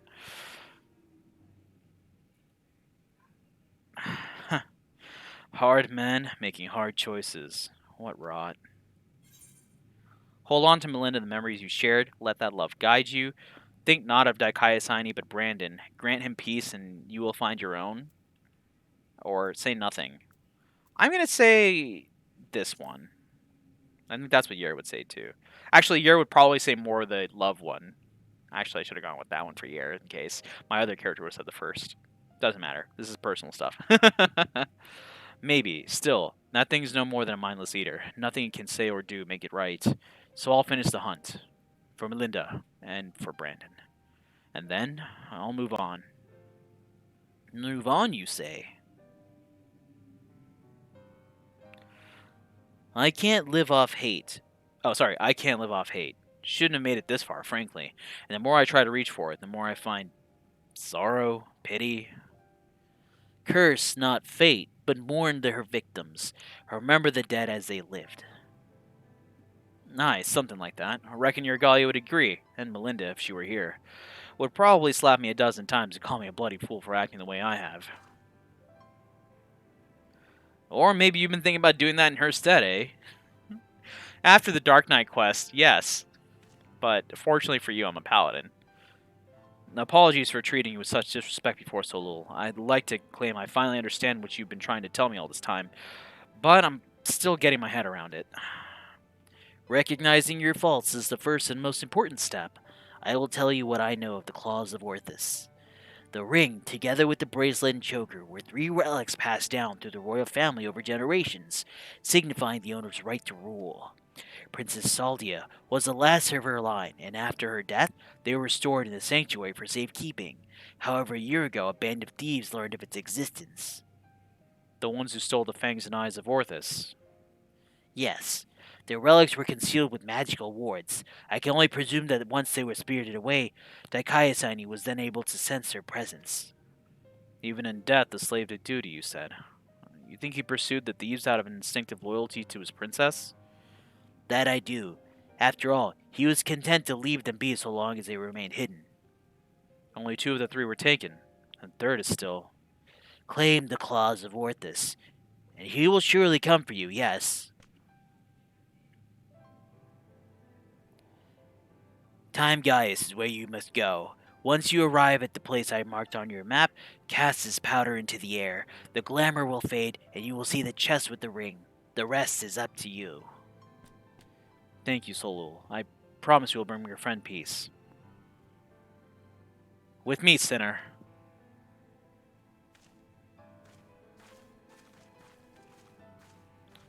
And may you find peace as well, dummy. I mean, child. Alright, let's head on over. There's a hunt train going on. Let's head on over to where this chest is located, which is over here in the far west. Sorry. I honestly can't think Solul is, like, completely happy with how things turned out with Grandson, because they're like, he was being kind of a jerk the entire time, so if I say anything bad about him behind his back, he kind of earned that. That's his fault, not mine. I'm only doing what's fair is fair. That's how Inumu do. It's the equivalent exchange.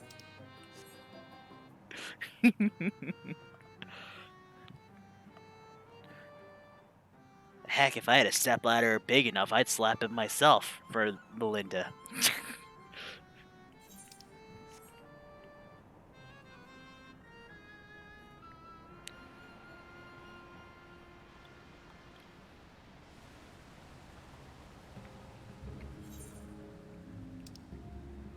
Okay.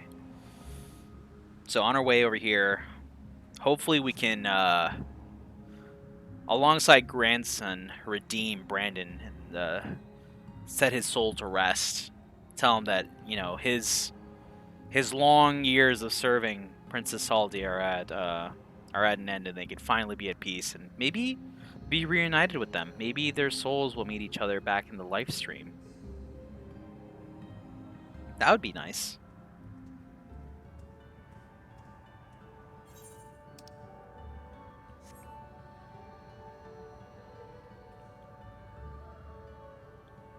Gosh, I like driving through Ilmeg. This place is really pretty and all. Stretch. But I also wish I had flying, so this would be a lot quicker. And there would be so much dead air to fill. I'm stretching while no one's redeemed a stretch. Forgive me. Forgive me.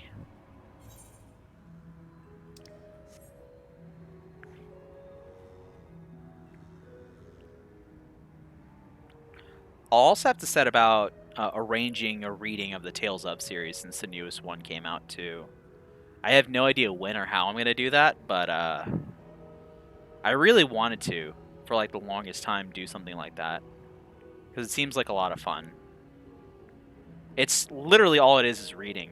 I'd have to look into it and see if there's multiple voices. Maybe I can bother people to join me while I do it. I know Booba Spice, Liz, since we do like Boyfriend Dungeon together, we played a lot of other dating sim games together. They do some pretty good job in voicing. I really like their voicing a lot. I know Kara could do a really great job too, because they can do some pretty wild and wacky voices. Like, they literally learned to do accents for the Rule of Nines campaign series, so that's pretty awesome. So that'd be pretty awesome to get them on board. Yeah, and Chicky could also help as well. You've actually recently had me hear some of your stuff, and I like it as well. So we'll see. If not, I mean, worst comes to worst, I just read everything myself. But I think it'd be more fun if folks join in as well. You toss the powder into the air, and as it slowly settles to the earth as twinkling motes of light, a coffer begins to take shape. Also, some of the best voicing I've ever heard was Crow Stitchwitch Games doing Laha Boston during one of our runs of Praetorium. That's like probably my favorite thing that's ever happened on any channel. Laha Boston is the best. No, I don't think you're... No, that's probably not true. You're just being tough on yourself. I want more Laha Boston in my life.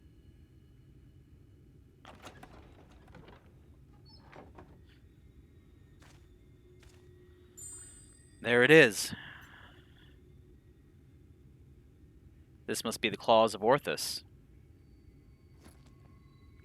All that's left is to decide when and where we want to confront the Eater.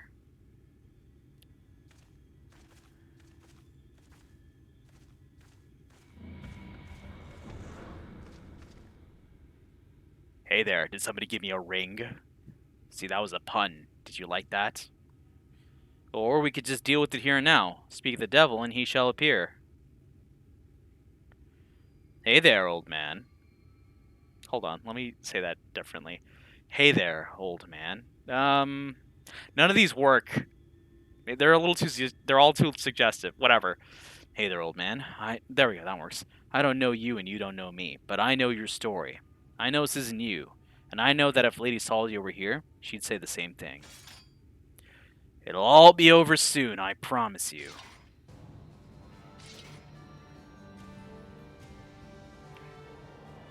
Just hand over that ring and nobody gets hurt.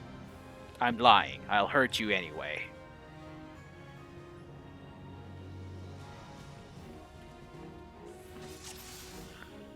Come, let's put the poor bastard out of his misery.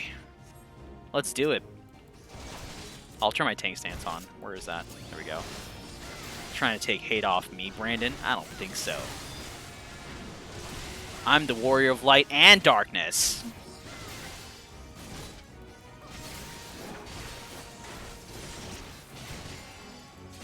And this is going to be a fight, paladin to paladin.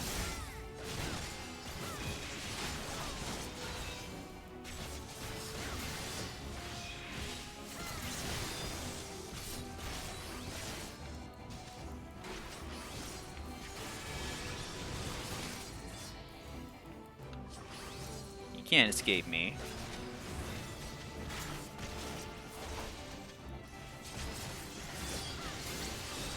Yeah, that's what I thought that was.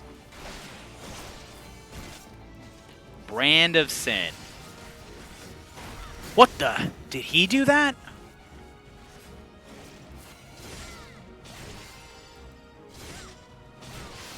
Oh, I got sucked. That's not good. Well, that's hardly fair. Hold on, Sinner. This is surprisingly complicated. Still with me? I am. I'm not going anywhere. You wouldn't last 2 seconds without me here anyway.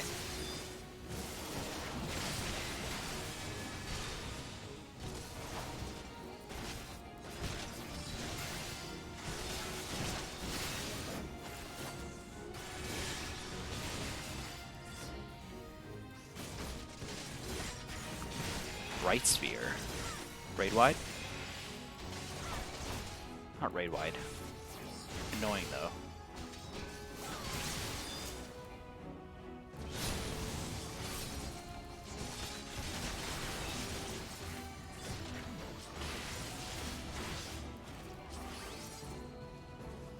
Paladin versus Paladin, but also Grandson, yep.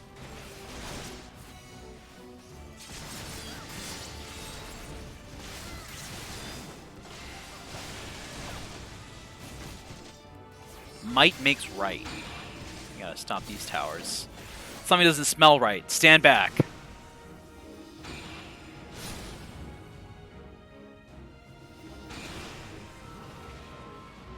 Well, this is unfortunate.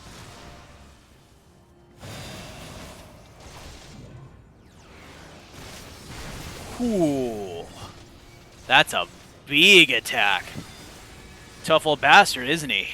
But I'm no slouch myself.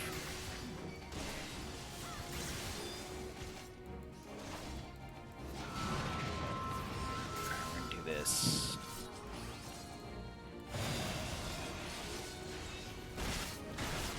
Where are you aiming, buddy? I'm over here.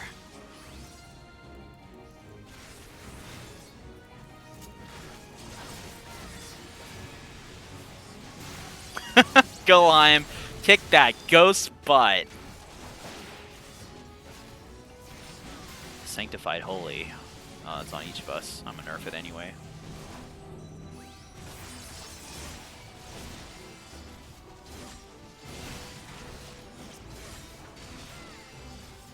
Again, I'm not using Sheltron as much as I should, probably.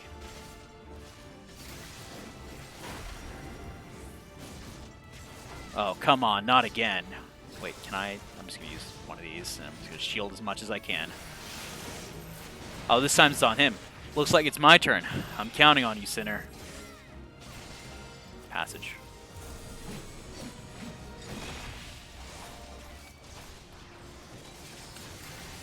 Oh, Wicked White. I felt that one. Thanks.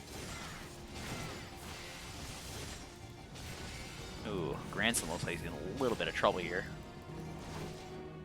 Oops. Gonna heal him a little bit. That didn't do much to him.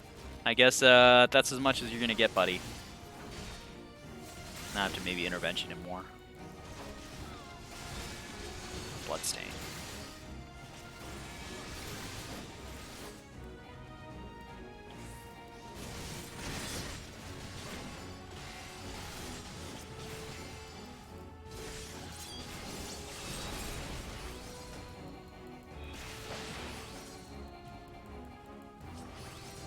More might makes right.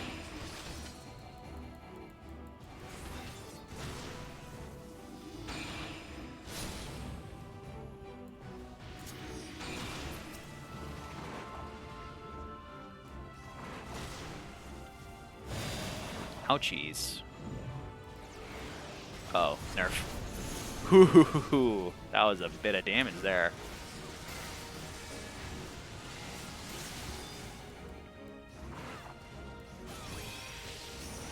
More of these. Come on. Oh, he hit you already.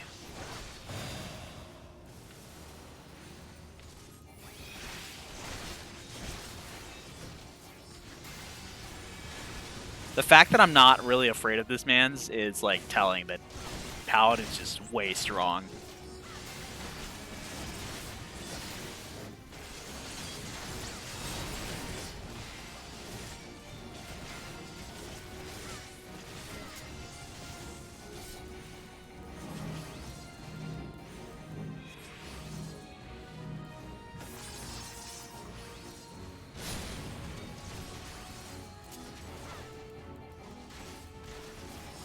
Welcome back to your computer.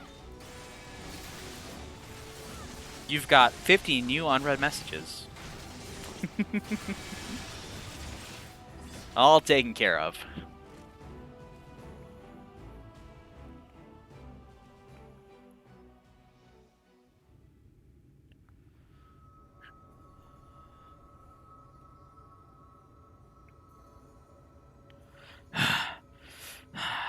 Damn Eater. Let him go! He's not your bloody puppet!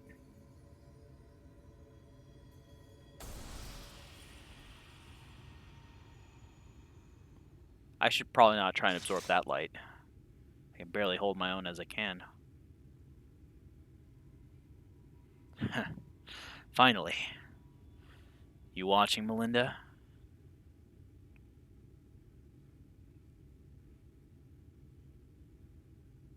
What that rock do? I'ma touch it.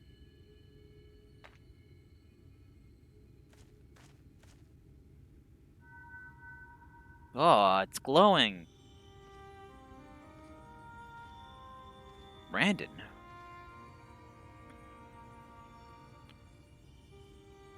Now and ever after, my Lady Soldia. My sword is yours to command. Brandon, he's still in there?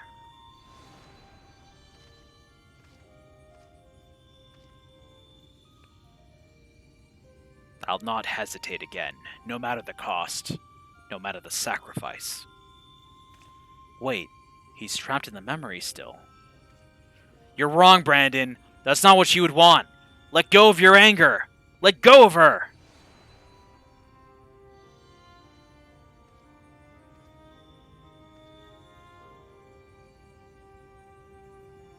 But that would make me lesser in your eyes, wouldn't it? To shoulder a burden that need not be mine. No. I will not forsake compassion and love. I will not dishonor your memory. Oh, my Lady Soldia.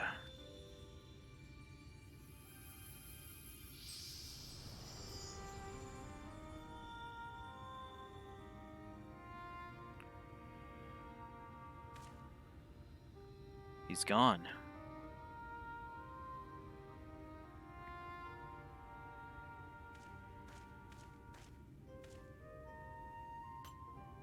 Oh heck, these are I-520.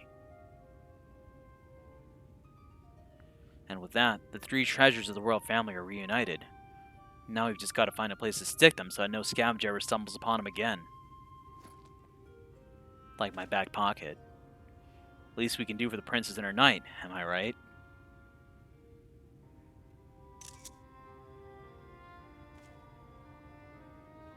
Maybe Solul will have some ideas. Let's head back to Pleione.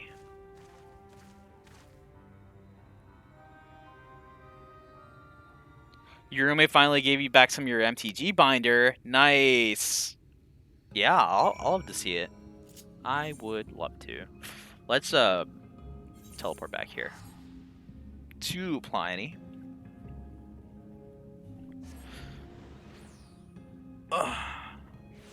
Stretch. Except your $200 card is conveniently missing. These are the sort of conveniences that I don't appreciate because they are not quite convenient.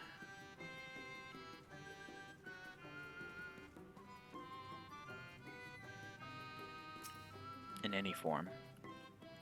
I didn't mean to speak to grandson. After you, Yergalia.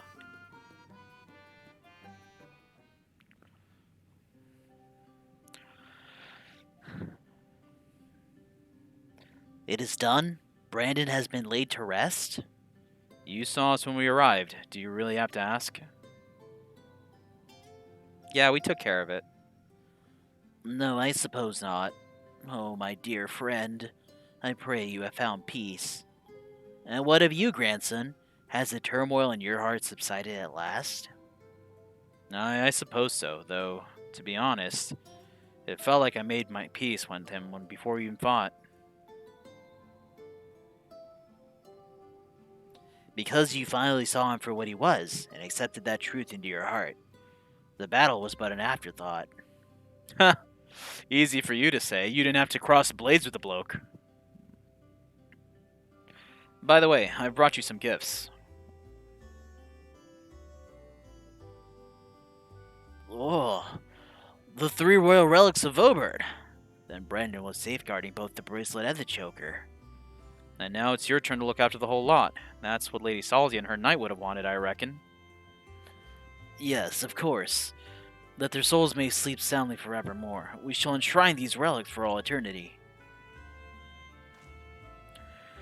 Now that that's settled, I suppose we should be on our way. There is a detour I'll have to take, but afterwards I'd like to speak with you back at the usual spot in the Crystarium. Be well, Solul.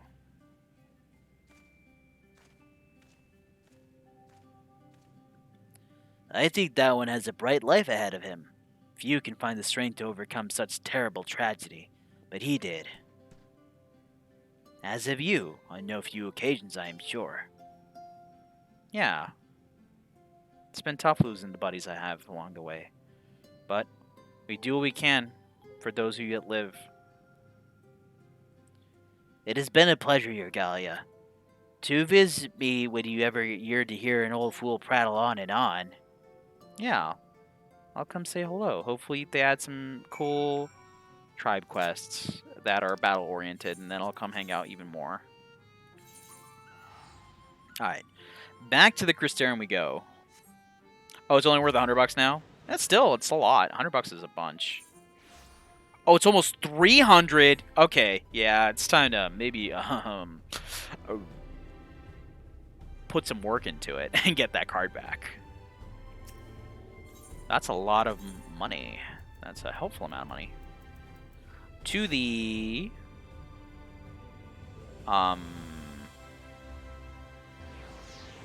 pendants. Oh, that's a good card. Ultimate Masters Cavern of Souls box topper. Yeah. That one's big money. Like not even just to like have for money reasons, but it's like just a good card in general. So yeah, definitely want that one back. Good for any tribal deck. That's for the viewers more than like you specifically, you know. Well met, Sinner. Glad to see you made it back safe and sound. Yeah, you too, buddy. Having returned to where it all began, I can't help but think back to when I first came here, thinking only of Daikaiosine and my revenge. I was so wrapped up in my own personal affairs that I didn't realize I was only pushing others away. Glennard was the only one who saw through the facade. He's a perceptive one, took one look at me when I got back and broke into a smile. But enough about him. I have yet to thank you properly, Ergalia. I owe you so much for sticking with me to the end. So, what's next for you, Sinner?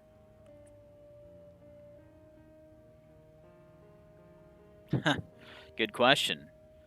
Can't say I feel at home here or in Rita or anywhere else, so I might spend some time on the road. I may not be as skilled a fighter as you, but I reckon I'm better than most, and there's always someone in need of a reliable sword hand. Melinda would want me to use my talents for a noble purpose, and helping folks in need fits the bill. Hells, isn't that what Brandon and his comrades wound up doing in the end? So, let's not call it goodbye. Let's just say, until the next hunt. Smell you later, Sinner.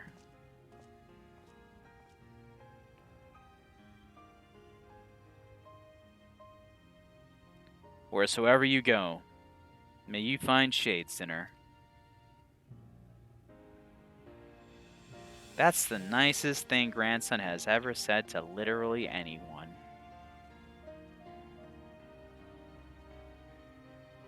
Well, up until this point. He does say another nice thing later on.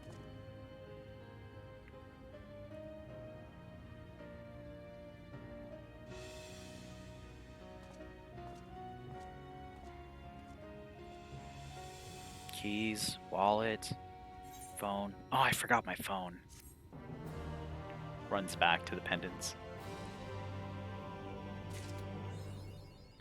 Speaker for the righteous. Sweet. And we got a bunch of materia to fill up our inventory even more.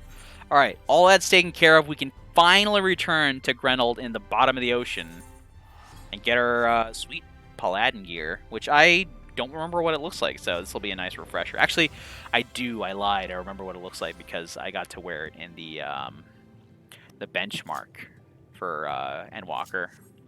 Put it on my little Benui boy. Which, I ended up making two Benuis, two bunny boys. One was sort of like a self-insert me, which I still am not able to create a proper self-insert me that isn't a Lalafell. So maybe, hopefully in the future, there'll be enough options to make someone I'm more comfortable with as a character to represent me in game as a self-insert. But besides that, the other one I ended up making was like a King Whittlebuns. King Whittlebuns,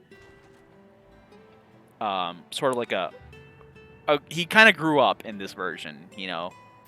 He's a little bit older. He got a little time skippy. So he looks a little bit more cool, a little bit more serious. But he's not. He's still an idiot. He's still an annoying little jerk who's too full of himself. Maybe. I don't know. I might alter his story that he, like, does learn some things and grow as a person.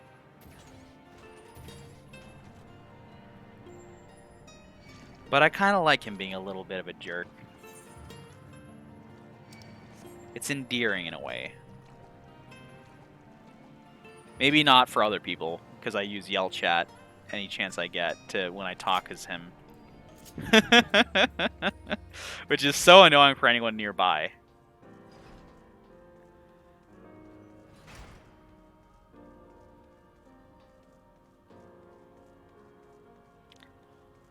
Okay, Grenold. I did the stuff. I had the sads, and I got you this stinking crystal. Does this inspire you? Are you inspired yet, sir? I've let the Ondo down, aye, but there's more than that. I've let myself down. Might as well go back to mending kettles. Check out this rock.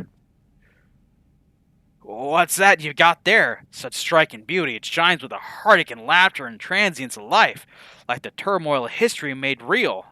Aye, I can see the brilliance of the crystal's legacy. Ah, ye never captured such a gleam, not if you labored 100 years. But bugger me if I don't mean to try. Where are me tools? Where are me tools, gods damn ye? I must set to work before the feeling fades. Alright, Grenold. I've never been good at this, whatever voice they're doing. The illuminated land. Grenold is brimming with newfound inspiration. I can feel it, a vision forming in me mind. Step aside, lass, and let me itching hands get to work. The floor is all yours, Grenold. Go to town. Sukasa is Sukasa.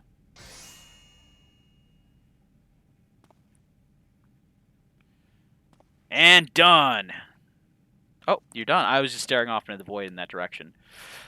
I've taken the wonders that crystal showed me and channeled them into a new shape what befits the Ondo's spiritual character. Look at it. It's like a heckin' holiday tree. Or bouquet. I don't know. It's got golden coral in it. Not a bad job if I do say so myself. And to think, I was this close to hanging up me hammer after studying the craft from ancients. I've been across the length and breadth of Northrend, gobbled up every scrap of craft and wisdom what I could find. But no matter which technique I tried, me work was just no comparison. I couldn't even figure out how they put them damn buildings together. A mystery for the ages. That's what drew me here in the first place. Now built me workshop, got the forges burning, then lost me bleeding will to craft. Thank the gods for the crystal of yours, or I might never have gotten back. I won't pry into your business, but I reckon your little miracle there have been through the kind of journey they sing songs about. You sound like Mr. Krabs. I can still feel him coursing through me. The inspiration's not fading away. It's welling up stronger and stronger. Give me the chance and reckon I can weave the crystal saga into another thing as well. But bugger me, I'd almost forgotten the Kondo's commission. If you could drag that lamp over to Tosha's Oth for me, I'll stay here and dream up new armaments for you to try.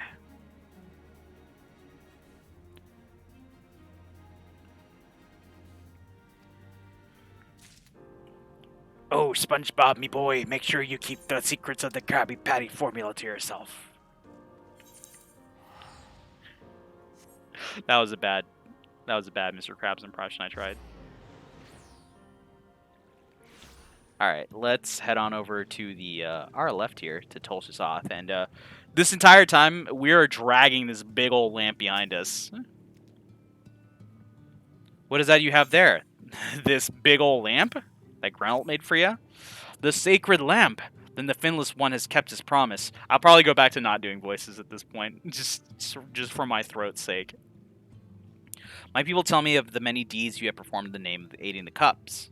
And now you come to me, bearing the light we had almost surrendered hope of ever seeing. What about, we can doubt your purity no longer. Your rival was the will of the ancients. Yes, the time for fear has passed. We shall take the lamp and unveil its austere illumination upon the walls of the forgotten. Gather there with your companions, and we shall speak again, once our prayers have been offered.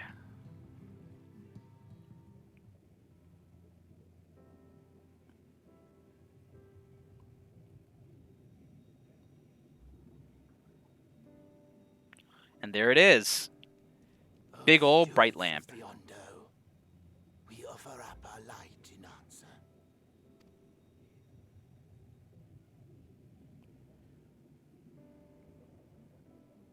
That crystal you showed the artisan. Was it...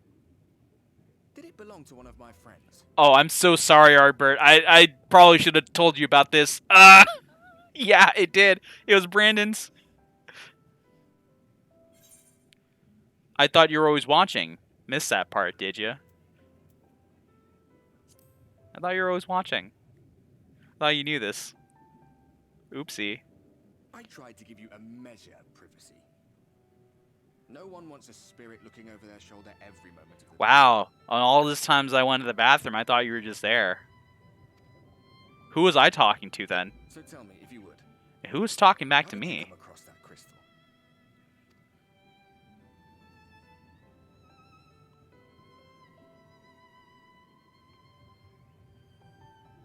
It was Brandon's then.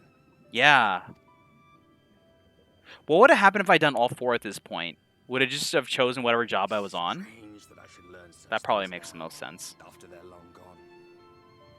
They were fine friends, every one of them. They were great friends.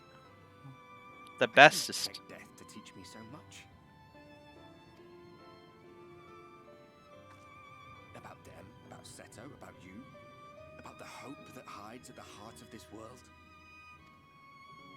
I've never been one for idle chit-chat, but if by some miracle I could see them all again, I doubt I would ever stop talking. Aw, Arbert. I hope you see your friends again.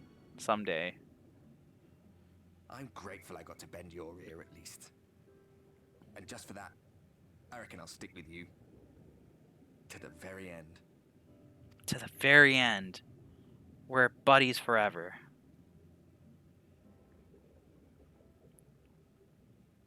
Apologies, we were a little late to the gathering. Oh. Alpino and team. It seems we succeeded in gaining their trust.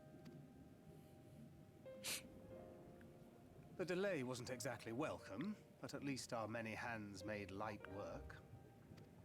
Funny. Good pun, And they Thancred. seemed especially impressed with your contribution. Our hero indeed.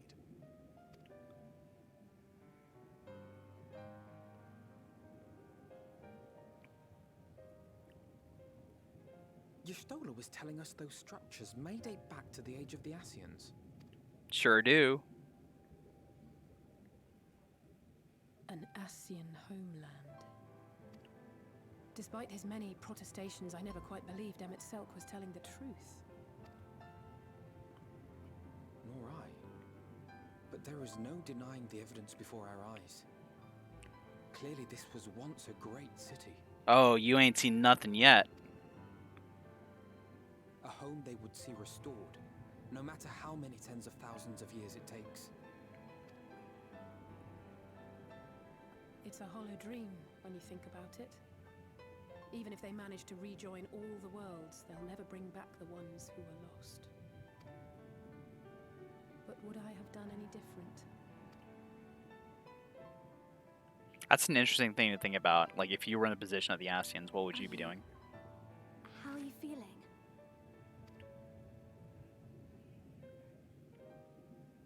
I'm feeling pretty alright. I mean, I never looked so dazzling in my entire life, but you know.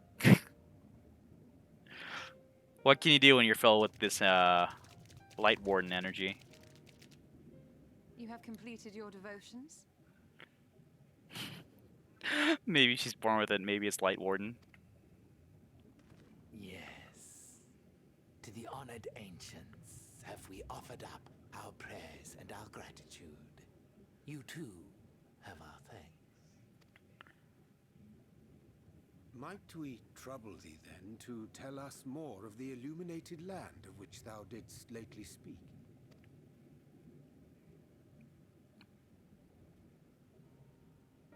To the west of here lies a great trench. Some days ago, a light appeared in that endless darkness. Curious, we ventured closer and discovered in the depths an entire city.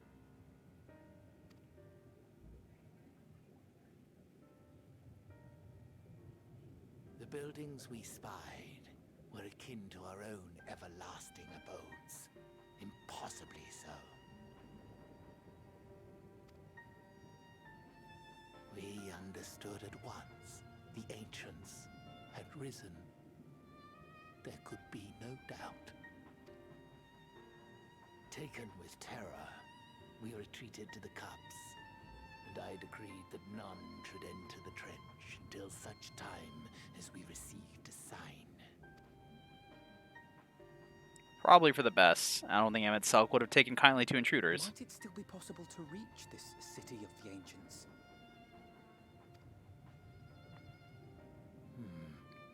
With no water to drown you, a finless one could now travel there. Yes. I am convinced you are the sign for which we have been waiting. My people will show you the way. Thanks, Tolshasath. That's very kind. I mean, technically we did earn this help, but you know. Shall we? We shall. Let's go.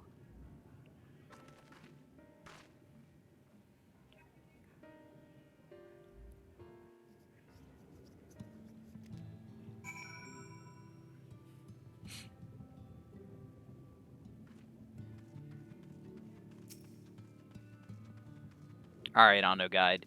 You're gonna take us there? The chieftain has bid me guide your steps to the illuminated land. Come, the way lies downwards. Follow the path of the coral and rock and join your comrades below. Let's do it. Hop in our car and drive right down to the trench. Now, I really should be picking up the ether currents along the way because they are placed in very neat spots conveniently along the path, but you know, I won't. I'm gonna make myself suffer and do as much later. Ondo Guide, hello. Ondo Guide, hello. Ondo. Okay. That was very rude of you, Noplius. I don't appreciate. I was just trying to talk to the nice guide, and you had to come in here with your Palsinixis and your other stinky breath attacks, and you know you just brought this on yourself. Okay? You ain't got no one to blame but you in your painful whip hands. Go gas shell in the afterlife. There. Hello, yes. Sorry for the interruption. All are gathered, yes, and I shall describe the path you must take. Enter the cavern beyond and follow the wall down and down and down. Once at the bottom, you find a passage to the northwest and continue west and west and west. The way is not simple. Keep your friends within shouting distance and do not stray into the deep. Just before the journey's end, you will find the Caliban Gap, and the barrier will be placed at its mouth. Or the ones that we place at its mouth. This obstacle will fade should you raise a hand towards it. We have made it so. A most succinct explanation. We thank you for your guidance, Alfino. Right. Deeper into the depths we go.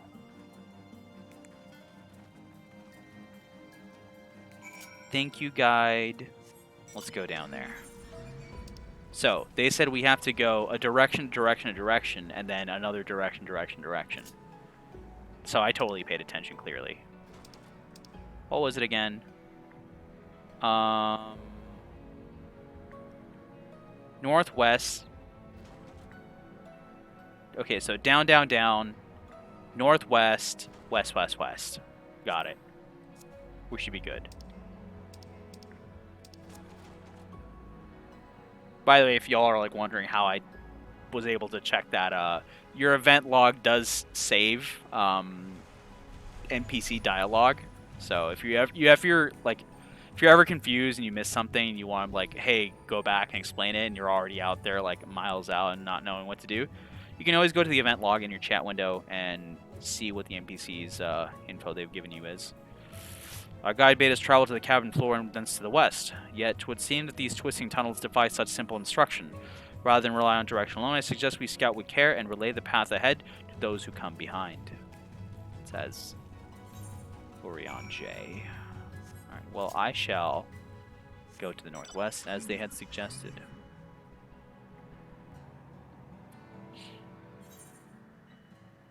And then from here, we're going to head to the west, west, west. Which pretty much what we're doing is here, we're following the NPCs as we see them. Stola here looking at this big, windy, hunkin' coral thing. And from here, we should spot one of the twins, I believe. If not Thancred or Reen. Because we haven't seen those two quite yet.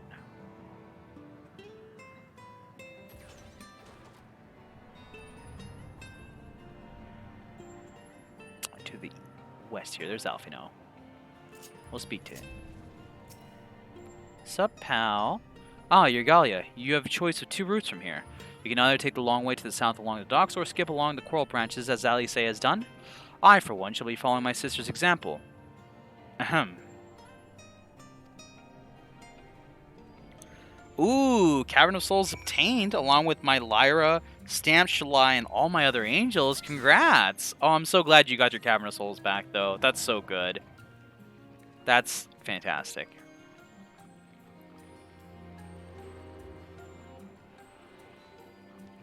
Just gonna run past that Ether Current, because it's funny. Alright. Anemone. Anemone. Everyone makes this joke. It's funny. It's funny every single time. Alice, I heard you were doing sick tricks off Coral here. You stood up for yourself. Nice. I'm proud of you. I'm glad you did, too. See, it was worth it. There you are. Come on. I think I found the tunnel we're looking for. I thought they were going to run, but they walked.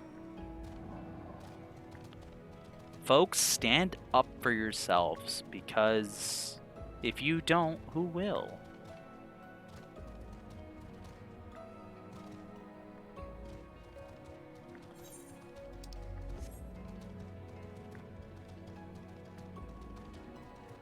I mean, ideally your friends and family. And nice strangers. Good people around you.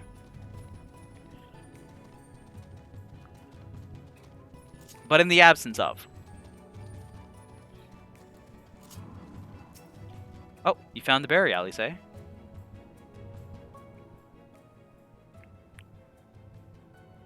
Here. This must be the berry the Ondo spoke of. Well, that was rather more arduous than expected. I feel a sudden rush of gratitude for the smooth roads our ancestors cut through the wilderness. Back on the source. 'Twas a treacherous path indeed. Now, I believe one of us needs but raise a hand to banish the next obstacle. Dear Galia, I elect you to do the honors. Oh, why, thank you, Alfino. Time to stick out my arm and do the outstretched arm of banish.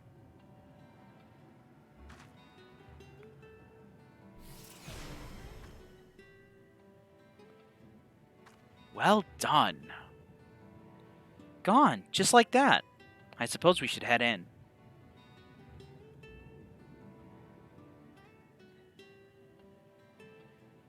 Like as not, this tunnel will be just as perilous as the road we walked to get here. Let's all stay aware of our surroundings, shall we? Sure thing, Thancred. Do whatever you say.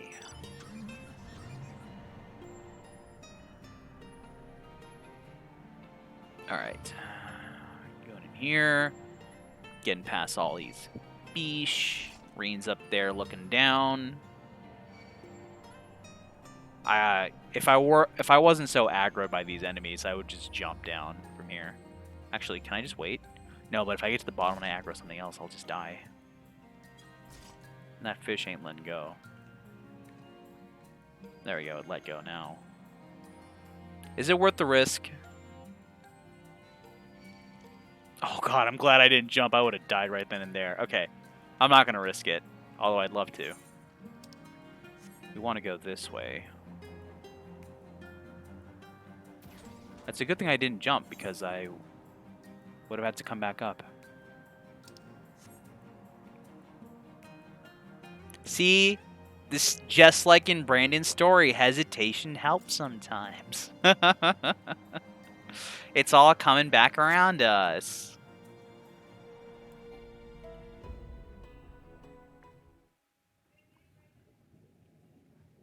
We're learning so many lessons on this stream. It's nice. I feel like it's almost educational, you know? I'm like a dumpster version of no, I can't even say this. I can't even say this is a joke because it's not even close. I was gonna say a dumpster version of like Bob Ross or Mr. Rogers, but no, definitely not even close.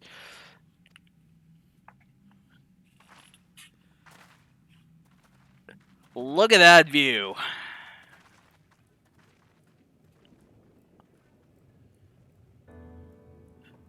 And the music. That piano. Oh. When Biondo spoke of a city, I did not think they meant an actual city. Literal actual city. Yeah, this place is always so breathtaking.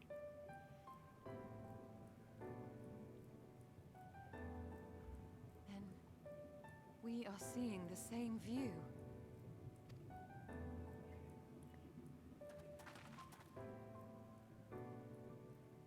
The remnants in the Ondo settlement were solid, material structures. But these... Everything here pulses with ether. 'Tis an enchantment on a monumental scale. Yeah. That's so wild. Emmett Selk went so far out of his way to construct these enchantments of ether. Like, it's ridiculous.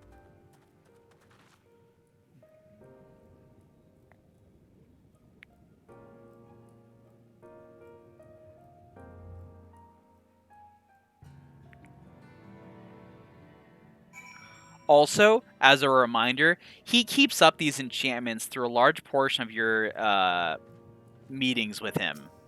So I think to a degree, he's really holding back his power when he fights you. Or he's consumed a lot of his power before he fights you.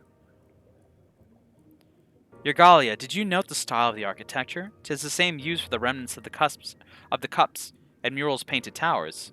Look closely. Ahmed Salk has not simply reclaimed these ruins. He has layered the semblance of an entire city upon them. Gods, the magnitude of his artifice is staggering.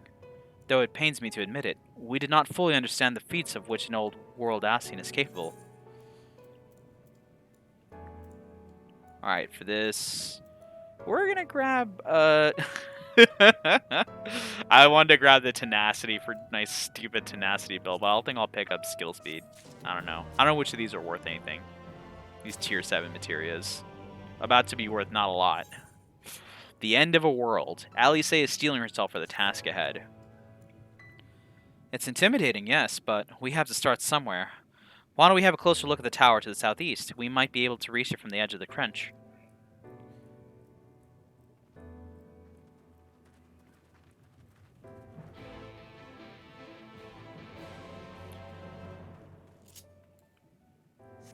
Emmett creating Amarat reminds me of Shadowbringers' love story. Not even necessarily that Emmett loves Zem, just that Emmett loves what he's lost and is blinded by. Yeah, that's a recurring theme in Final Fantasy XIV, is characters that are blinded by their obsessions, by the object of their desires and goals, that to the extent that they will forsake everything else around them. This really comes to a head during the story of Elidibus and encountering them, because it becomes like they really make it obvious, and by stating it like clear out as well, like this is what's happening. And you think of multiple characters that you faced that have had this sort of like single-minded devotion to a task. For instance, Gaius Van Balezar and Justinian, Nidhogg.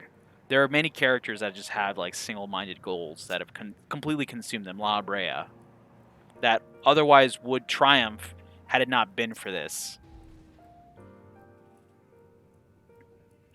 And what sets the Warrior of Light apart is that they aren't single-minded in that. Like, they aren't doing things with a single-minded obsession. They're doing a lot. They're doing a lot of things. They're helping their friends as well as accomplishing goals and stuff like that. But at times, the Warriors also of Light has been shown to be prone to these things as well. Look at the size of those doors. Now I know how pixies must feel.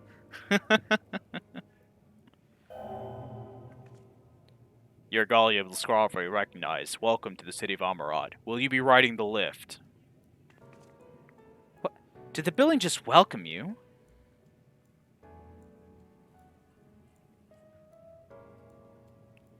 Mayhap it is not so passing strange. Did Emmett Selk not invite dear Golly to visit his abode? 'Tis plain thy coming was expected.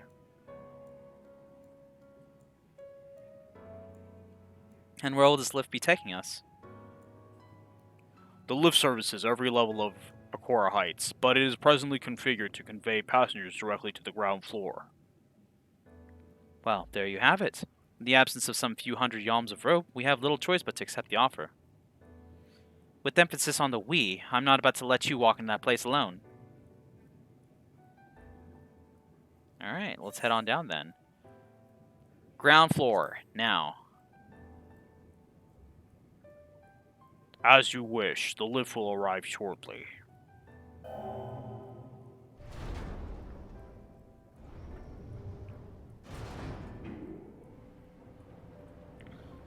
Yeah, Lightworns have the names Love, and that's one of the reasons why they did that.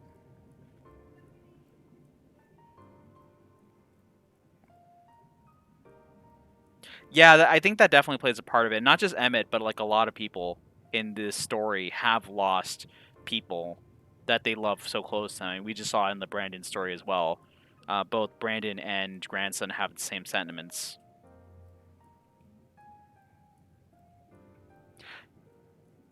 Next stop, ground floor. Facilities include the Bureau of Administrator, the Bureau of the Architect, and the Capitol.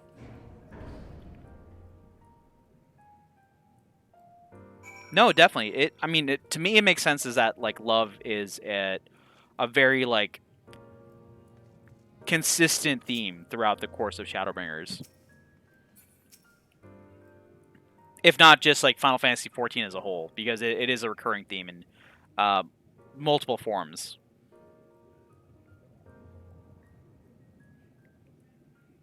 My favorite part of Emerald is that they all think you're a kid. Yeah, they do. The reason they think that is because you're not fully rejoined. Like your ether is not at its max, or you're not fully rejoined enough to be like a full Ascian. So they think that you're just still growing, you're still developing, sort of, because you're only like 7 and 8 times rejoined.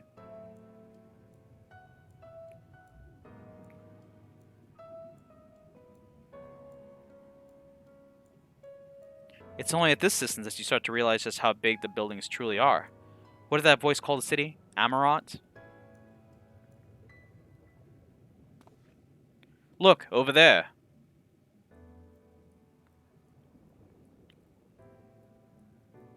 Is that a person? Ah, no, my mistake. That's a giant. It doesn't seem to have noticed us yet. Giant or no, a resident of this place may have much more to tell us. I say we make the first move. Alfino, you just get...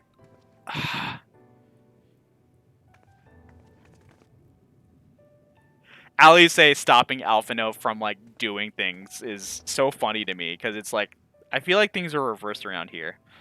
Pray excuse my boldness, but might I ask you a few questions?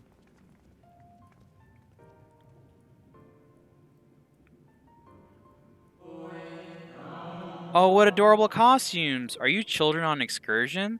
This district has much to teach you. Yeah, and also, like, our heights are small. That's, compared to them, we are so tiny.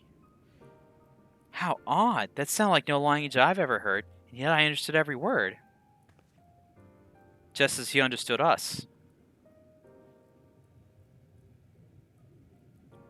Ahem. Which district is this exactly? You must be lost, poor things. You stand in the Polyerte district, wherein lie the institutions most vital to the management of our star.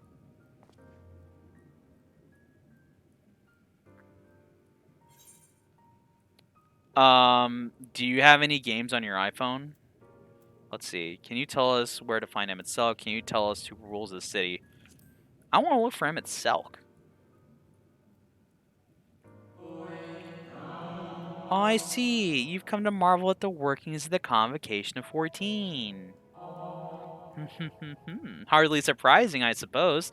The whole world holds its breath as the final days draw near, and our brightest minds are to implement their plans. Thus, you must understand that gaining an audience this time will be next to impossible. You should hurry home now, before your families begin to worry. Do you need me to walk you back? No, thank you. We will be fine.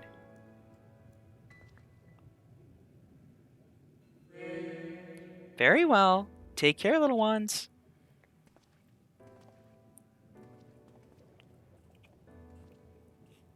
I want them to unveil more of Amarat, just so we can travel around a bit more. I was talking like at the start of the stream about instance housing, like more apartments and stuff like that give you opportunities to like have housing in different places like the Crystarium and whatnot. And I think a nice little Amarat penthouse sort of thing would be good as well. And I was saying that like they can really drive it home that this is one of these places by having like interactable opening windows or something like that, where you can actually see out. Like if you wanted one in the Crystarium, it would open out into Lakeland, you could see it. Or if you had one in the penthouse in Amarat, it would open up and you could see the other towers nearby. What was that all about? To my eyes, these people appear as arcane entities. I suspect Emmett Selk wove them from ether, much as he reconstructed the rest of the city. The final days.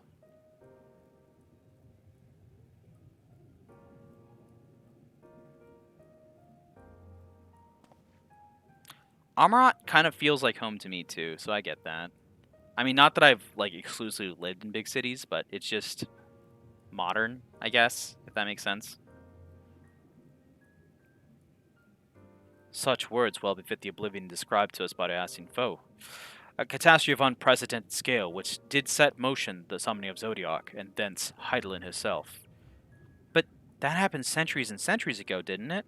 That man spoke as if they were rushing to avert the disaster right now.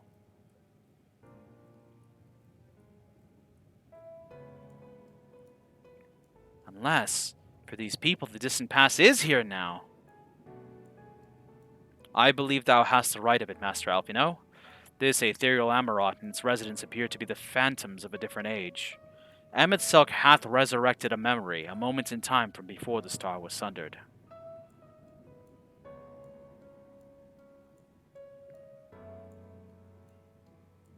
So, we find ourselves in a long-destroyed city inhabited by the long-departed. An unusual situation, to be sure, but at least we're able to parley with these ancients. In fact, they seem downright eager to chat. I say we use this to our advantage. Split up, strike up some conversations, and see if we can't learn the location of our quarry. And while we're at it, it wouldn't hurt to wheedle out a few more details regarding the convocation of 14 and their impending disaster.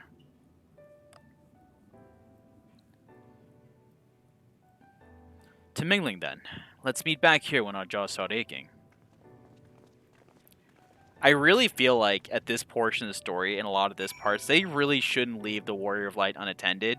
Like, I feel like they should just be like, Reen, don't leave their side in case they start turning, because we're going to need you to sort of halt that. But that's just me, and maybe I'm just a little too cautious.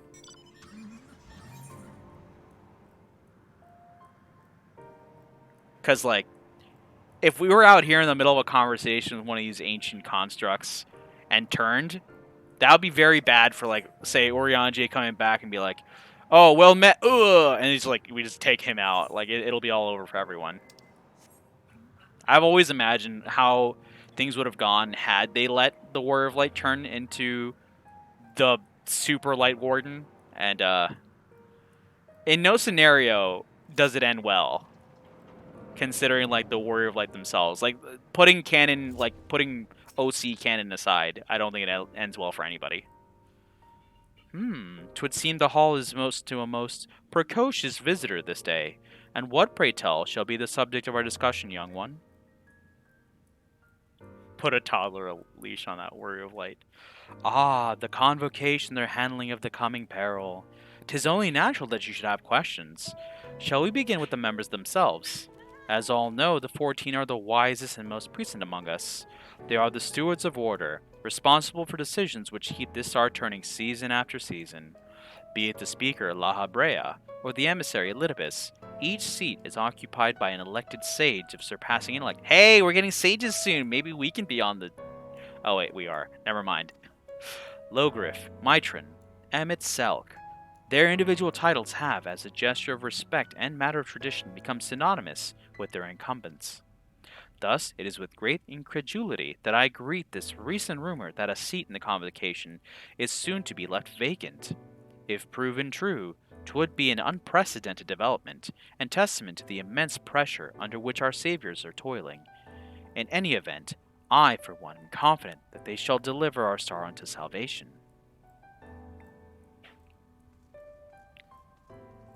I like how much faith, trust, or certainty, because it can vary by individual, that the folks of Amarat have in the convocation of 14. It's pretty good. It's pretty cool.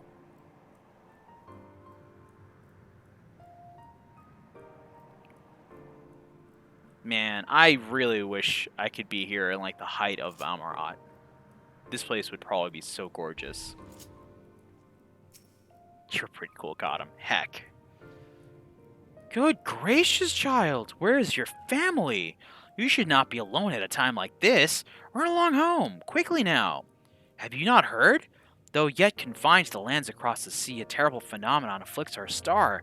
They're calling it the final days. 'Tis said it starts suddenly, a cacophonous keening from beneath the earth.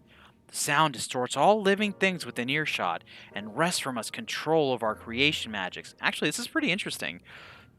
Huh. A cacophonous keening from beneath the earth that distorts all living things within earshot. And takes control of their creation magics away from them. I feel like that's something, but I don't know what. Like a reference to something. Anyway. Once that happens, all is lost. Fear, pain, despair. Every dread impulse is siphoned from our minds and given substance. An eternal fall of fiery rain, an incessant spawning of nightmarish beasts. None can point to the source of the phenomenon. 'Tis as if the star itself has fallen ill, as if a force inimical to life now festers and spreads. 'Tis only a matter of time until Amarat too resounds to that discordant squall. You should stay with your loved ones, child. Stay with them. It's almost like whatever the sound is, like, I don't know, something that negates ether. It seems that it's not just negating ether, but it's like, it's twisting it. It's changing into something else.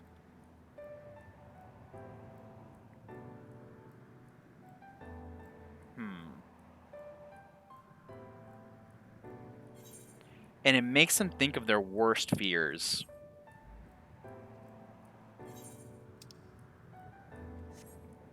So it hits them. It comes from beneath the earth. It hits them, a sound that distorts their thoughts and makes them think of the worst things. And because of that, their uncontrolled creation magics manifest their fears. I don't know what that sounds like, but that sounds like something. I don't know what. Anyway. I have yet to read the story that all this is tied to anyway, like the actual real-world story that a lot of this stuff is tied to or is derived from. I'll have to do that at some point still. I keep telling myself, but it's just like, reading is tough. An audience with Emmett Selk. I'm afraid you have the wrong office, little one. And besides, he'll be far too busy with the field of questions to curious children. Field questions to curious children. Surely you have been told of the looming catastrophe. Every resource available to the convocation must be spent upon ensuring our world survives. They have yet to make an official announcement, but it is said that the 14 are moving forward with a plan of scarce credible proportions, one which promises to grant will to the very start itself.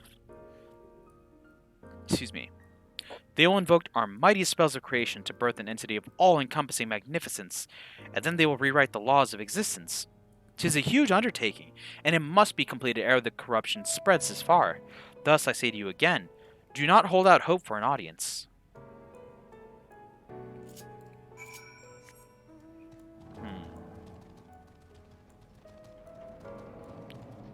It's like a rumbling, A shaking.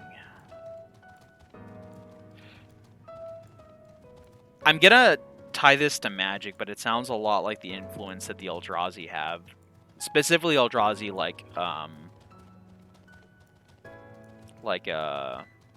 what's her name? I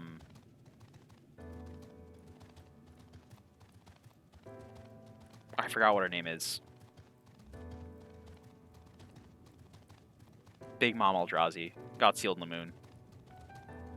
Well, the other one is Kozilek. That's what I'm thinking of. Kozilek has a sort of similar distortion effect. But, what is her name? Emrakul. There we go. Yeah, Emrakul and Kozilek's. Their influences on worlds, that's what it sounds like to me. Alia, if I was not certain before than I am now, the people of the city believe they face the end of the world. I cannot imagine what purpose compelled Emet-Selch to recreate this ancient Amarot, and yet I fancy I hear his words to us echoing throughout this ocean trench. He would have his story known.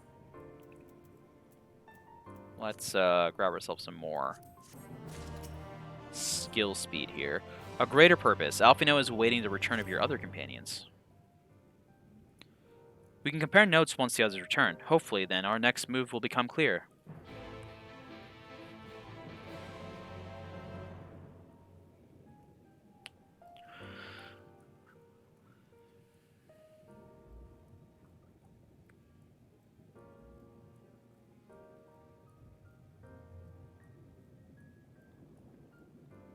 This is everything I learned, folks. It would seem our conversations are much alike. A looming disaster, creation magic's running rampant, and this convocation's efforts to bring salvation out of chaos. I suppose there was talk of little else in the time when these events came to pass.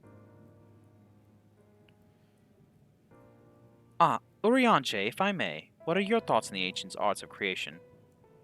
A fascinating discipline indeed. All the mind can conceive may be rendered in reality. All that is required is a clear concept upon which to focus one's will. 'Tis not dissimilar to the primal rites taught by the Asians, wherein ritual ceremony breatheth life into figments of myth and legend. I see we have arrived at the same conclusion, then. The people who lived in the age before the Sundering were blessed with vast reserves of mana. No matter how draining these creation magics must be, it seems they paid the cost with not more than a fraction of the ether which coursed through their own bodies. If we were to attempt the same, such spells would soon deplete our energies, and then seek to draw the balance from elsewhere. From a hoard of crystals, mayhap, or from the very land itself. Thus, when this art of creation was placed into our hands, it became, in effect, a means for destruction. An interesting matter which no doubt bears further study, but, despite all these revelations, I worry we are no closer to finding Emet-Selch. Has anyone learned aught which might lead us to his location? Not directly, mayhap, but from what we've learned, it seems the Convocation 14 is sequestered in the nearby Capitol building. When we sent to see ourselves, the attendant wouldn't let us through without a writ of permission, so we tried our luck at the Bureau of the Administrator, where we thought these permissions might be issued, but the clerk there said he couldn't help us since our names didn't appear in the registry. And that was where we gave up. I wonder, though, Yergalia, could you be eligible for one of these writs? The voice in the lift seemed to know who you were. It might be that your name is registered at the bureaus as well. Worth the look, I'd say. Meanwhile, I'll head back to the capital and search for a less official point of entry, just in case. Pray allow me to accompany thee in your reconnaissance. An arcane perspective may prove needful. Sure, whatever. I don't care. I think I'd like to speak with more of these ancients. Maybe they know something we could help cure your guy's condition. Would you mind coming with me? Rena's a little awkward around Alice right now because of what had gone down right before we came here, while we were back in the Crystarium, that they suggested we shouldn't leave, and Alice was like, how could you say that? Of course, lead the way. But they're still friends. Friends can disagree sometimes. Then Ishtil and I will busy ourselves with further exploration. There is surely more intelligence to be had, and so we part ways once more. This time, however, let us reconvene in front of the capital.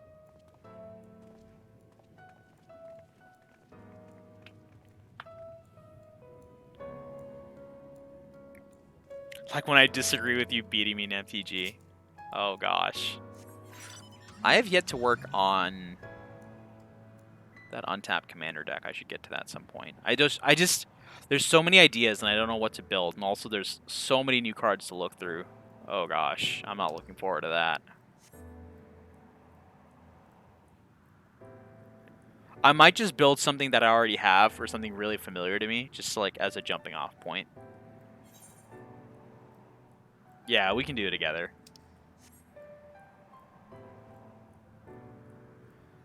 I also just don't want to build like a strong deck, like a competitive deck or anything like that. I just want to do fun and dumb things.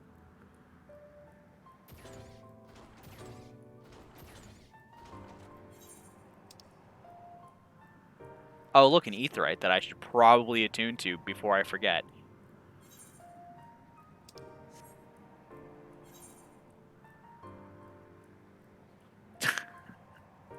Fun and dumb is your middle name? Gotcha.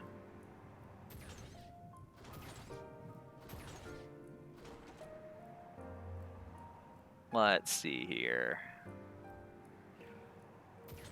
The Macarena Angel.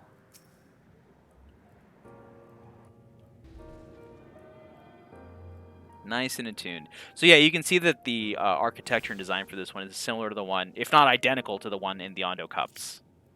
So yeah. No, it totally is. It's the same design. Like, we can even go back and check, but I don't think... Like, just take my word for it. It'll be cool. Bureau of the Administrator.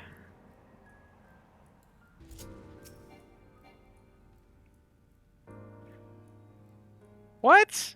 That totally said Macarena Angel. You can't convince me otherwise. A visitor's writ.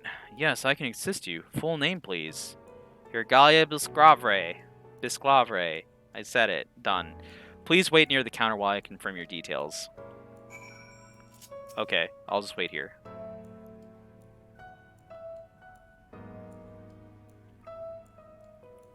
I'm gonna do that really annoying thing where, like, they tell you to wait, right? And instead of waiting, like, off to the side or something, you, like, put your whole body over the counter and stare at their, like, computer monitor and, like, watch what they're doing, like, in a really annoying way, like, getting incredibly close to the glass and everything. Ugh, that's the worst. It's like, buddy, what are you doing? I'm just making sure you're working. It's like, what did you think I was gonna do back here? Get on my phone and play, I don't know, games on it? Yu-Gi-Oh! Duel Links back here? As your residency was approved by Emmett Selk himself, further forms of identification will not be required. Here are your application documents. Submit them at the Bureau of the Secretariat, and the clerk will issue you with a visitor's writ for the capital. Yeah, play Raid Shadow Legends! But, no, seriously. If you use Raid Shadow Legends to get my link, you can get started in the game in a really, really cool way and help out the channel for free. We'll talk more about that at the channel at the end of the stream here. But yeah, definitely check that out. And if you have the link, that's really sweet if you pass it around to some folks you know. Maybe get them to play.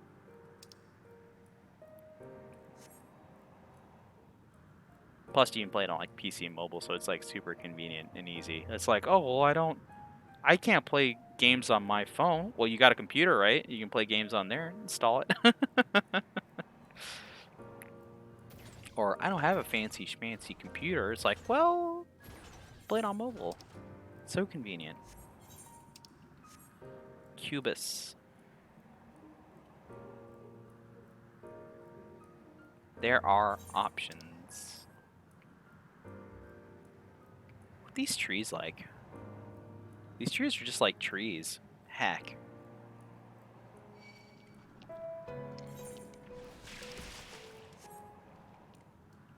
That's another thing to add to the like list of cute stories of the show that I'm like in my mind wishing existed in Final Fantasy XIV.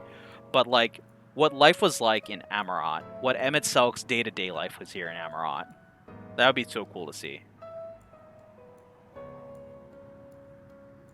Just like, you know, a day in the life of. They wake up in the morning, maybe they brew themselves some coffee. Maybe they wake up and decide to invent the coffee maker, That'd be kind of sweet. And so it's like they're like, I wish I had something to boil up my hot bean juice. And then they're like, oh, I've got it. And they create a hot coffee maker or whatever. And they're like, well, time to share this invention with the rest of the world. And so they go to the various bureaus throughout their entire day, sipping on hot coffee and being like, hey, yes, I'd like to register this so everyone can also use it and stuff like that. That'd be kind of cool to see. Next, please. Here, I got this. It's not a hairstyle. It's just a writ of application. It looks like a hairstyle, though. Visiting the capital, are we? Please take a seat. Your name will be called once your application has been processed. Alright, I'll go sit over here.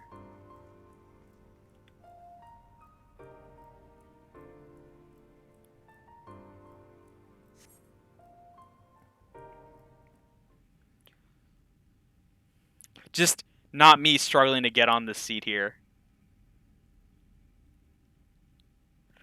I think it's so cute seeing your Warrior of Light sitting on the tiny, or like on the giant bench like this. Whoa. May I? Oh. Thank you, friend. You snapped me out of it. The music changes. You, I think, are from a time beyond ours. Have you fallen in the wake of Emmett Selk? Nay, there is no cause for alarm. I am simply a shade. Here, and not here. I know only that my name is Hythlodaeus, and that the city is a recreation, a phantom moment plucked from the well of history.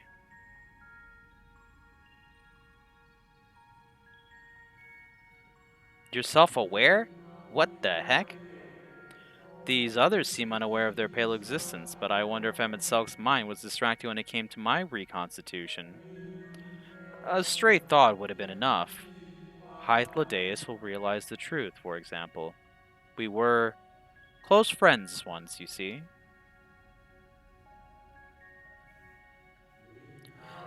Yet, in spite of my perception, I play the same role as all the rest, a bit apart. A bit part. Meant to bring color and noise to this well-crafted stage. Too much scrutiny and we shall burst like the fragile bubbles we are. Thus I tell you again, my presence is not to concern you. I wish only to share your company whilst we wait.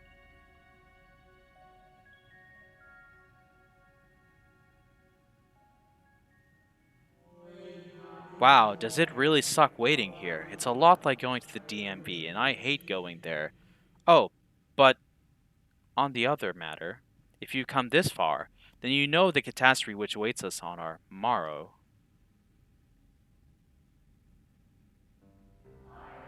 The final days. What began as an isolated incident soon swelled into a world-spanning threat.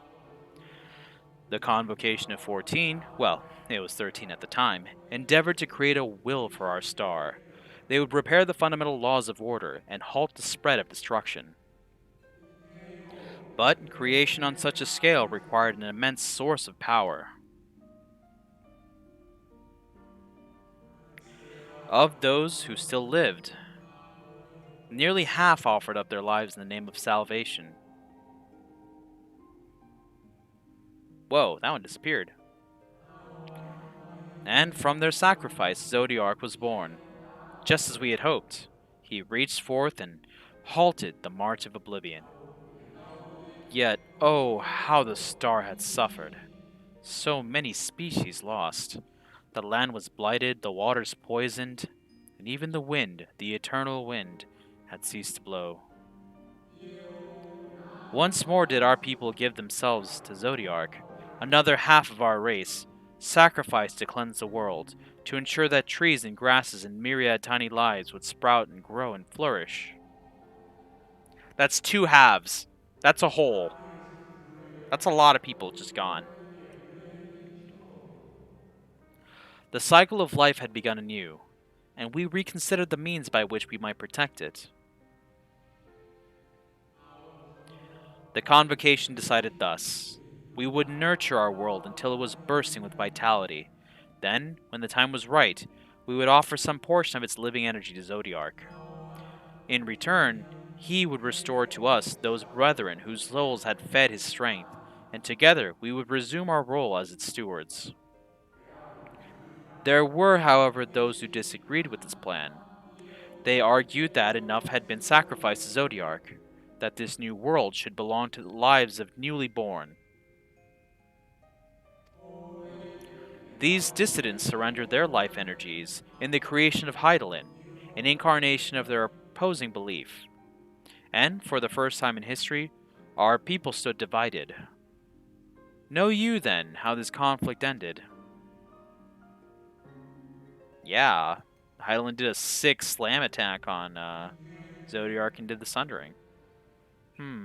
I thought you might.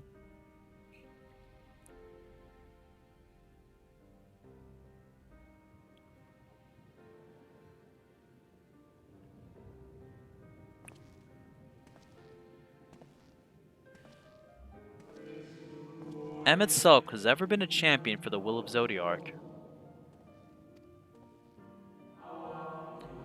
The original plan may have been set back by millennia, but he will not have abandoned his course. He will pay the price for our return by whatever means is necessary. And though he may carry himself with a certain glib ease, Emmet Selk is not a man to bear his burdens lightly.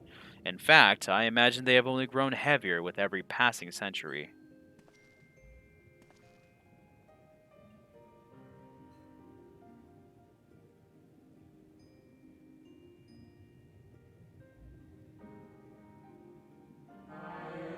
"'Tis truly a terrible weight he has chosen to carry."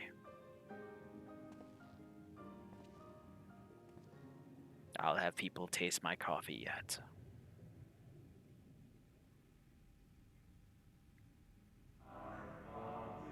Yergalia Blizzclavre.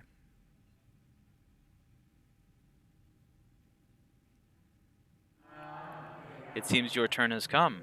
Pray, do not let me keep you.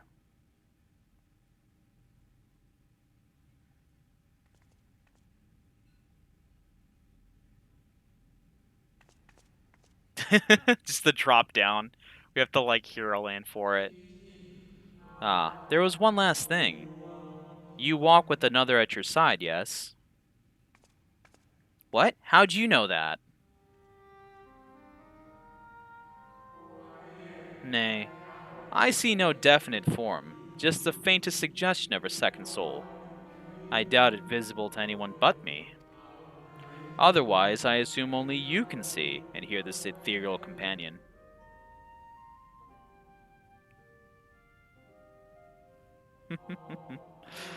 Your connection is hardly a coincidence. In our time, the two of you were one. The color of your souls tell the tale. A hue that distinctive cannot be mistaken, no matter how thin the soul is spread. Ha! This is just the kind of fate I might expect for one such as she. Surely Emmet Selk has recognized a hint of her in you.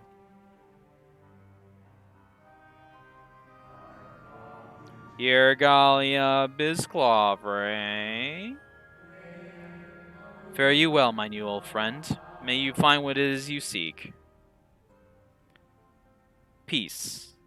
Hythlodaeus out.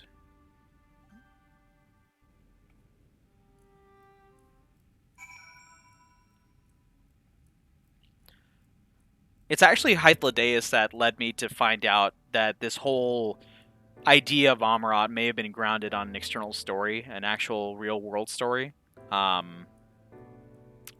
Because Hythlodaeus is the name that I recognized that helped me discover that it was tied to the book Utopia. So that's something I'll have to definitely research about. Anyway, Secretary Clerk. Your visitor's writ. As requested. When you wish to gain admittance to the capital, simply present the document to the attendant within. Thanks, dude. See ya. At David Quo for the profile at work. And I chose Fare You Well, My New Old Friend, and everyone was like, what? Oh, I ran into the wall there.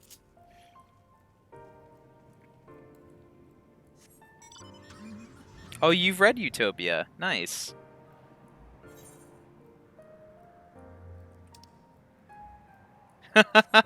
Yeah, apparently you need to reread it. Maybe with me. That'd be kind of cool. Seeing as I am not so good at reading.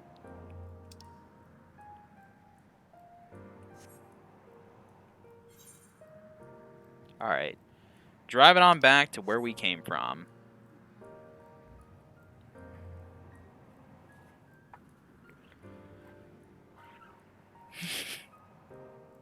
Story time.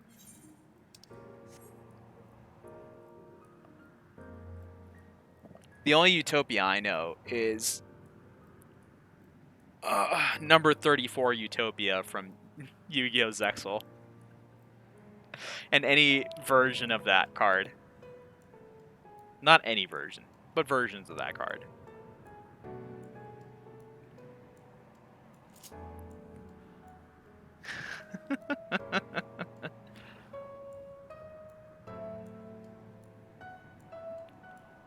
Number 34, Utopia.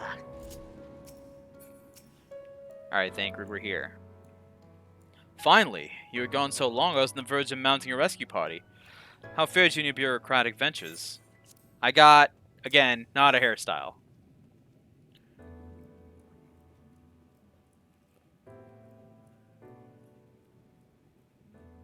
Ah, I see my instincts were correct. And a good thing, too. Urianji and I waited our chance to break into the capital, and an official entrance is by far the most attractive option. That capital boasteth not a single armed sentry. 'Twould seem that in their time they did not deem it needful to post guards. The windows and doors, however, appeared heavily warded. Though mightily did we strive, with strength mundane and magical, we failed to budge them, even a fraction of one ilm. Mayhap 'twas simply the case that Emmet Selk's recreation did not extend to their usual function. We didn't try everything, of course, but we thought it best to conserve our time and energy for more pressing matters. Speaking of which, Reen and I tried asking for a cure about you. The problem is, these ancients didn't exist beyond Amarots today. They will happily tell you their own tales, but whenever we attempted to explain our situation, the conversation quickly became muddled.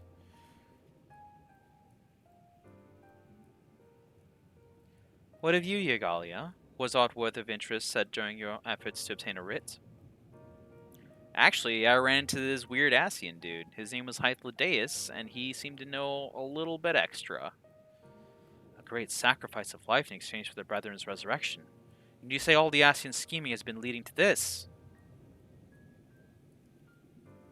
I think it's a very interesting approach to how they decided to solve the situation, because they knew, in an essence, that they had, one, were tempered to Zodiark's will, two, that they had sacrificed a bunch of folks to Zodiark, and they wanted to get them back, so they wanted to bargain with Zodiark. So their goal was to nurture life that they could then trade to Zodiark to get their brethren back. Like, interesting approach, but some folks didn't like the idea of taking lives and turning them to livestock for feeding Zodiark, so they had to summon up Hydaelyn in their defense, and giving themselves to do so. It's a lot. It's a lot to take in. All this time. But if they still mean to enact their plan, then things won't end with the rejoining. Nope, certainly not. I thought we knew their intentions in full. Restore the world to its former glory and, in turn, empower Zodiark to reclaim his throne, as the will of the star. Yet, that was merely a step along the way. I hesitate to put it into words, but we have to assume that following the final rejoining, the Ashians mean to draw on the lives of the Source to make their sacrifice to Zodiark. They did mention that. That does seem the most likely scenario. Mayhap those who ally with the Ashians would be spared that fate. But what value is there in surviving when all our history, all our struggles will be erased? I cannot conscience such an act. Of course not. And that's to say not of Emmet Selk's plan for the Exarch's power. Do we stand by and let him threaten our future as well as our past? We need to find him, Yergalia, and when we do, Make your mark. Change the course of history in a way that's felt by those who came before and those who came after, by everyone you've ever met. Change things so that even my other self, dying somewhere in that future calamity, will smile and say, I knew you would win. Dang. You're gonna play that card on me, Alisaie? Fine. Is fighting Emmett Selk the only way? He created an entire city. It will take everything we have to defeat him if we even can. And if you push that hard in your current state, the light will break free.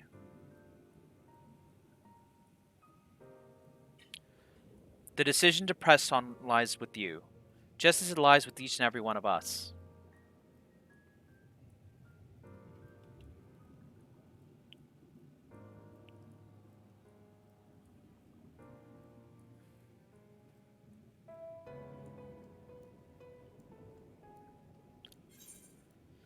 Alright, let's grab our skill speed materia, get going.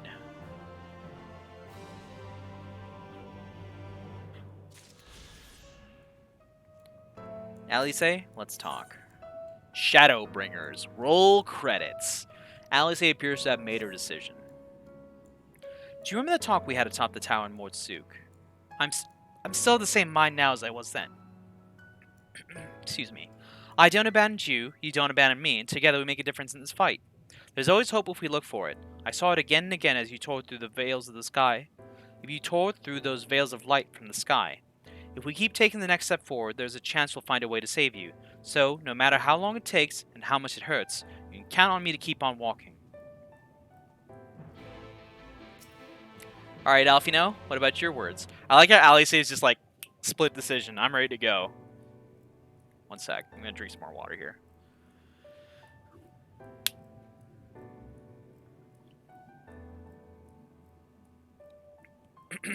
We have been going for 5 hours, so I am a little worn down. Valtteri spoke of the disaster we would bring upon our own heads, the ceaseless conflict. Imagine how he would sneer to see what's become of the first, not to mention your perilous predicament. And yet, who can deny the fire your deeds have ignited in people's hearts?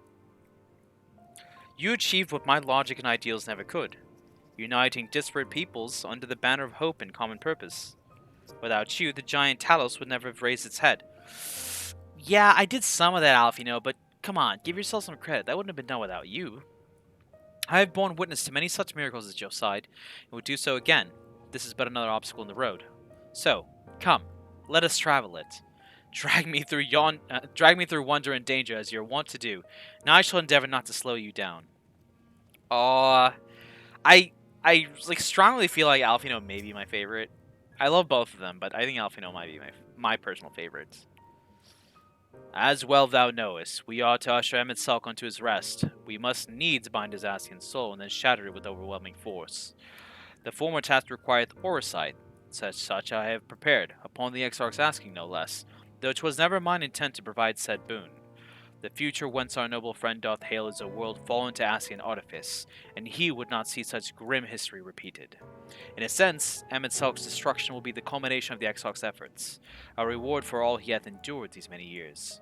Yet, even as thou stridest into the jaws of peril, forget not but that his fondest wish, and that of many others besides, is to see thee survive unto the morrow. 'Tis in pursuit of that happiness of outcomes that I do pledge to remain at thy side. Thank you, Orianjay. That was very kind of you to say, even though I understood half of it. Stola. Our time in the first is never-ending succession of trials, as arduous as our path in Source ever was. Yet, through all our journeys together, through that deep and foreboding wood, you have helped me to stay true to my convictions. Thus would I return the favor.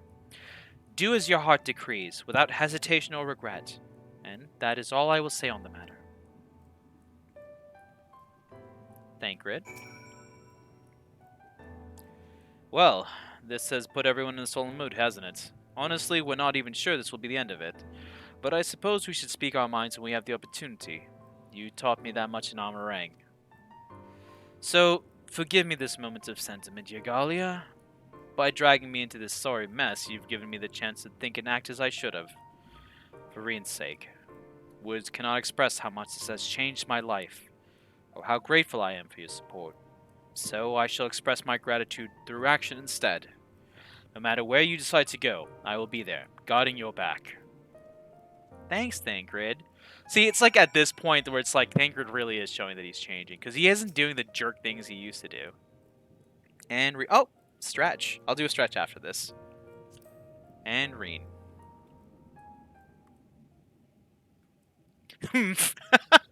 Is Humph to Thancred or the stretch delay? When Minfilian trusts me with her power, she warned me that no matter how strong you become, you can still fall victim to despair. You can still feel powerless. She was right. After you collapsed on Mount Golg, my hands wouldn't stop shaking. If I made a mistake, if I failed to bind the light within you, I was terrified you'd die. Even now, you could be moments from turning, and I wouldn't know how to save you.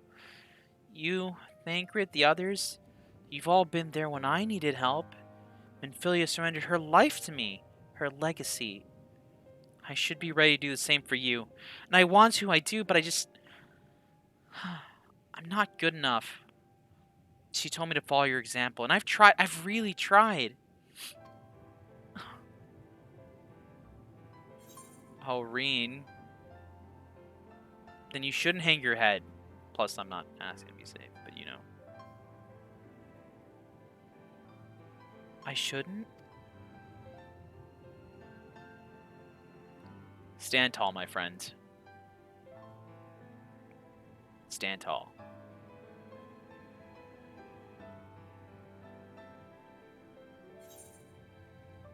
Fate can be cruel, but a smile better suits a hero. We must all keep looking forward, like the heroes who never gave up hope for this world. Or say nothing. Gosh, this is tough. It's been a long time since Yer has thought or mentioned Horschiffant. But I'm gonna go with that. Both. Fate can be cruel, but a smile better suits a hero. I'm not sure Actually, never mind. I think I'll understand better if I try for myself.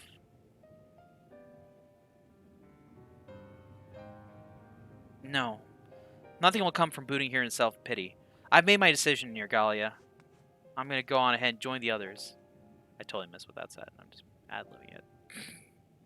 My heart. Yeah. Alright, let's redeem that stretch. For the final stretch here. Gosh, that Ascian scared me. Walking by back there.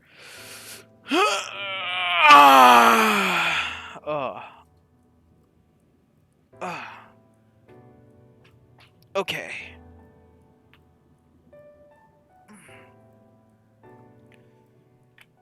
I should be good to go now.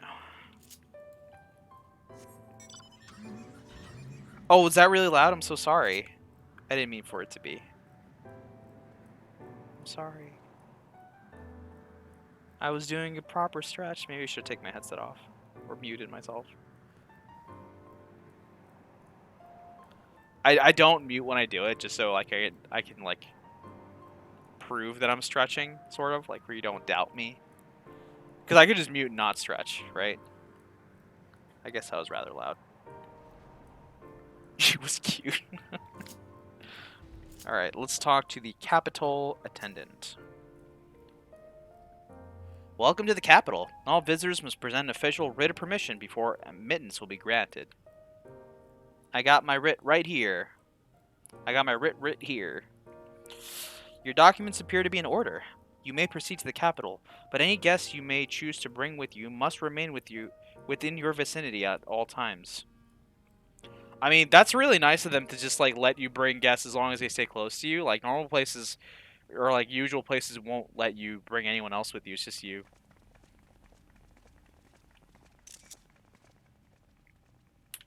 The gang. This really is unacceptable. I gave you very specific instructions. Emmet Selk. Give me a sec, I will be right back.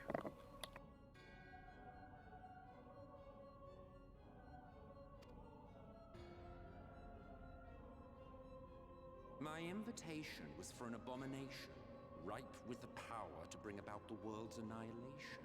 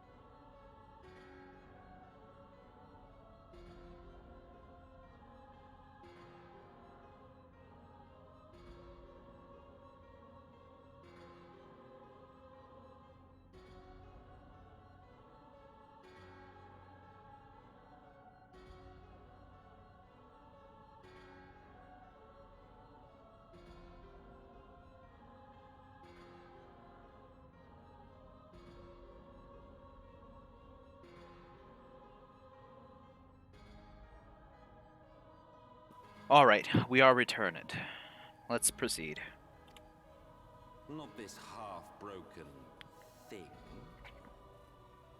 Whatever am I to do with you? Why is everyone always rolling up to be like, whatever am I do to you? Feoul, Emmett South, literally everybody. And I see you insist on keeping the same familiar company. Are you so lost without them? Yeah, I am. It is not she who is lost without the familiar. True. Get him, Stola. Burn this man. Not content with remaking an entire city, you aim to fill it with the reconstituted souls of the dead. Ooh, get foul, dude. I may have gotten a little carried away in my attention to detail. Added a few unnecessary flourishes. Well, there's no point trying to hide it. Yes. Once the rejoining of worlds is complete, Zodiac will regain his full strength and shatter his prison. Then we shall offer up the Source's remaining inhabitants in sacrifice, that we might resurrect our brethren who died to bring Zodiac into existence. But what was it that you came here to do exactly? Punch you in the stinking face and drag my #1 fan back.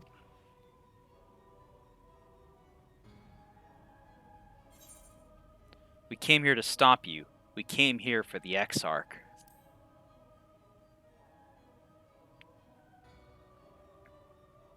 Well, you can't have him.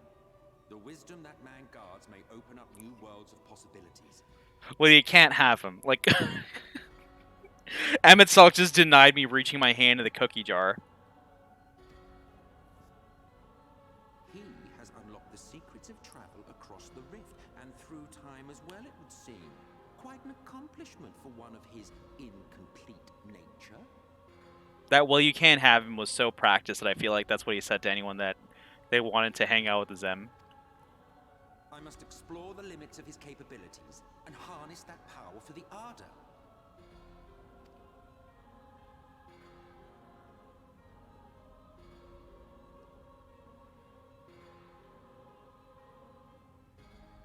Even now, after everything, you refuse to see reason. You think it unfair that you are subject to suffering? That your lives will be sacrificed for the Ancients? Look at me! I have lived 1,000 of your lives. I have broken bread with you, fought with you, grown ill, grown old, sired children, and yes, welcomed death's sweet embrace. For eons have I measured your worth and found you wanting. Too weak and feeble-minded to serve as stewards of any star.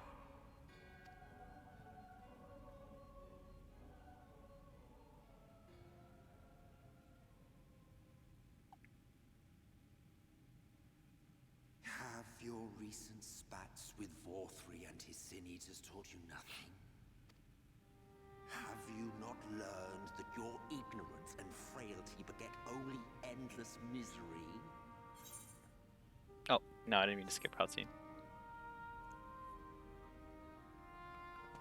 How long do you mean to perpetuate this farce?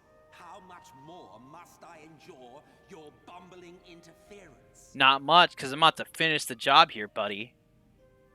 Let us imagine that the laws of reality are again undone and the world faces true annihilation. Do you honestly believe that half your number would sacrifice themselves to save the other? I mean, this is a tough question, honestly. Consider this. And then, I don't know, I cry. Of course they wouldn't. And if you had witnessed history unfold as I have, you would reach the same conclusion.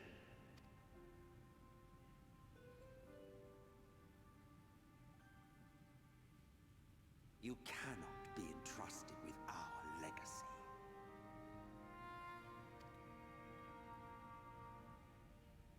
will bring back our brethren, our friends, our loved ones. The world belongs to us, and us alone.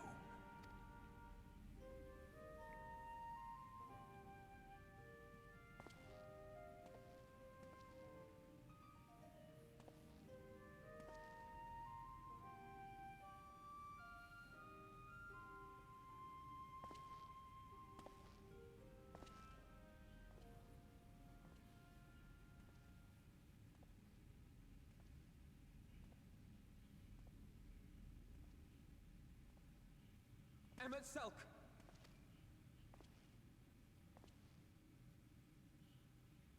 We understand, truly, but it makes no difference. The ones you love are in the past, while ours are here in the present. One day, we too will be ashes and dust, but not today. Our time is not yet finished.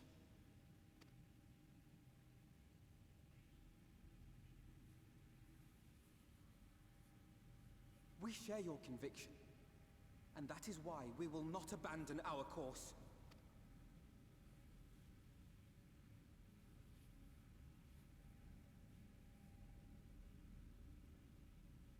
You think us the same? You think your tattered soul of equal worth to those I lost? Then come. Earn your place. Prove yourselves worthy to inherit this star.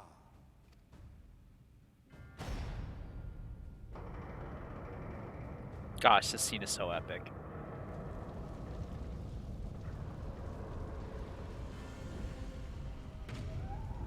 Behold, the coming oblivion.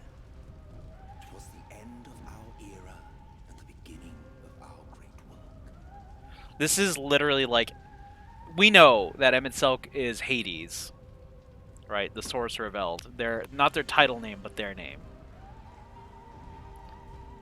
And this is like them opening the gates to hell or the underworld and telling you, the hero, to delve into the underworld and prove your worth. So, yeah, pretty good. For your final judgment. And like, he is literally gonna weigh our souls. Like, if that's not the most underworld thing to do, I don't know what is. Weighing the worth of our souls. I shall wait within, but do not spend too much time on your preparations. There's no telling how much longer the guest of honor will last.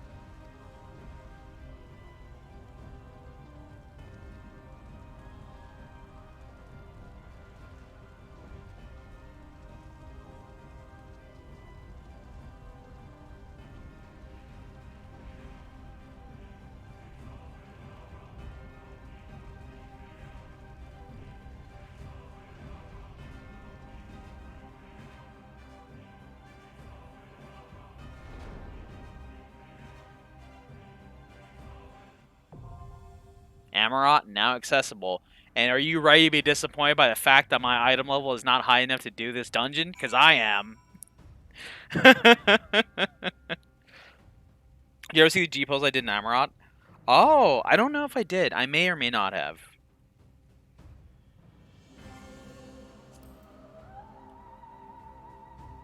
Yeah, the illusions and mythology here are good. I don't know what you misspelled. Yeah, we can't. We need to be IL 410. Alright, I have a way to solve this, though. We're going to head back real quick to the Ondo Cups. Amarot. Okay, got you.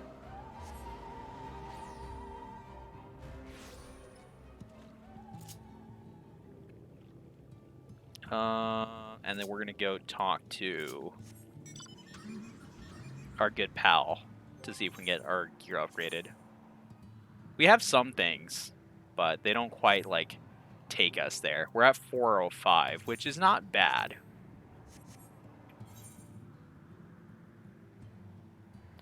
But I think if we pick up these 430 pieces that we get for free, then maybe it'll set us there. And if not, I mean, I'll just go shell out for, like, a bunch of Exarchic gear. And then we'll get going. Do we have any resources? Any tombstones? We don't.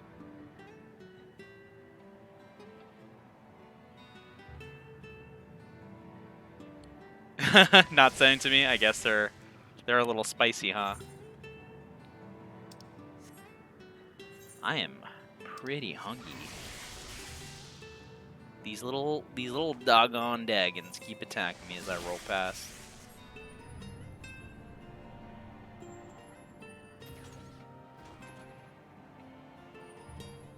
There are a few that are more tame. Yeah, you can send those. I'll see some tame ones.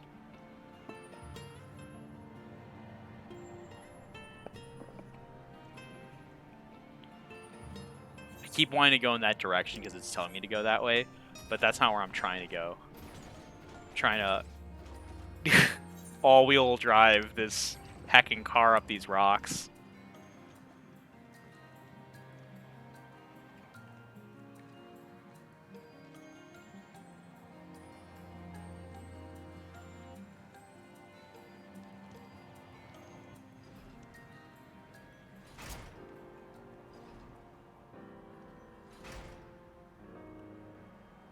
Alright, Grenolt, I'm here to pick up my stuff.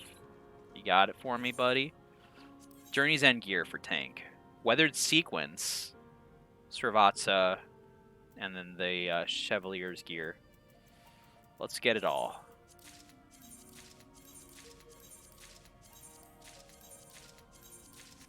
And if I put it on, where does that put me? 418! Plenty. Plenty enough. First things first, though, I'm going to go ahead and go and repair my gear and then equip it.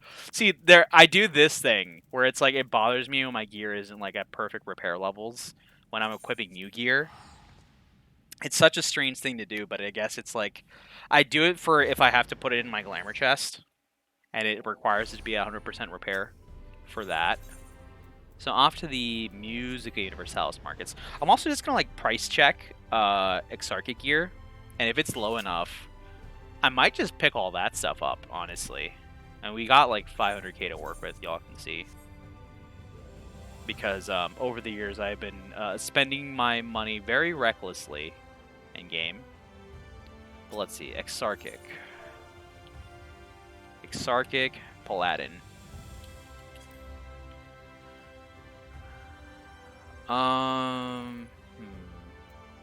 This doesn't tell me anything. I'm just going to erase that. Go to highest level 80 gear. Exarchic co-defending, about 100k. Gauntlets, about 100k. So each piece is about 100k. That's a little too much for us at the moment here. So we're gonna probably have to gear the traditional fashion. 70k for this. Shield is 40k. Not so expensive for the shield. Combined, they're about 120, 130k. So not the worstest, but I think this is fine. We got what we got here. It'll work for us. We got some Nabat stuff. We got some like equipable things from other places too. I think we'll see how far we can get with just like the left side stuff and shield. So sequence, Srivatsa, the Chevalier's Temple stuff. Chain, gauntlets, pants, and booties. We're at 415 with this. That's good enough for me, honestly. Yeah, that'll get the job done. Let's go and queue for Amarant now. We're doing things minimum eye level. What is... Yeah, it's 410, so like we're just 5 above. Sorry, healers. This is all you're getting from us. What does the temple chain look like up close? I didn't actually pay attention. This armor set. It's not bad. Oh, it's a nice chain. I like it. It's got a little ribbon on the side too. That's not a bad look. Honestly, I don't hate it. It's very protagonist looking. I will give it that. Healers adjust pretty much. I mean, like, I'll do my best to not mess up in there, so there's really nothing I can do beyond that. Like, because if... I don't know what else they want from me. Gosh, this looks good. this shot looks good, just like the armor. And you know what I like the most about this? It doesn't clip so bad. It doesn't. So I'm happy. I'm glad they didn't go clipping armor this time. Right? My sword is clipping through like the sheath or side stuff there, but that's fine, I guess. At least the pauldrons and shield aren't clipping as much. Yeah, significantly better than the other armor. Oh, there's the pop. Let's do it. Time to disappoint everyone. And of course, we're going to watch cutscenes, because, you know, I want to make them extra salty. Even though I've seen these 1,000 times. It's for the spectacle.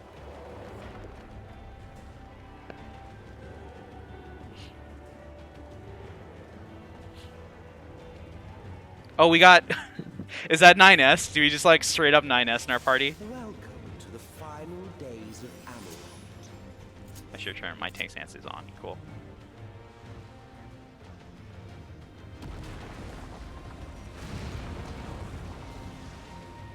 The fabric of our star began to fray, and the unchecked energies of creation begat malformed beasts.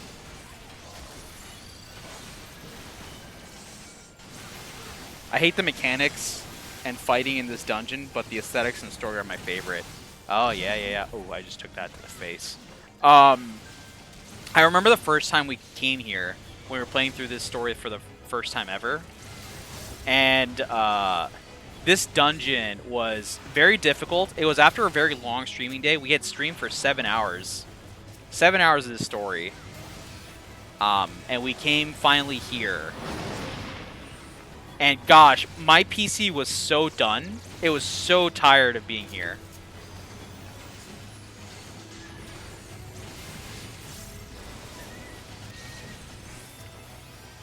And so, like, partway through this, I had to restart my... it booted me. My program failed. I had an error. FF14 had closed. The stream had shut. And I had to restart my entire PC. And so everyone had waited for me in here. I believe it was Crow, Liz, and maybe... I want to say it was Cam or Mech who was the other person in here with us. And yeah, so I restarted everything, you know, turned my PC back on, plugged it back in, restarted the stream. We've been going for 4 hours prior to that, and it was 3 hours to this point. And it's just like, oh gosh. And we almost ran out of time doing this because we kept wiping on bosses. Because the mechanics took a while to get used to because they were new. We hadn't seen a lot of things like them before. It was a very tough run of this place.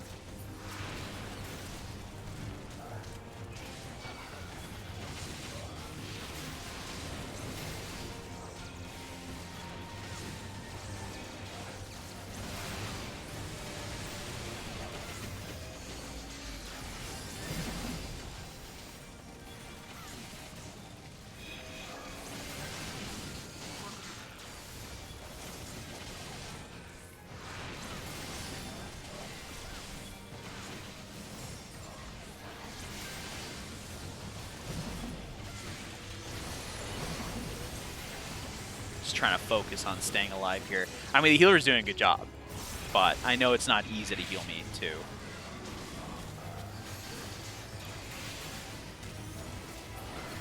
Just as prayer gives rise to primals, our dread made manifest our deepest fears. I'll wait for everyone to show up here. Yeah, there they are. Starting with magic combo here, right at the gate.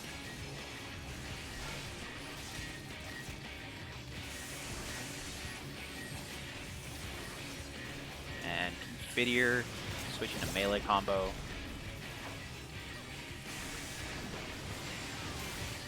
Meteor Rain, this is going to drop AoEs on the friends, and they got to drop down, and they're going to cause meteor indicators to show up, and we have to hide behind them later.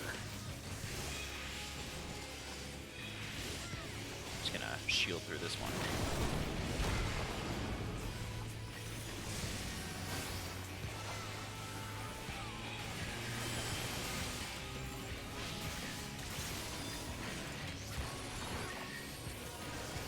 Why?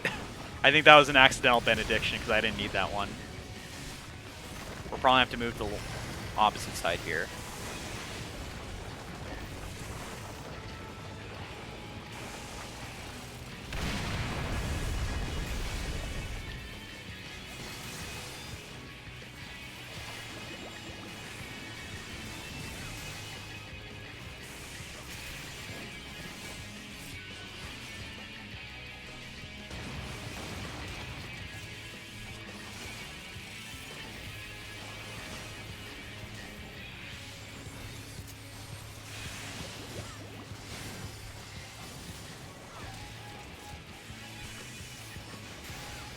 Another meteor rain coming down for the group. Except there's going to be annoying little AoEs popping off at the same time, which need to be avoided, which I might be standing in next. Falling Sky. Mitigation for that. Out of here. Make sure I don't clip one of the party members too. Bad.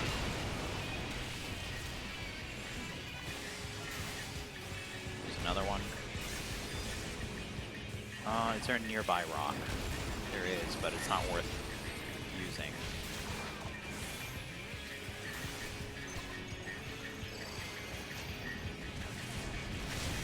Ooh, we lost our healer. That's not good for us. We need to play extra careful now. We don't have one that can res either. We're fine though, I believe. I believe in us. Easy. Got there. Alright. We're gonna wait here for our healer to come back. And I'll go ahead and read on these things, because, you know, my inventory is not completely full yet. Might as well put more garbage in it. There they are. Let's go. Is our healer also new to this fight? Oh yeah, they are. Nice. That or they just decided to only keep 430 gear, but I doubt that might be it. If they are new, they're doing a really good job of it. Maybe they're an alt too.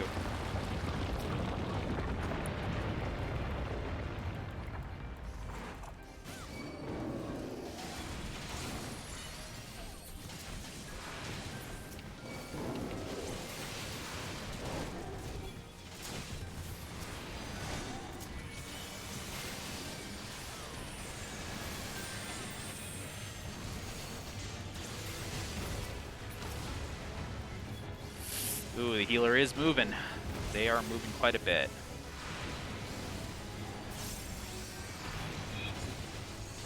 I hope they decide to stand still eventually so we can focus this Terminus Roiler down. I'm gonna have to... Oh, they benediction as I hollow grounded. No. That's unfortunate. I'm just gonna stand in this one. Sentinel. That's the worst, honestly.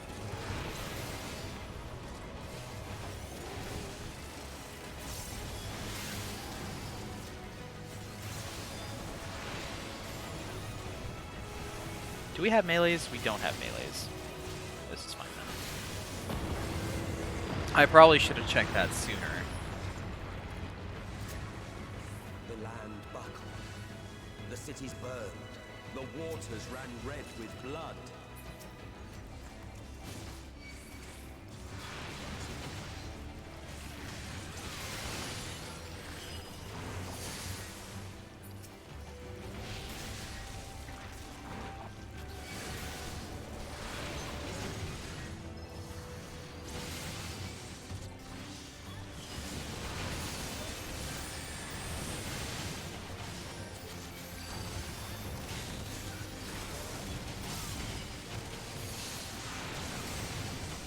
Spam our AoEs here.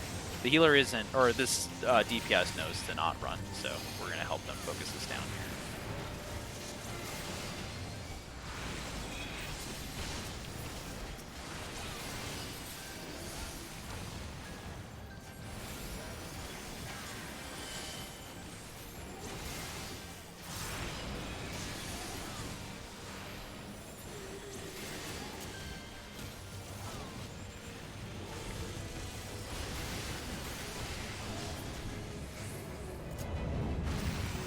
treasure coffer.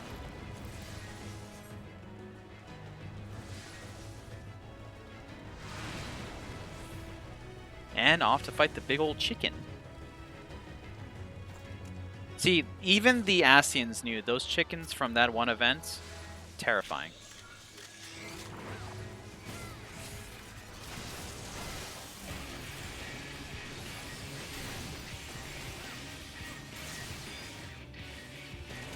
You hate the second fight, really? I think it's interesting. It is an ad fight, which is different. With like a DPS check. A light one, but it is a DPS check.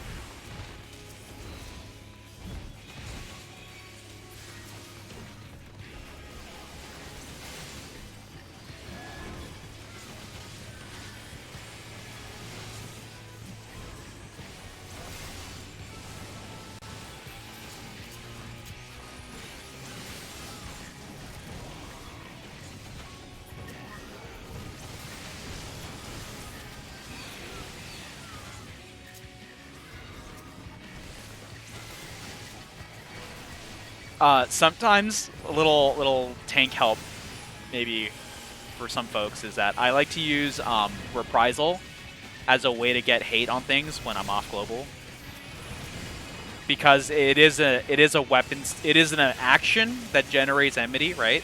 And since it's being done by a tank, it generates a little bit more. So it's nice at grabbing hate on things. Sometimes when you're just like, oh, I don't have anything up, I gotta use something. That, or if you got a quick heal on yourself, that works too. Like if you're like the third hit of your Dark Knight combo, or the second hit of your Gunbreaker combo, those also generate enough enmity sometimes to pick up targets.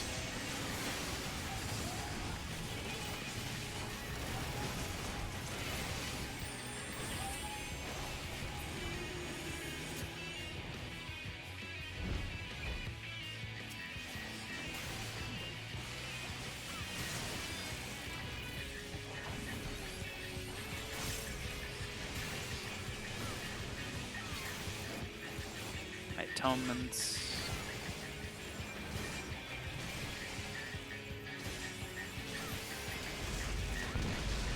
Ooh, we made it. Nice. This is far from the worst of it. Come, and I will show you.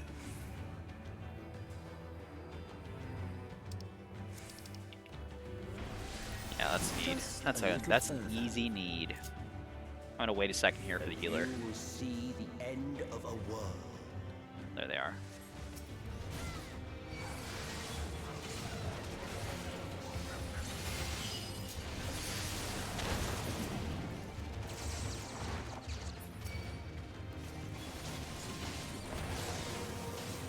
Sentinel.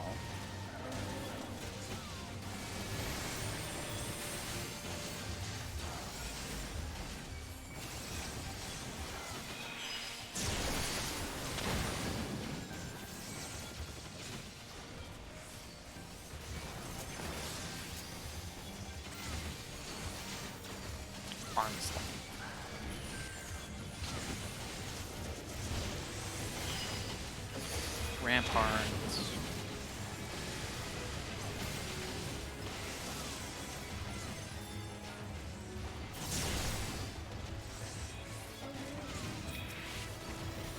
Stun resisted. Great.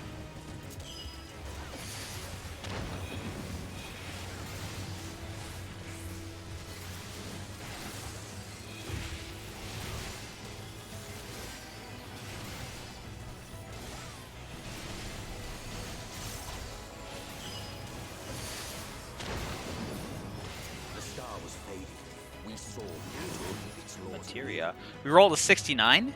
Nice.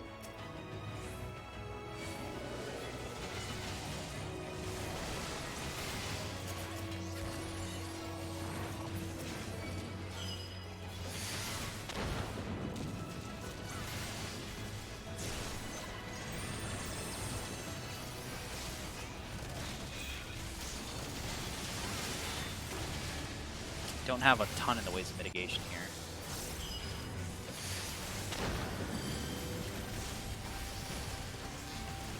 Just pretty much spamming Clemency until a Hollow Ground comes back up.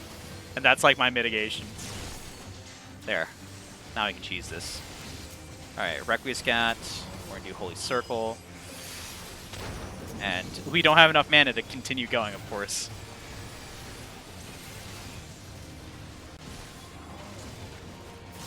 Now Sentinel and Rampart are both back up, but we don't need them until the boss, so we're fine.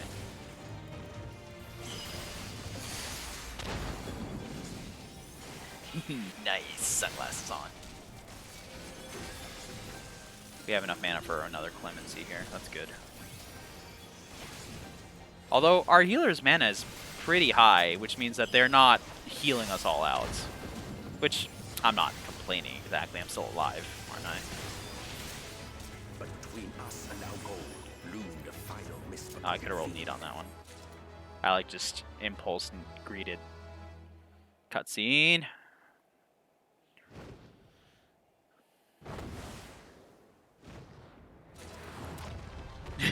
Song playing in the background. Therion! The Chthonic Riddle!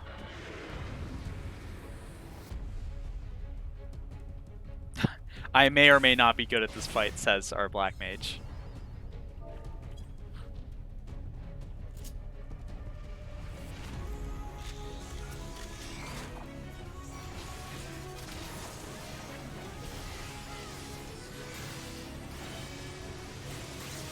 Oh, someone else here is doing their ults through here. Nerfed. That's cool.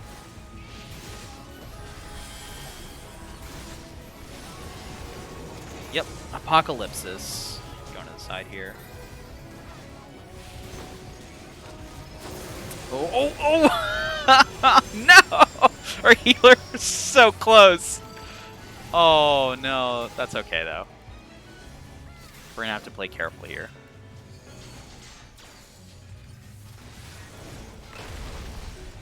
I'm going to say that and then just not actually do it. I wonder how long we can make it here like this.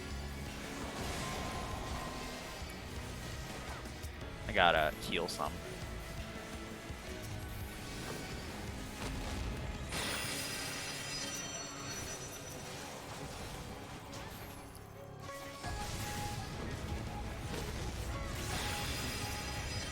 No! That person died. Alright, let's get the Black Mage up a little higher. Nerfed. I don't think we can actually win this fight with the amount of damage that we have between the two of us, but I sure like the effort of putting it in, you know.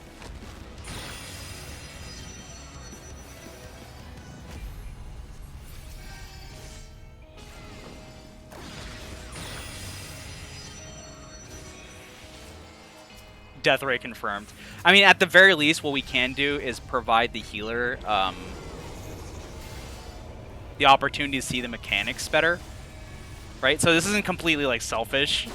We are giving the healer a chance to learn the mechanics as we do the fight here, as long as it lasts. So that's a good thing that can come out of this. We're gonna do another Therion charge. Get my last atonement out of this first.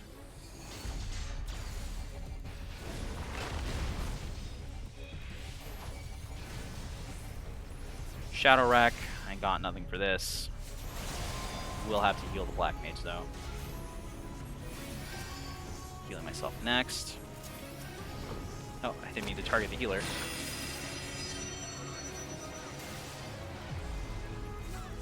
Oh, I get hit by that maybe? No, I'm fine.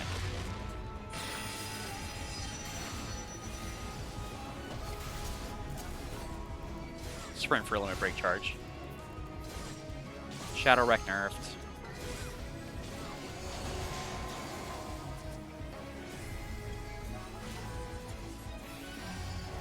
Deathly Ray.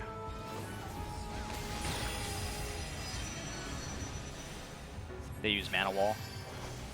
Probably good. Ha! Barely clipped me there. Oh no, I mean, I appreciate the belief in me that there's no way we can beat this together. The two of us will run out of space to hide from the Apocalypsis Ray before anything else happens here. Here, speaking of Apocalypsis Ray, it should be coming out soon. use this chance to heal ourselves.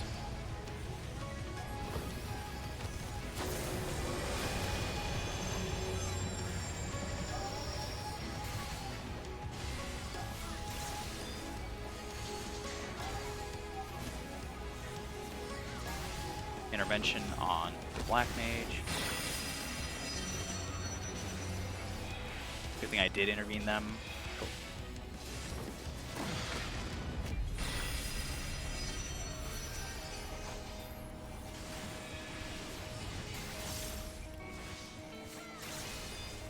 Nerfed.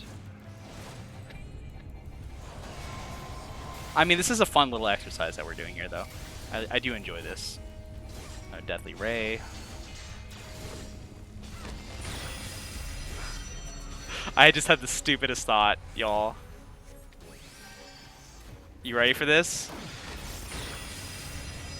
Deathly Ray Jepsen. Oh gosh, I'm so dumb.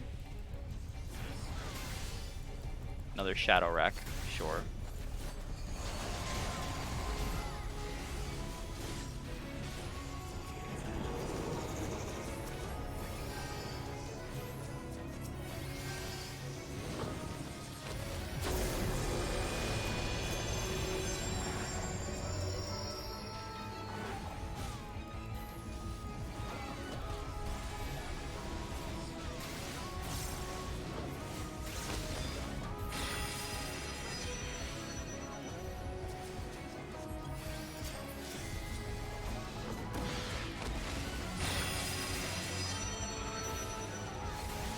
I mean, maybe the Black Mage could try limit breaking at some point. Maybe that'll get us through this. Another Shadow Wreck. Nerfed. I'll move to the side over here, so when the Deathly Ray comes out, it doesn't necessarily hit them. But it did there.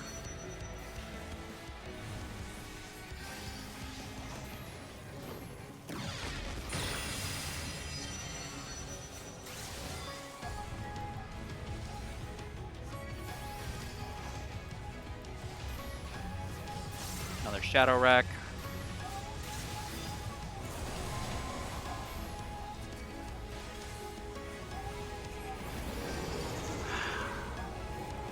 I don't know if we can actually hide anywhere for this one. I'm just gonna hollow ground through it. And pray that I can keep the Black Mage alive. I can! Yes! Oh, that works so well. Oh, dang, I'm poggers.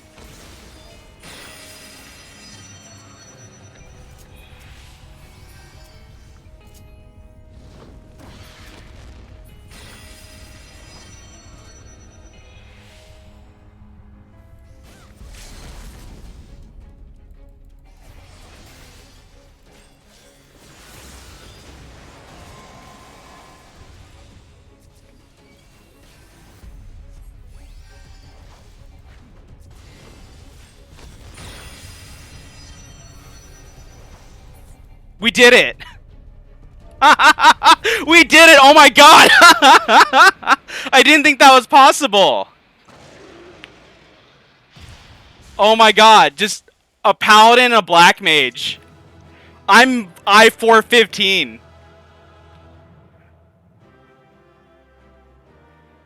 Wow. I didn't think Hollowed Clemency through the final apocalypsis would make it.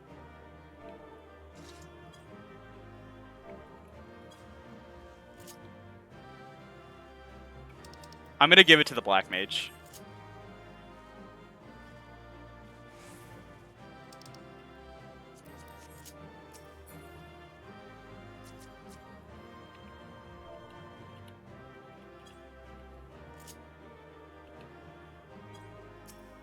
Let's get out of here. Got all those commendations. Sweet.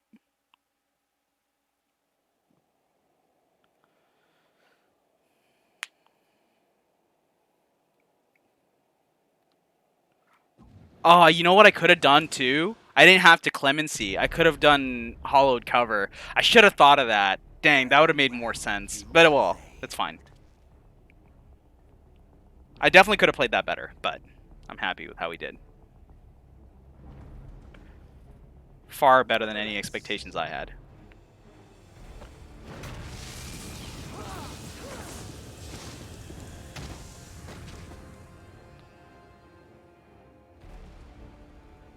Your performance was underwhelming, and I remain unconvinced of your work. That was underwhelming? I'll never live up to your standards, you beautiful, sad man. Oh, you tower of your misbegotten ilk, no doubt. But should I bring my full strength to bear, well, you would be as leaves in the wind. The gulf between us is a reflection of the disparity between the world as it was and what it has become.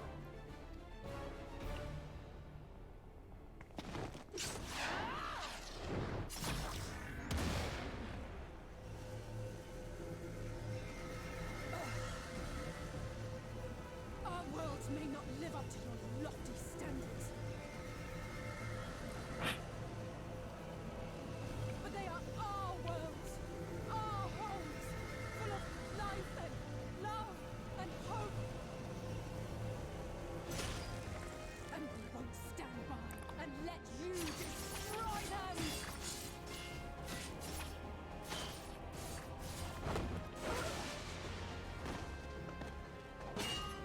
Alizé! You are a mistake. For we who have known perfection, the shattered source and these shards are ghastly mockeries of the true world. The ephemeral lives you exhort are pale imitations, utterly devoid of meaning. Damn it, it stops quoting my mom. Brutal.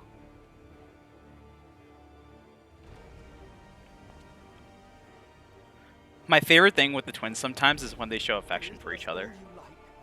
But we will rise again and again, and give the lie to your insults through word and deed. We define our worth, not the circumstances of our creation. More prat.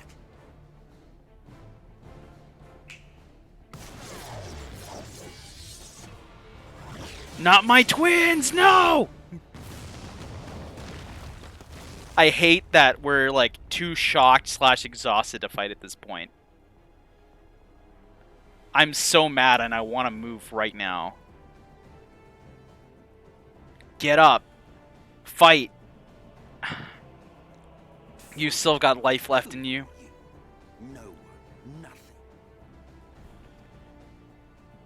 Once I have reclaimed my heritage, my first act will be to expunge your stain from history's weave.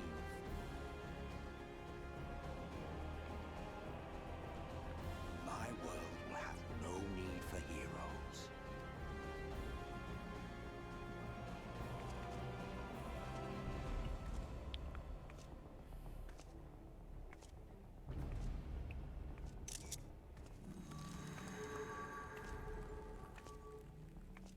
Still fighting the good fight.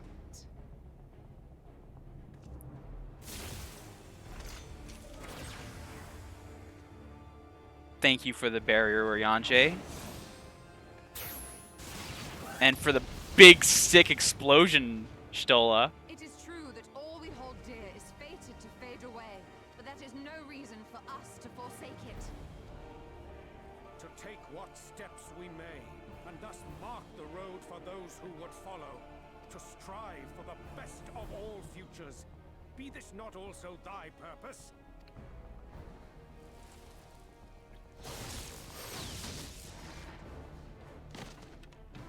Oh no, Stola Orianje. Do not presume to speak of my future. The Ascian mask is on. And you? Why waste your final moments in futile defiance? Ain't got nothing better, dude. Weary wanderer, you've no fight left to fight, no life left to live. This is the same line that the gremlin says to you in the opening. That says the Warrior of Light before the Karibo looking Sin shows up. Sin Eater shows up, rather.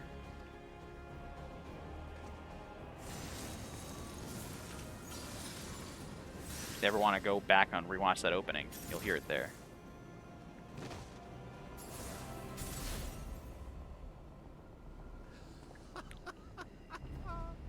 You see? The light will not be denied. Surrender to your fate, and let the transformation take you. Rise up in madness and fury. Devour the vermin infesting the land which is rightfully ours. Oh, happily, and I'll start with you.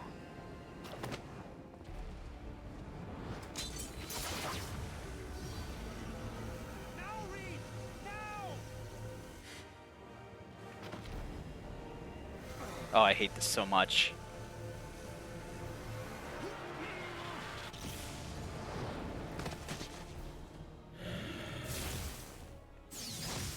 No!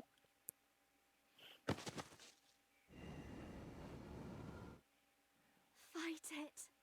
You have to hold on. Not my daughter, Emmett Selk. Not my daughter!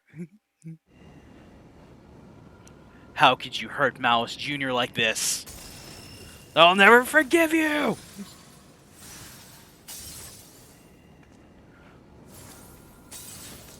No, all my milk! All the milk I had earlier! Ugh.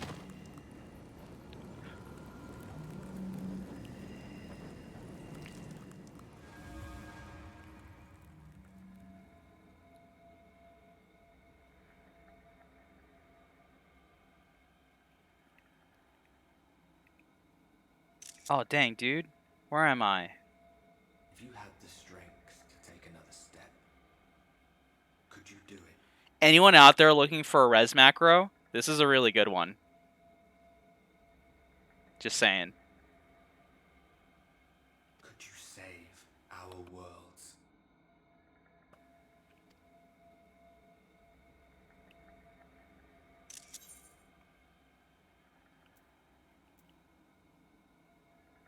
You know I could, says Yer.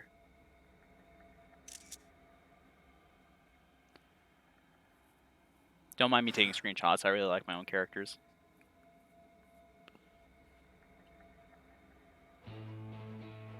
The song! The song is playing. Take it. We fight as one. Also, I like when Arbor does cool things.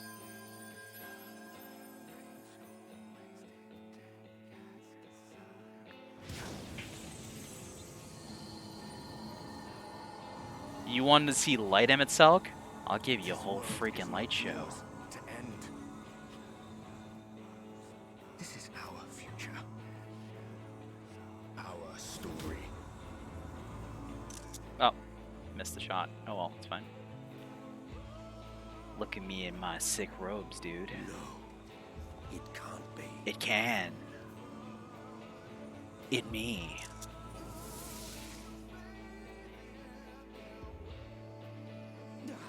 That trick of the light. You are a broken husk, nothing more. We'll see who's a broken husk at the end of this. How can you hope to stand against me alone? That's because I'm not alone. We stand together. Yeah, tell him, Exarch. Also, aren't you like super shot and stuff?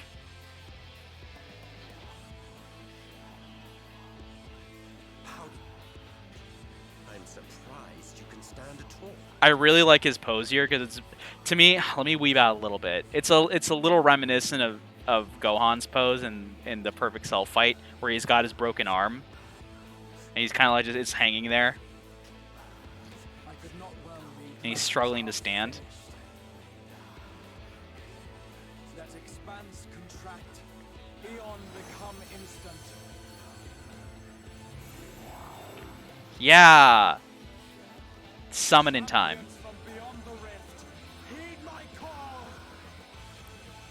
This scene is so cool too.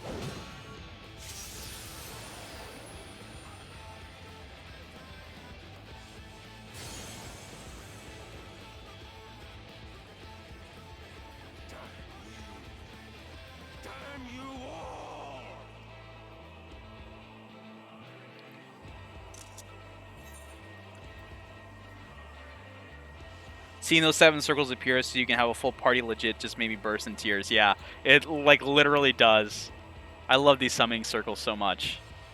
Even though they get misused, they're some of the coolest things to me. I challenge you, Emmett Selk. You want us to prove our worth? Here I am. Very well. Let us proceed to your final judgment. This, by the way, the significance of us accepting Ardbur's axe and stuff there was our sort of rejoining with him. So now we are 8 times rejoined. The victor shall write the tale, and the vanquished become its villain. Hence why all of our injuries have been healed and we are stronger than before. But come, let us cast aside titles and pretense, and reveal our true faces to one another.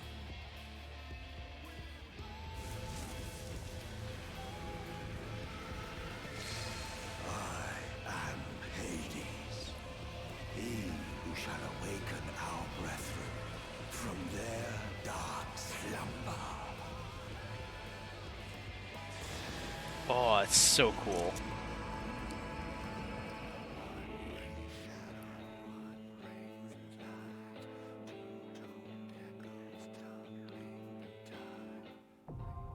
The dying gasp now accessible. Alright, let's do this fight. He created this stage, by the way, for us. He took us here because this is not where we were.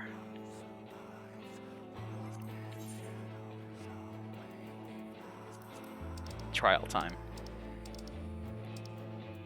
The dying gasp. Let's go.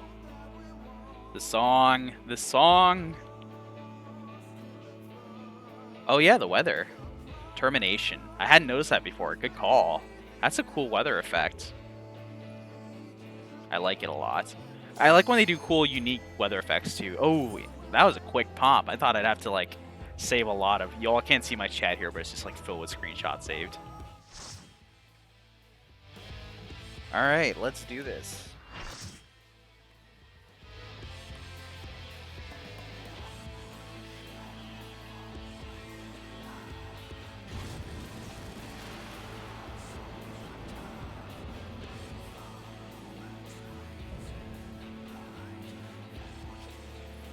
If you look around, you see the armor around you.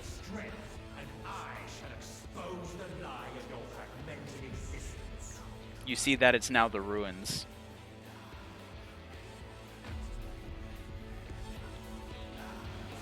The enchantment no longer forcing itself to hold it together. Oh, we got the same healer we had from the thing. We got some of the same folks.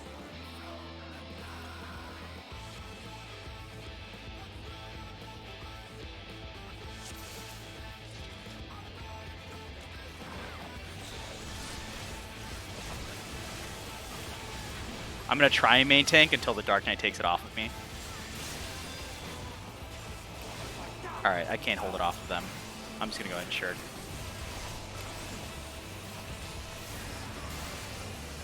They are much better geared than I am. I can just tell by the feel of it. It's a bad faith. We're going to avoid it by going here. We're going to leave our tank stance on, however, because we are going to need it to grab the ads in a later phase here.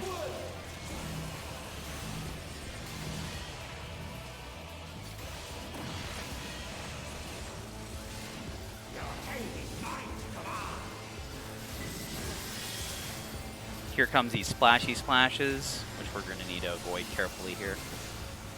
It's 1, 2. They will expand, so we will see them do a lot more. This is probably a bad placement for it, but hey, we're going to go around here. Do a little big walk. Don't mind who just went down. That's not indicative of anything. Don't make your nasty memes here. Of a certain job memeing.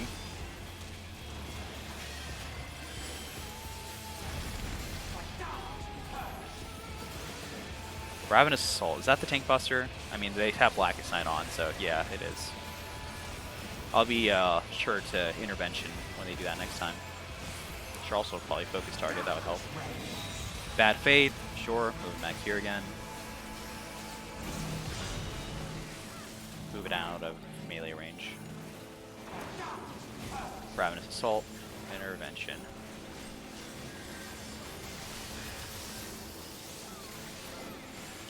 Wow, what an easy fight that was. Alright, they're grabbing that side, I'll grab this side.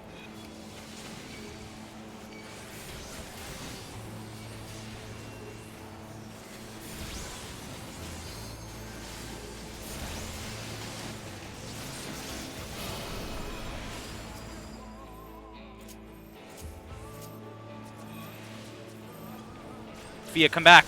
No! They didn't. I tried to save them, but I couldn't.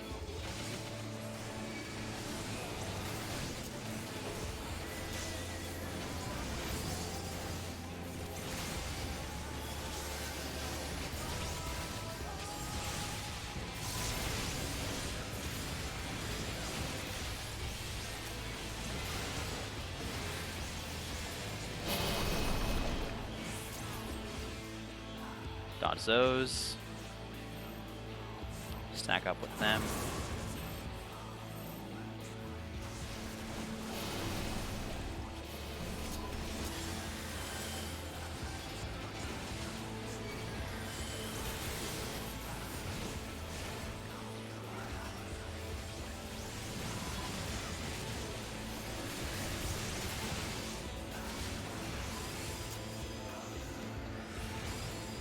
Alright, what do you got next for us, buddy?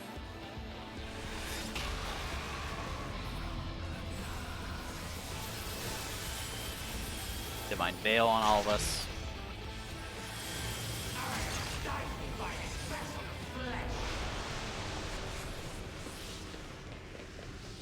Limit gauge getting reset, and he takes this nice little plummet into the abyss. You get to enjoy this.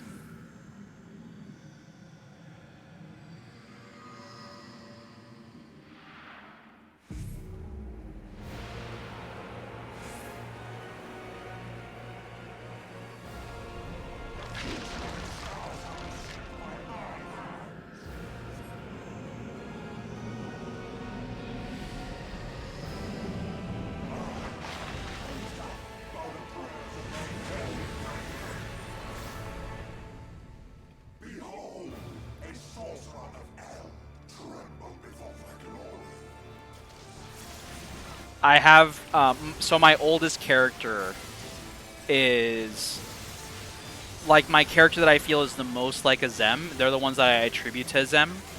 I'm gonna nerf this because I don't remember what this does. Yeah, it's a raid wipe. Good on me. And in my mind, they use the phrase, they use that phrase. Oh, I should have moved out of that. Because they're like a black mage main or whatever, and also all this other stuff. So to me, like, they can use a line as well as, like, you know, a sorceress of Eld. Going to the side here.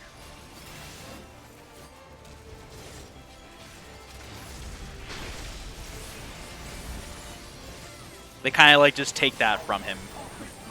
Polydemon's Purgatory. Yeah, if this is, people get absorbed into a thing. Oh no, it's the sides. Right.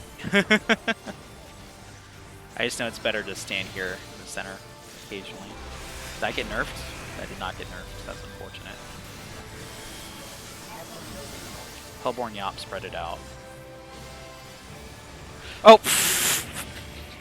I jumped off the edge. Oh well. That's fair though, I am tired. I'll let that happen. Yeah, thank you for the res. That was embarrassing.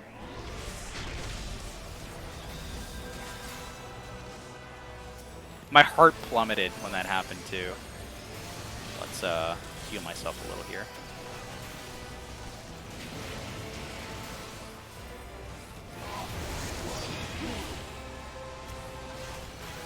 Plus open the old jail.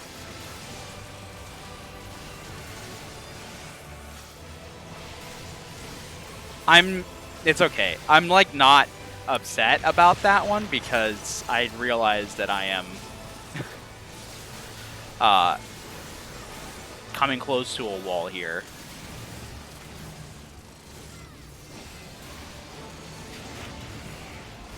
As far as like focus and attention is going.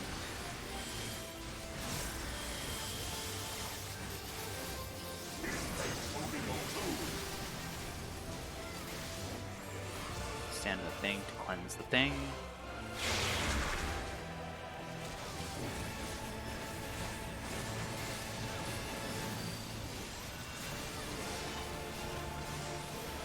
Yeah, I've been at it for 6.5 hours, so I think it's okay if I do a little oopsies. I think a bigger oopsie was that if I had just let everyone get hit, that would be more upsetting. This is Purgatory, so come middle.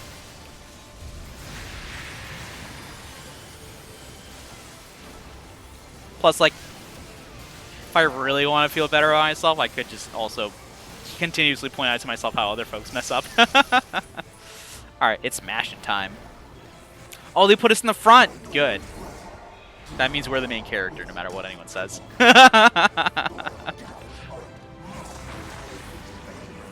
The game knew.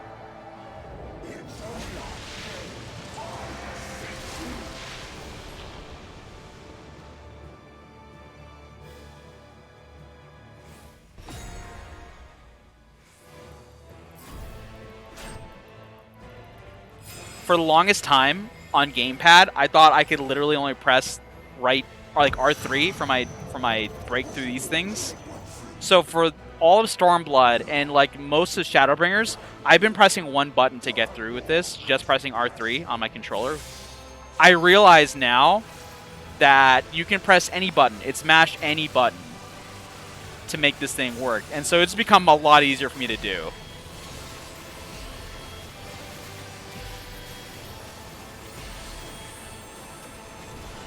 Because it only shows me the one button, so I just assume it was the one button. Any y'all homies want an LB3, that'd be kind of sick.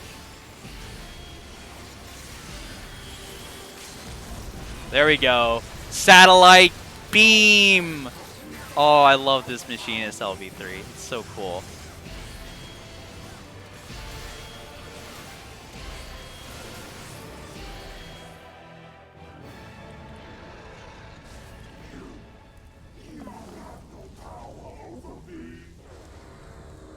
Bet. I got loads of it, Emmett Silk.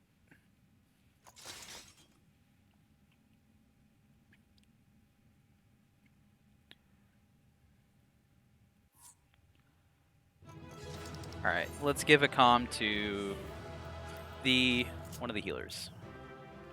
Because they were RPing the entire time. They're RPing right now too, so that's pretty impressive. Hey, we got more comms. Heck yeah. It's pity comms for me falling off the edge. Or maybe for not fighting the Dark Knight for hate. As soon as I realized that was me a futile effort. I mean, if I wanted to, I could have. But that would have meant me cheesing hate instead of actually keeping it. So I wouldn't be doing as much damage. I would just be holding hate.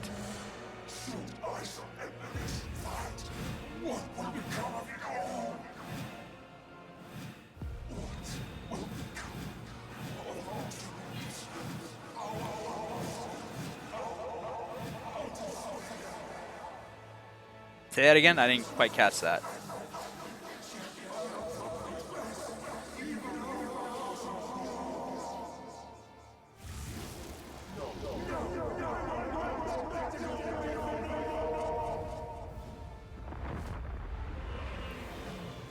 See, I come from the Danny Phantom Spider-Man school of dealing with villains, which is throwing out endless quips in response to everything they say.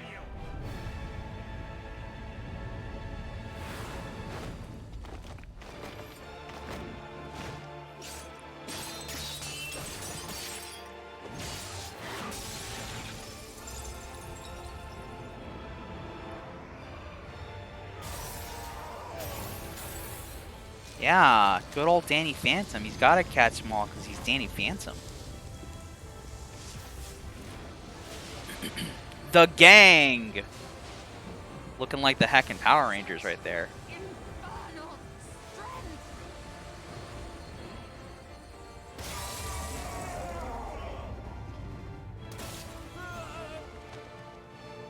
Alice's gotcha.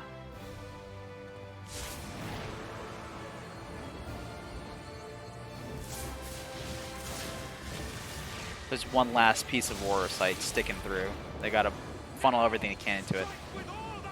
Oh, yes! The super axe yeet of justice and love and other things.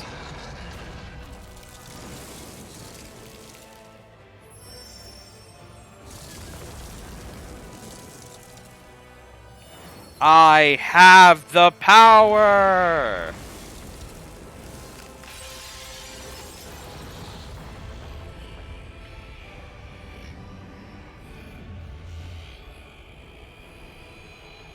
Such a cool shot, gosh.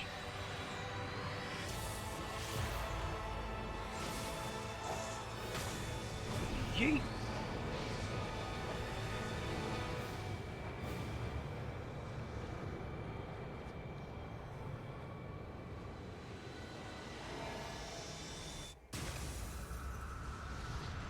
Gosh, that shot just takes my breath away. It reminds me of that one scene in one of the more recent Star Wars movies, the Lightspeed Ram.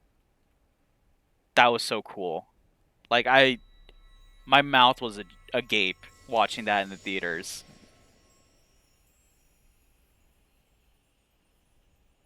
Similarly here.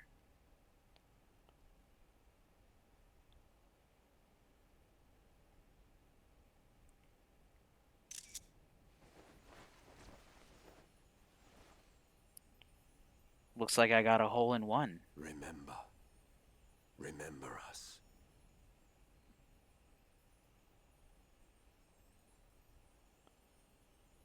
Looks like I've justified your holier-than-thou attitude, Emelsalk.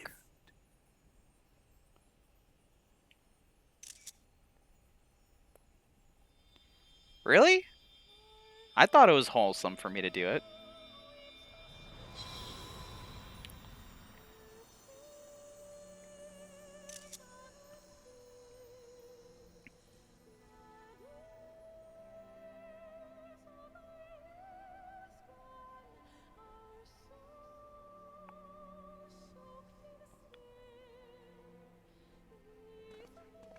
It's over.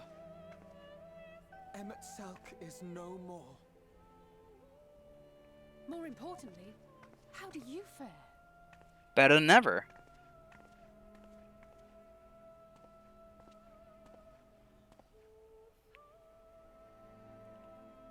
What dost thou see? With your special eyes. Her ether. It is as it used to be. Heck yeah. But As stronger. a disciple of Zodiac, the Ascian was the darkness to your light. I can but assume that when you set your strength against his, the light within you was spent. No, it's more than that. Under the strain of that incredible flood of ether, your soul had begun to break apart, yet now it seems somehow restored.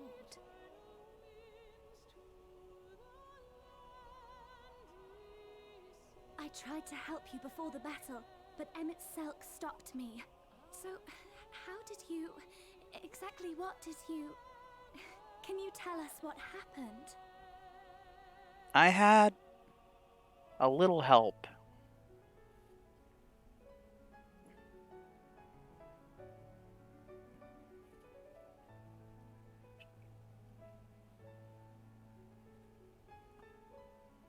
From a friend.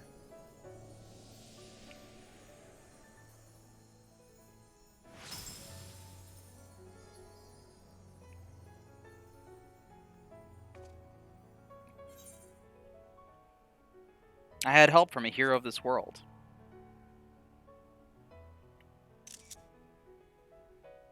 I see.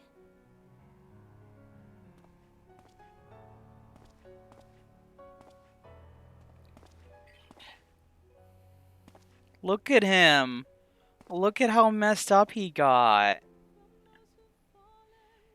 It's like he had a bad night out drinking and woke up in the trash can. Where to start? I believe I owe you all an apology. And you. It's like Chris Lexark at the end of one of those hangover movies.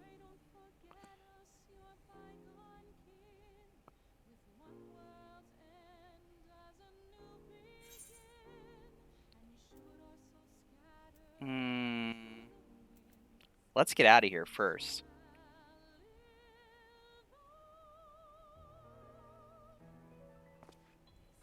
No arguments here.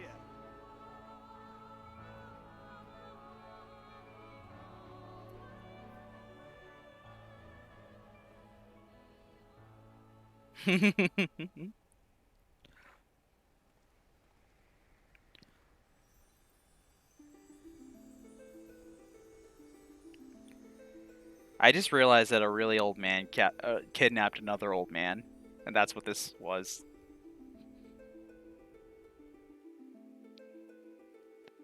Two really old dudes just kidnapping each other. It's cool. What? What did I do? I didn't do anything. Not my fault. The song, yeah. Oh, Dulia's here! And everyone. All I could see from here was the whale, Master Chai. 'Twas surely Alphino and those friends of his. They did something heroic, mark my words. Want to know how strong Julia Chai is? She's wearing all the Moxen on her hand. That's Mox Ruby, Mox Pearl, Mox Sapphire, Mox Emerald. They're sure to be back any moment now. Any moment.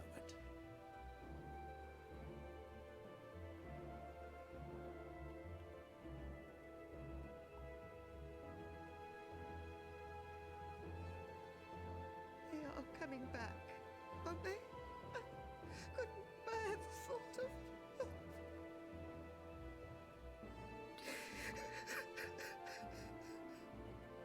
There, dear.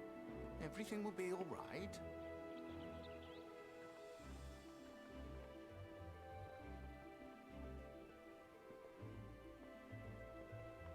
There, look! Over there, over the beach!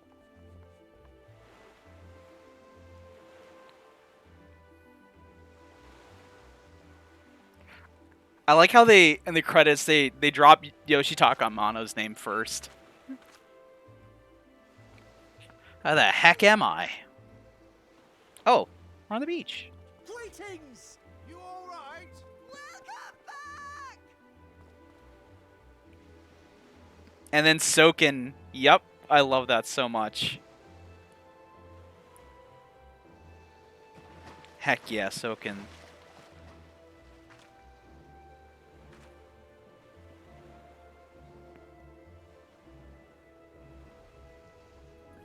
I didn't think we'd be swimming.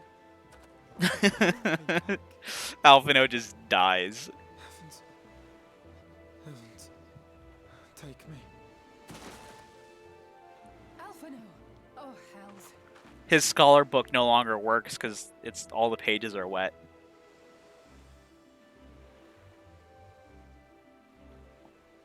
Wait! Where's Urianger? You'd think he tried to learn to swim to impress girls because he did everything to impress girls back at school. Shouldn't we look for him? The Charlene Academies. Sooner or later. Should we look for Urianger? Nah. Alphino!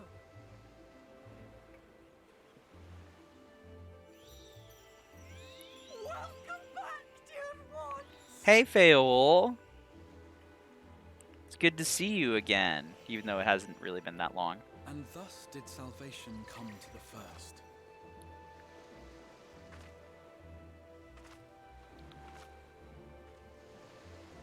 Alphino just still dead on the floor. Fade along with Emmett Selk's enchantments, and the depths shall be as once they were.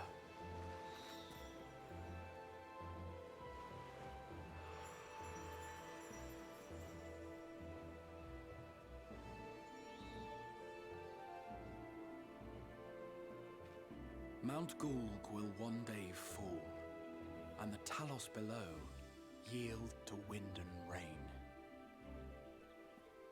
It's gonna suck when Mount Gulg does fall. This tale, too, will fade with time, passing into legend as the world heals and moves on.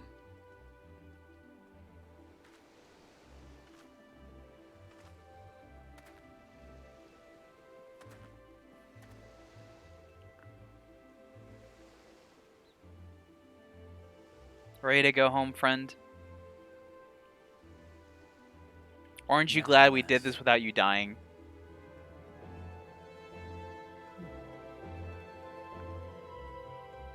This next part makes me cry so much. Your return to the Crystarium at night with all your friends.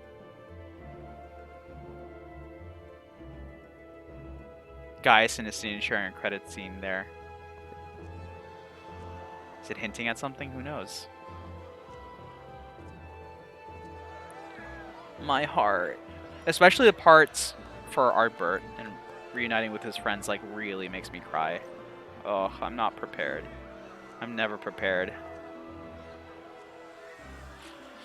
Oh.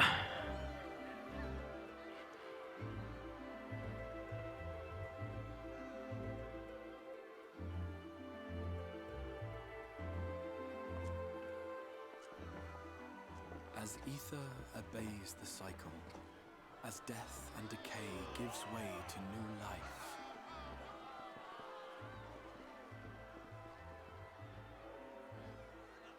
Artbert triumphantly returning. And not the crowd that awaits us, but just our friends. so too do the memories we share inspire others to rise to greatness. For we who walk before That's just so may beautiful. lead those who walk after.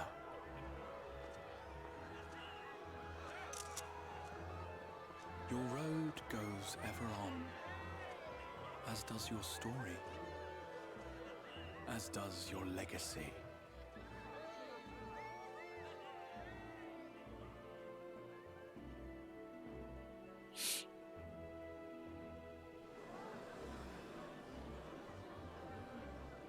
Such is the hero's lot, to touch the lives of countless others.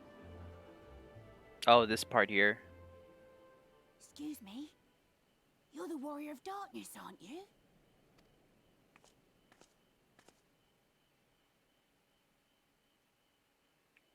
Where are you from, really? And how did you get to be so strong?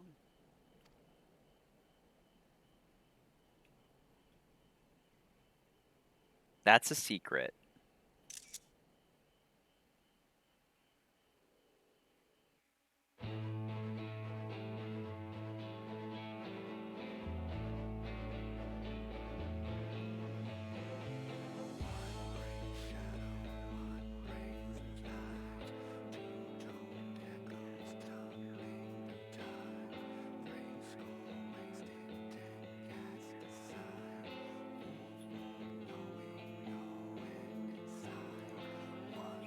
Oh, okay. We're gonna skip through that there. Just a little bit more. Friends, we are gathered here today for reasons. Reasons and causes.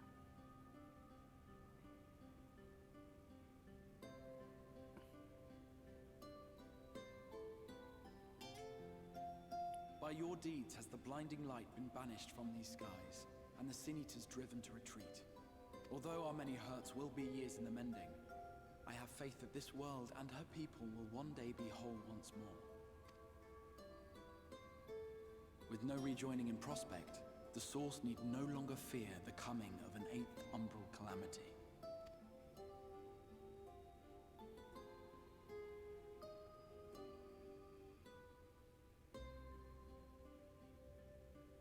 And with that triumph, the future from which you came will no longer come to pass. Yet here you still stand. So I do. I wonder if that other age continues onward somehow, cut adrift from time's flow. Or have I simply etched myself a place upon this new block of history? It's an interesting thing to ponder. Hey, it might be cool if maybe in the future in expansion we have to go to this, you know, unforeseen future, this alternate reality, and maybe try and fix things for them too, as a way to pay them back. Would be cool. Either way, this is an unexpected development. As the summoner of your souls, my death was meant to release you back to your world. Yet I am very much alive, and you are still stuck here in the first. Too many tears, I'm drowning. No, I'm so sorry. I don't know how to help, though, with regards to this. We won. We did it. I hope those are happy tears. Against all odds, we've stood together and triumphed. I believe I speak for us all when I say that we are happy to postpone our return if it means your life is spared. We will seek out another way.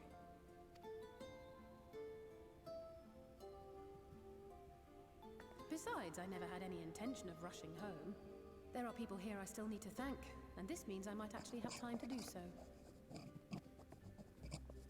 Sorry about that. Yet we dare not neglect our comrades in the source. Mistress Tataru, to name but one, will be most anxious to know how things stand with us. Post a new pick and turn. Please don't judge me. Is it me dying? Is it me falling off the edge? I'm gonna be sad if it is. I will judge you if that's what that is. Be sure and give a full report to our fellow scions. Oh, and we'd also appreciate any news you can bring us from back home. Oh, got you. Then I see no reason to delay. I can open the path from here. I imagine we each have matters demanding our attention, so let this be a farewell for us all. Send word when you've resummoned our friend. Oh, and do try to ensure she arrives within the city next time. Nice little ribbon for you. Of course. I shall strive for utmost accuracy. No strange forests or unplanned passengers, I promise.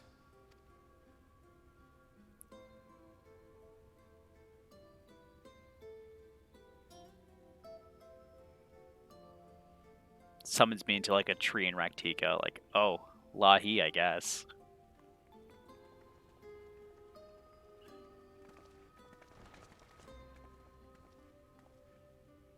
I'm a little relieved, to be honest. I would have been terribly lonely if everyone had suddenly disappeared. Aw, poor Reen. I don't want you to be alone either. But I understand that you have to go. Safe journey, warrior of darkness. I hope to see you again soon. Don't worry. Just do the Eden storyline. You'll be fine.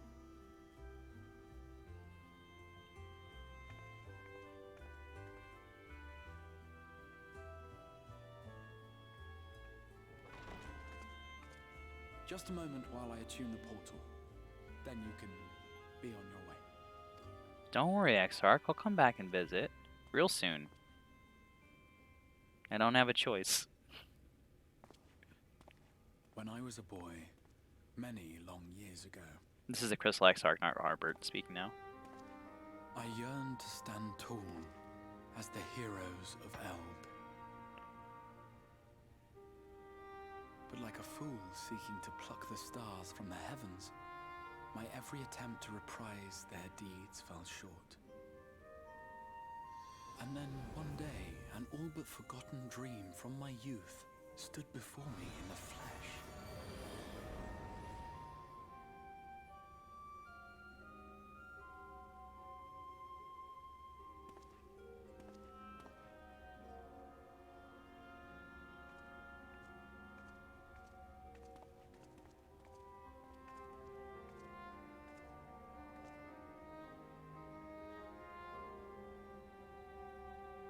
A hero who That, like, smooth gesture. Oh, the admiration in his eyes. Was that I would give anything to stand at that hero's side.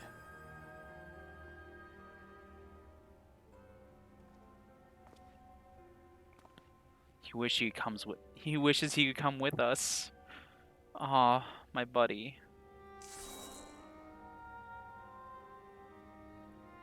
Would that it was so easy. The glory of the heavens was ever beyond the grasp of those who never thought to reach for it. But if I have gained anything from all of this, it is the courage to stretch out my hand. Yeah, I would too, to have someone look at me the way Graha looks at the Warrior of Light. Definitely.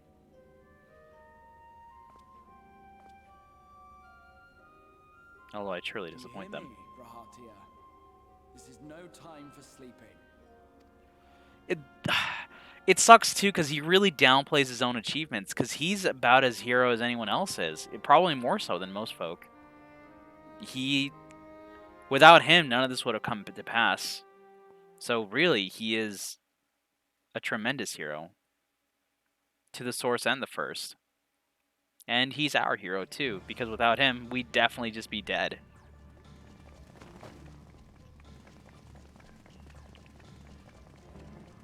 That should be easy for me. Oh, that's too nice of you.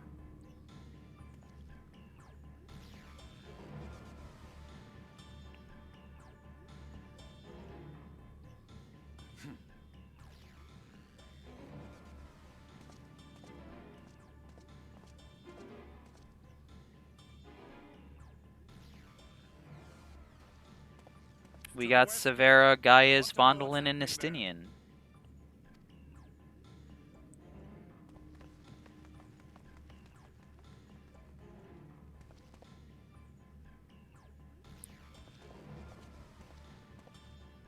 Same as the others, struck down with a single blow. An unfortunate day to draw guard duty. Xenos literally shows up here and takes everyone down with a single blow. Impressive. Not even in his own body. With someone else's. These were your people. We took advantage of this slaughter to slip into the palace. 'Tis not for me to grieve them.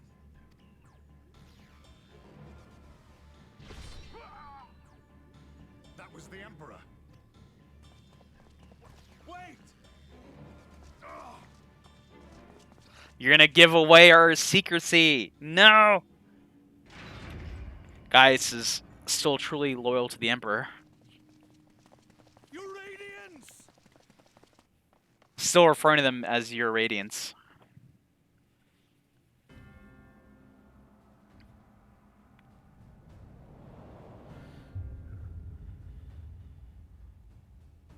There he is. You've missed your part in this, I'm afraid. My mans.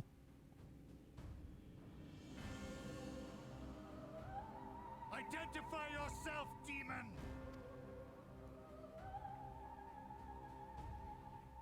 You were hoping for the Ascian? The Craven shed this skin and fled, rather than face me. A pity. I wasn't looking forward to crossing blades with myself. That's so hecking cool. He's so terrifying and powerful that Elidibus chose to just peace out instead of fight him. Oh, so good. Yes, he is the same age as Amanalaine, and also in my age group, which is fantastic. But I cannot deny the feeling of satisfaction.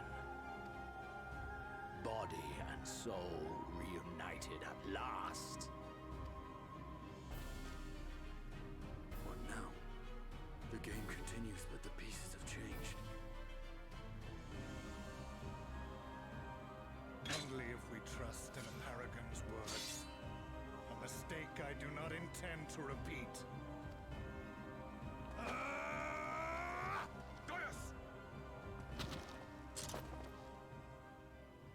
He speaks the truth. Elidibus is gone. Tore a hole into the rift.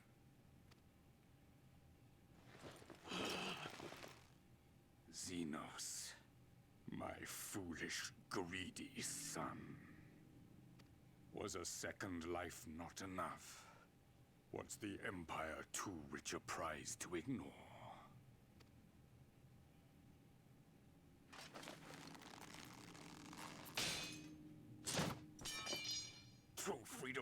nation, our people, will never be won by a spoiled princeling.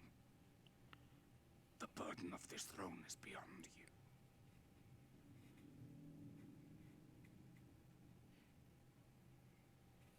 Wow. I didn't know that. That's interesting. We'll have to talk about that afterwards. But Varys is, even though he's like on the verge of death here, strong enough to push out Xenos' sword.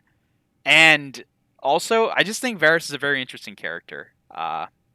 Personally, I like them a lot, and I'm disappointed that this happens to them.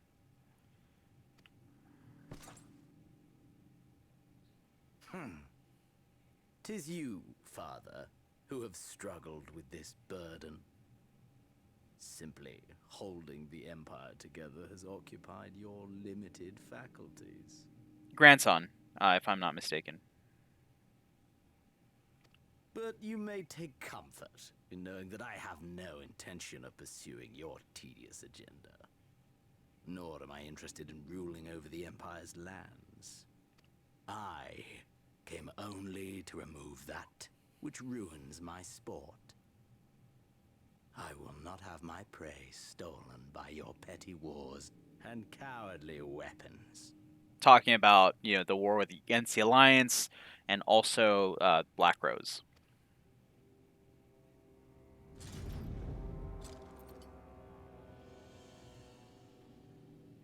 You would kill me just for that. I need no other reason. Any and all who interfere with my hunt. This is interesting because if you all remember, this sort of like impression, this sort of like effect that they gave to Xenos here is also the same one that King Thornton had, the Archbishop had, back when we faced him back in Heavensward. So, I don't know. It's really hinting to similarities between the Warrior of Light and Xenos. Maybe part of the same soul, or maybe they're just bound together somehow inexplicably. It's interesting. It's an interesting parallel. Will not do so twice. And of course, he has the Mangekyo Sharingan. AKA the artificial Echo. I heard the Ascians speak of Zodiac, an Eidolon. Even the will of this star is but a construct of our own making. We shall gorge upon their strength, and then, my friend, our contest shall begin anew.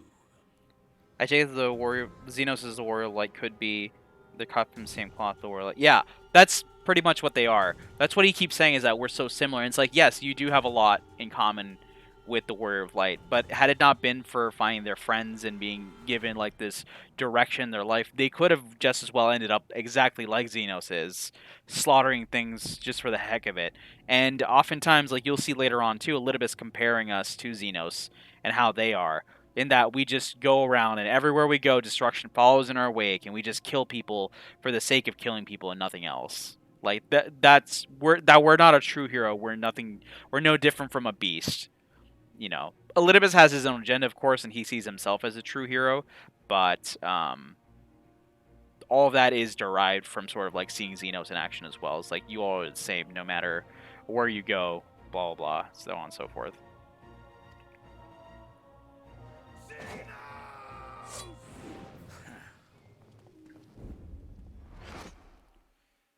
Why would Gaius attack Xenos here, who is now the crown ruler of Garlemald? Because Xenos has no ties to Garlemald. He's not interested in Garlemald.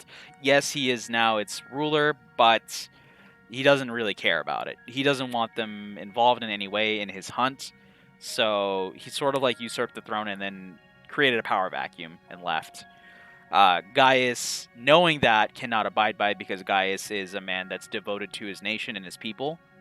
So, yeah, that this is like the highest treason in Gaius's eyes, more than anything else. It's not an ascension or even usurping, even, because that's not. It's different. It's just straight up treason. in his eyes. And therefore warrants him attacking Xenos like that. Gaius, interestingly enough, likes to play by the rules.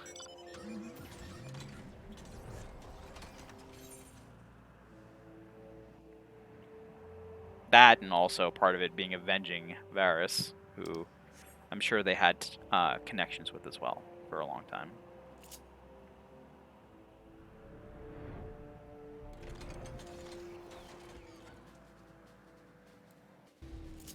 So to a degree also personal.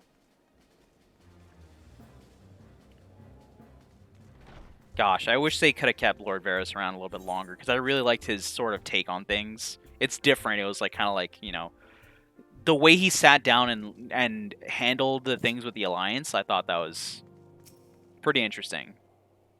Like, he's like, yeah, I'll hear you out, but you have to ask the right questions.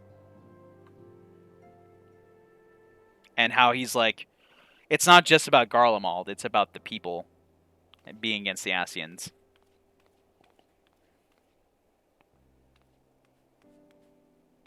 Tataru's just like, oh, I had a rough day of work. I'm just going to go and have myself a nice glass of... Wait a second, is that the Warrior of Light? But, your Galia, is it really you?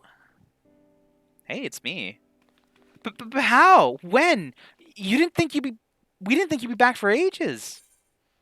Time moves in mysterious ways. Would you rather I went again?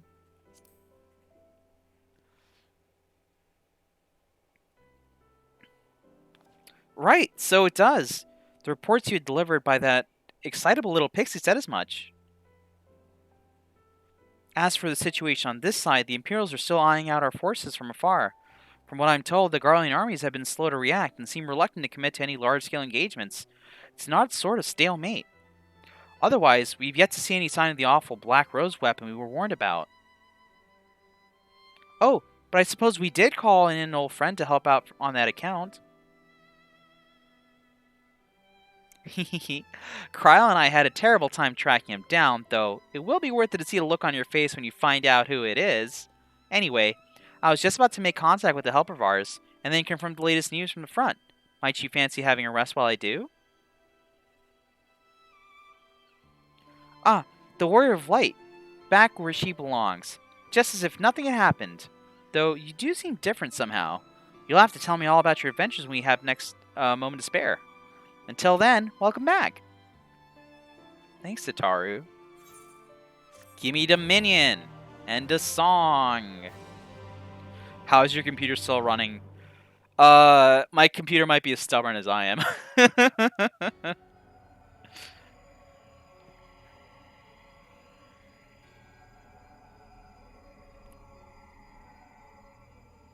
Because honestly, I should have stopped a long time ago, too. Oblivion has claimed him.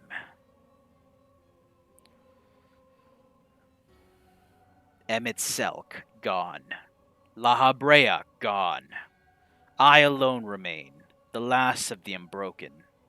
Once more, I am moved to reevaluate the potential of these tattered souls. Ah, Xenos.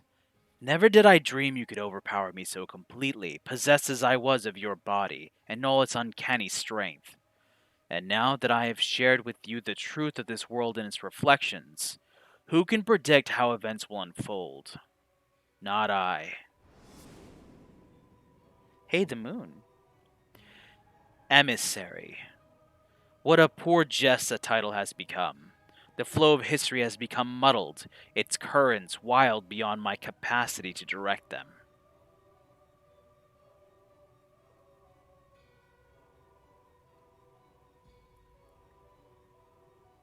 You have wrested the advantage, Heidelin. The thieving hands of your disciples tighten their grip on our star. The origins of the world remain hidden and its inhabitants ignorant of their broken existence, just as you and your creators desired.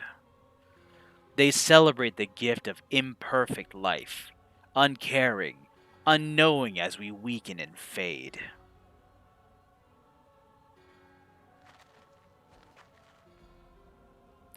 But do not imagine yourself rid of us. Though your champion has indeed proven the most egregious obstacle to our ascendance, a barbed thorn in my side, she may yet be removed and cast into the abyss. Oh yes, it can be done. I will keep these heroes mired in the first, and victory will be ours at the last.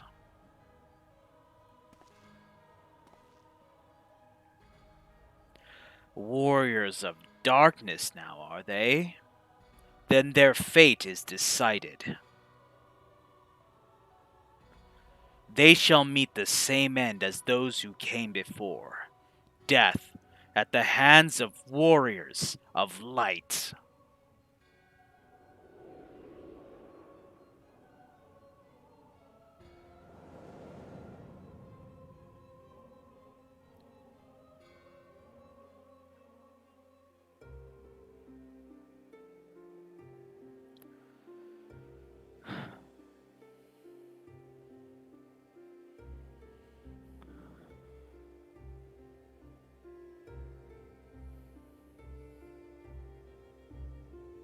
It seems you are right. Yes, there is something out there. But it would mean crossing moms and moms of this infernal emptiness, which is rather unhealthy for living creatures as I understand it. Even were we to restrict ourselves to brief forays, I don't like to imagine the effect it would have on our ether. But you still want to go, don't you? We may have saved the world, but we haven't reclaimed it.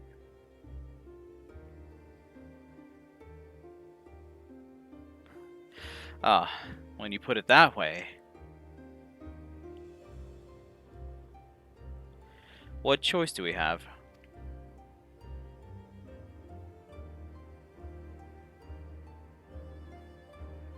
Well, of course I'm going with you. That's what family is for, isn't it? Come, let's head back and prepare for this mad journey of yours. Thank you, Thancred.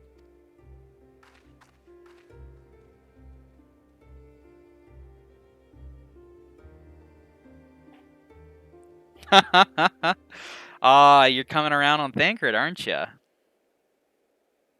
He does a lot of good from this point on, which is what makes it easier to forgive him for things he's done before. I really do think he has changed. Though blazing skies give way to gentle light, what hand can end the war of dark and light? You've completed the main scenario quest, Shadowbringers. Alright, which means we get the access to the full trust system, and also, bolstered by the experiences of the first, we're now able to accept new quests from job-related NPCs in the source. In order to access them, the following conditions will be met, which means we have to be level 80 in a given job, complete the relevant level 70 job quests, and complete the associated quest line for the role quests. And the quest locations can be figured out from the level 70 job quest entries if you're into that. And also, we can also go to the Crusade whenever we want. So rest well, Warrior of Light and Darkness, for 2 worlds of adventure await your return. And 2 slots are remaining in my inventory.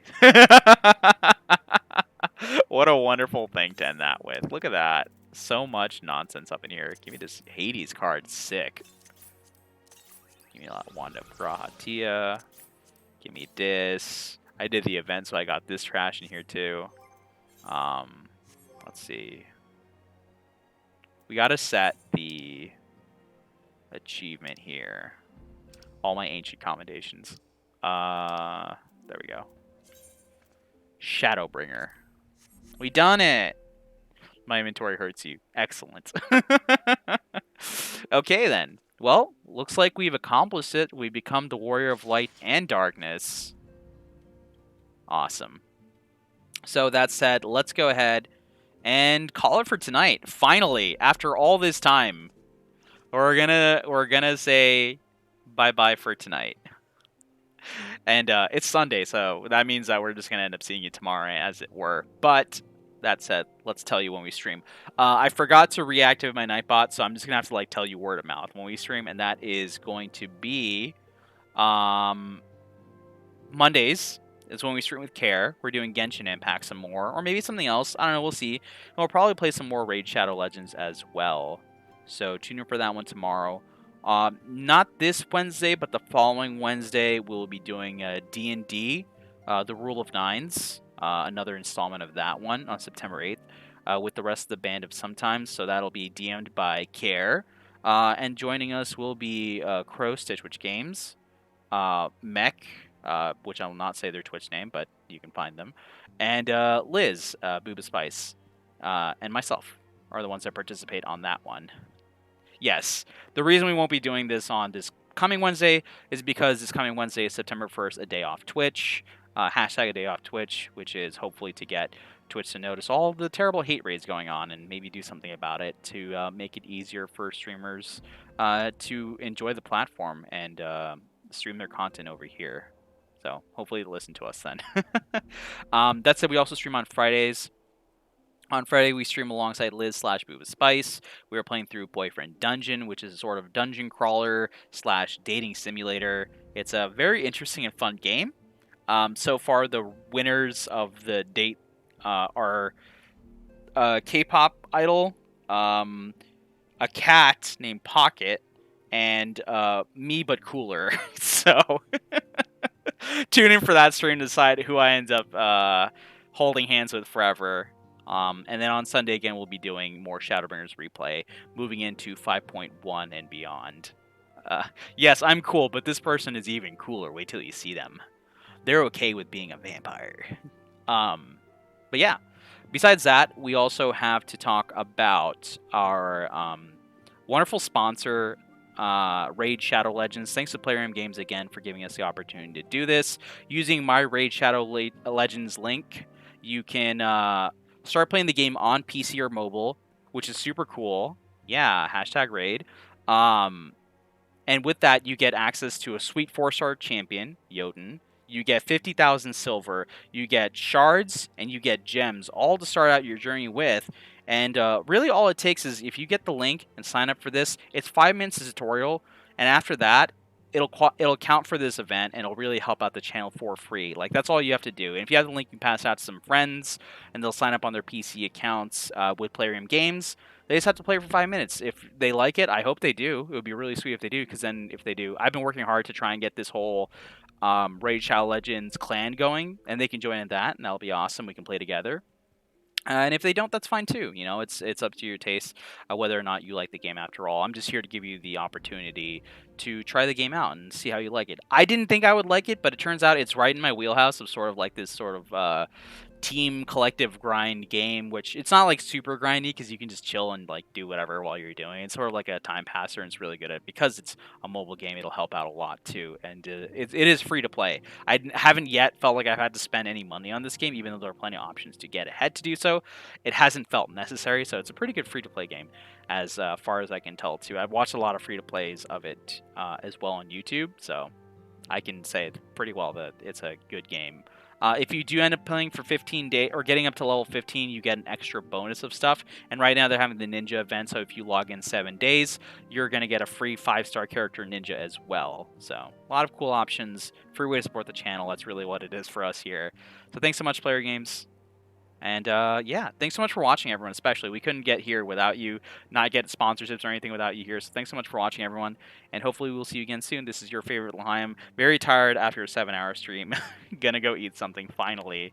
And I'll see you again soon. Good night. Bye. Bye, bye, bye, bye. Give my throat a rest. Why am I singing? It really doesn't make sense. Okay, bye.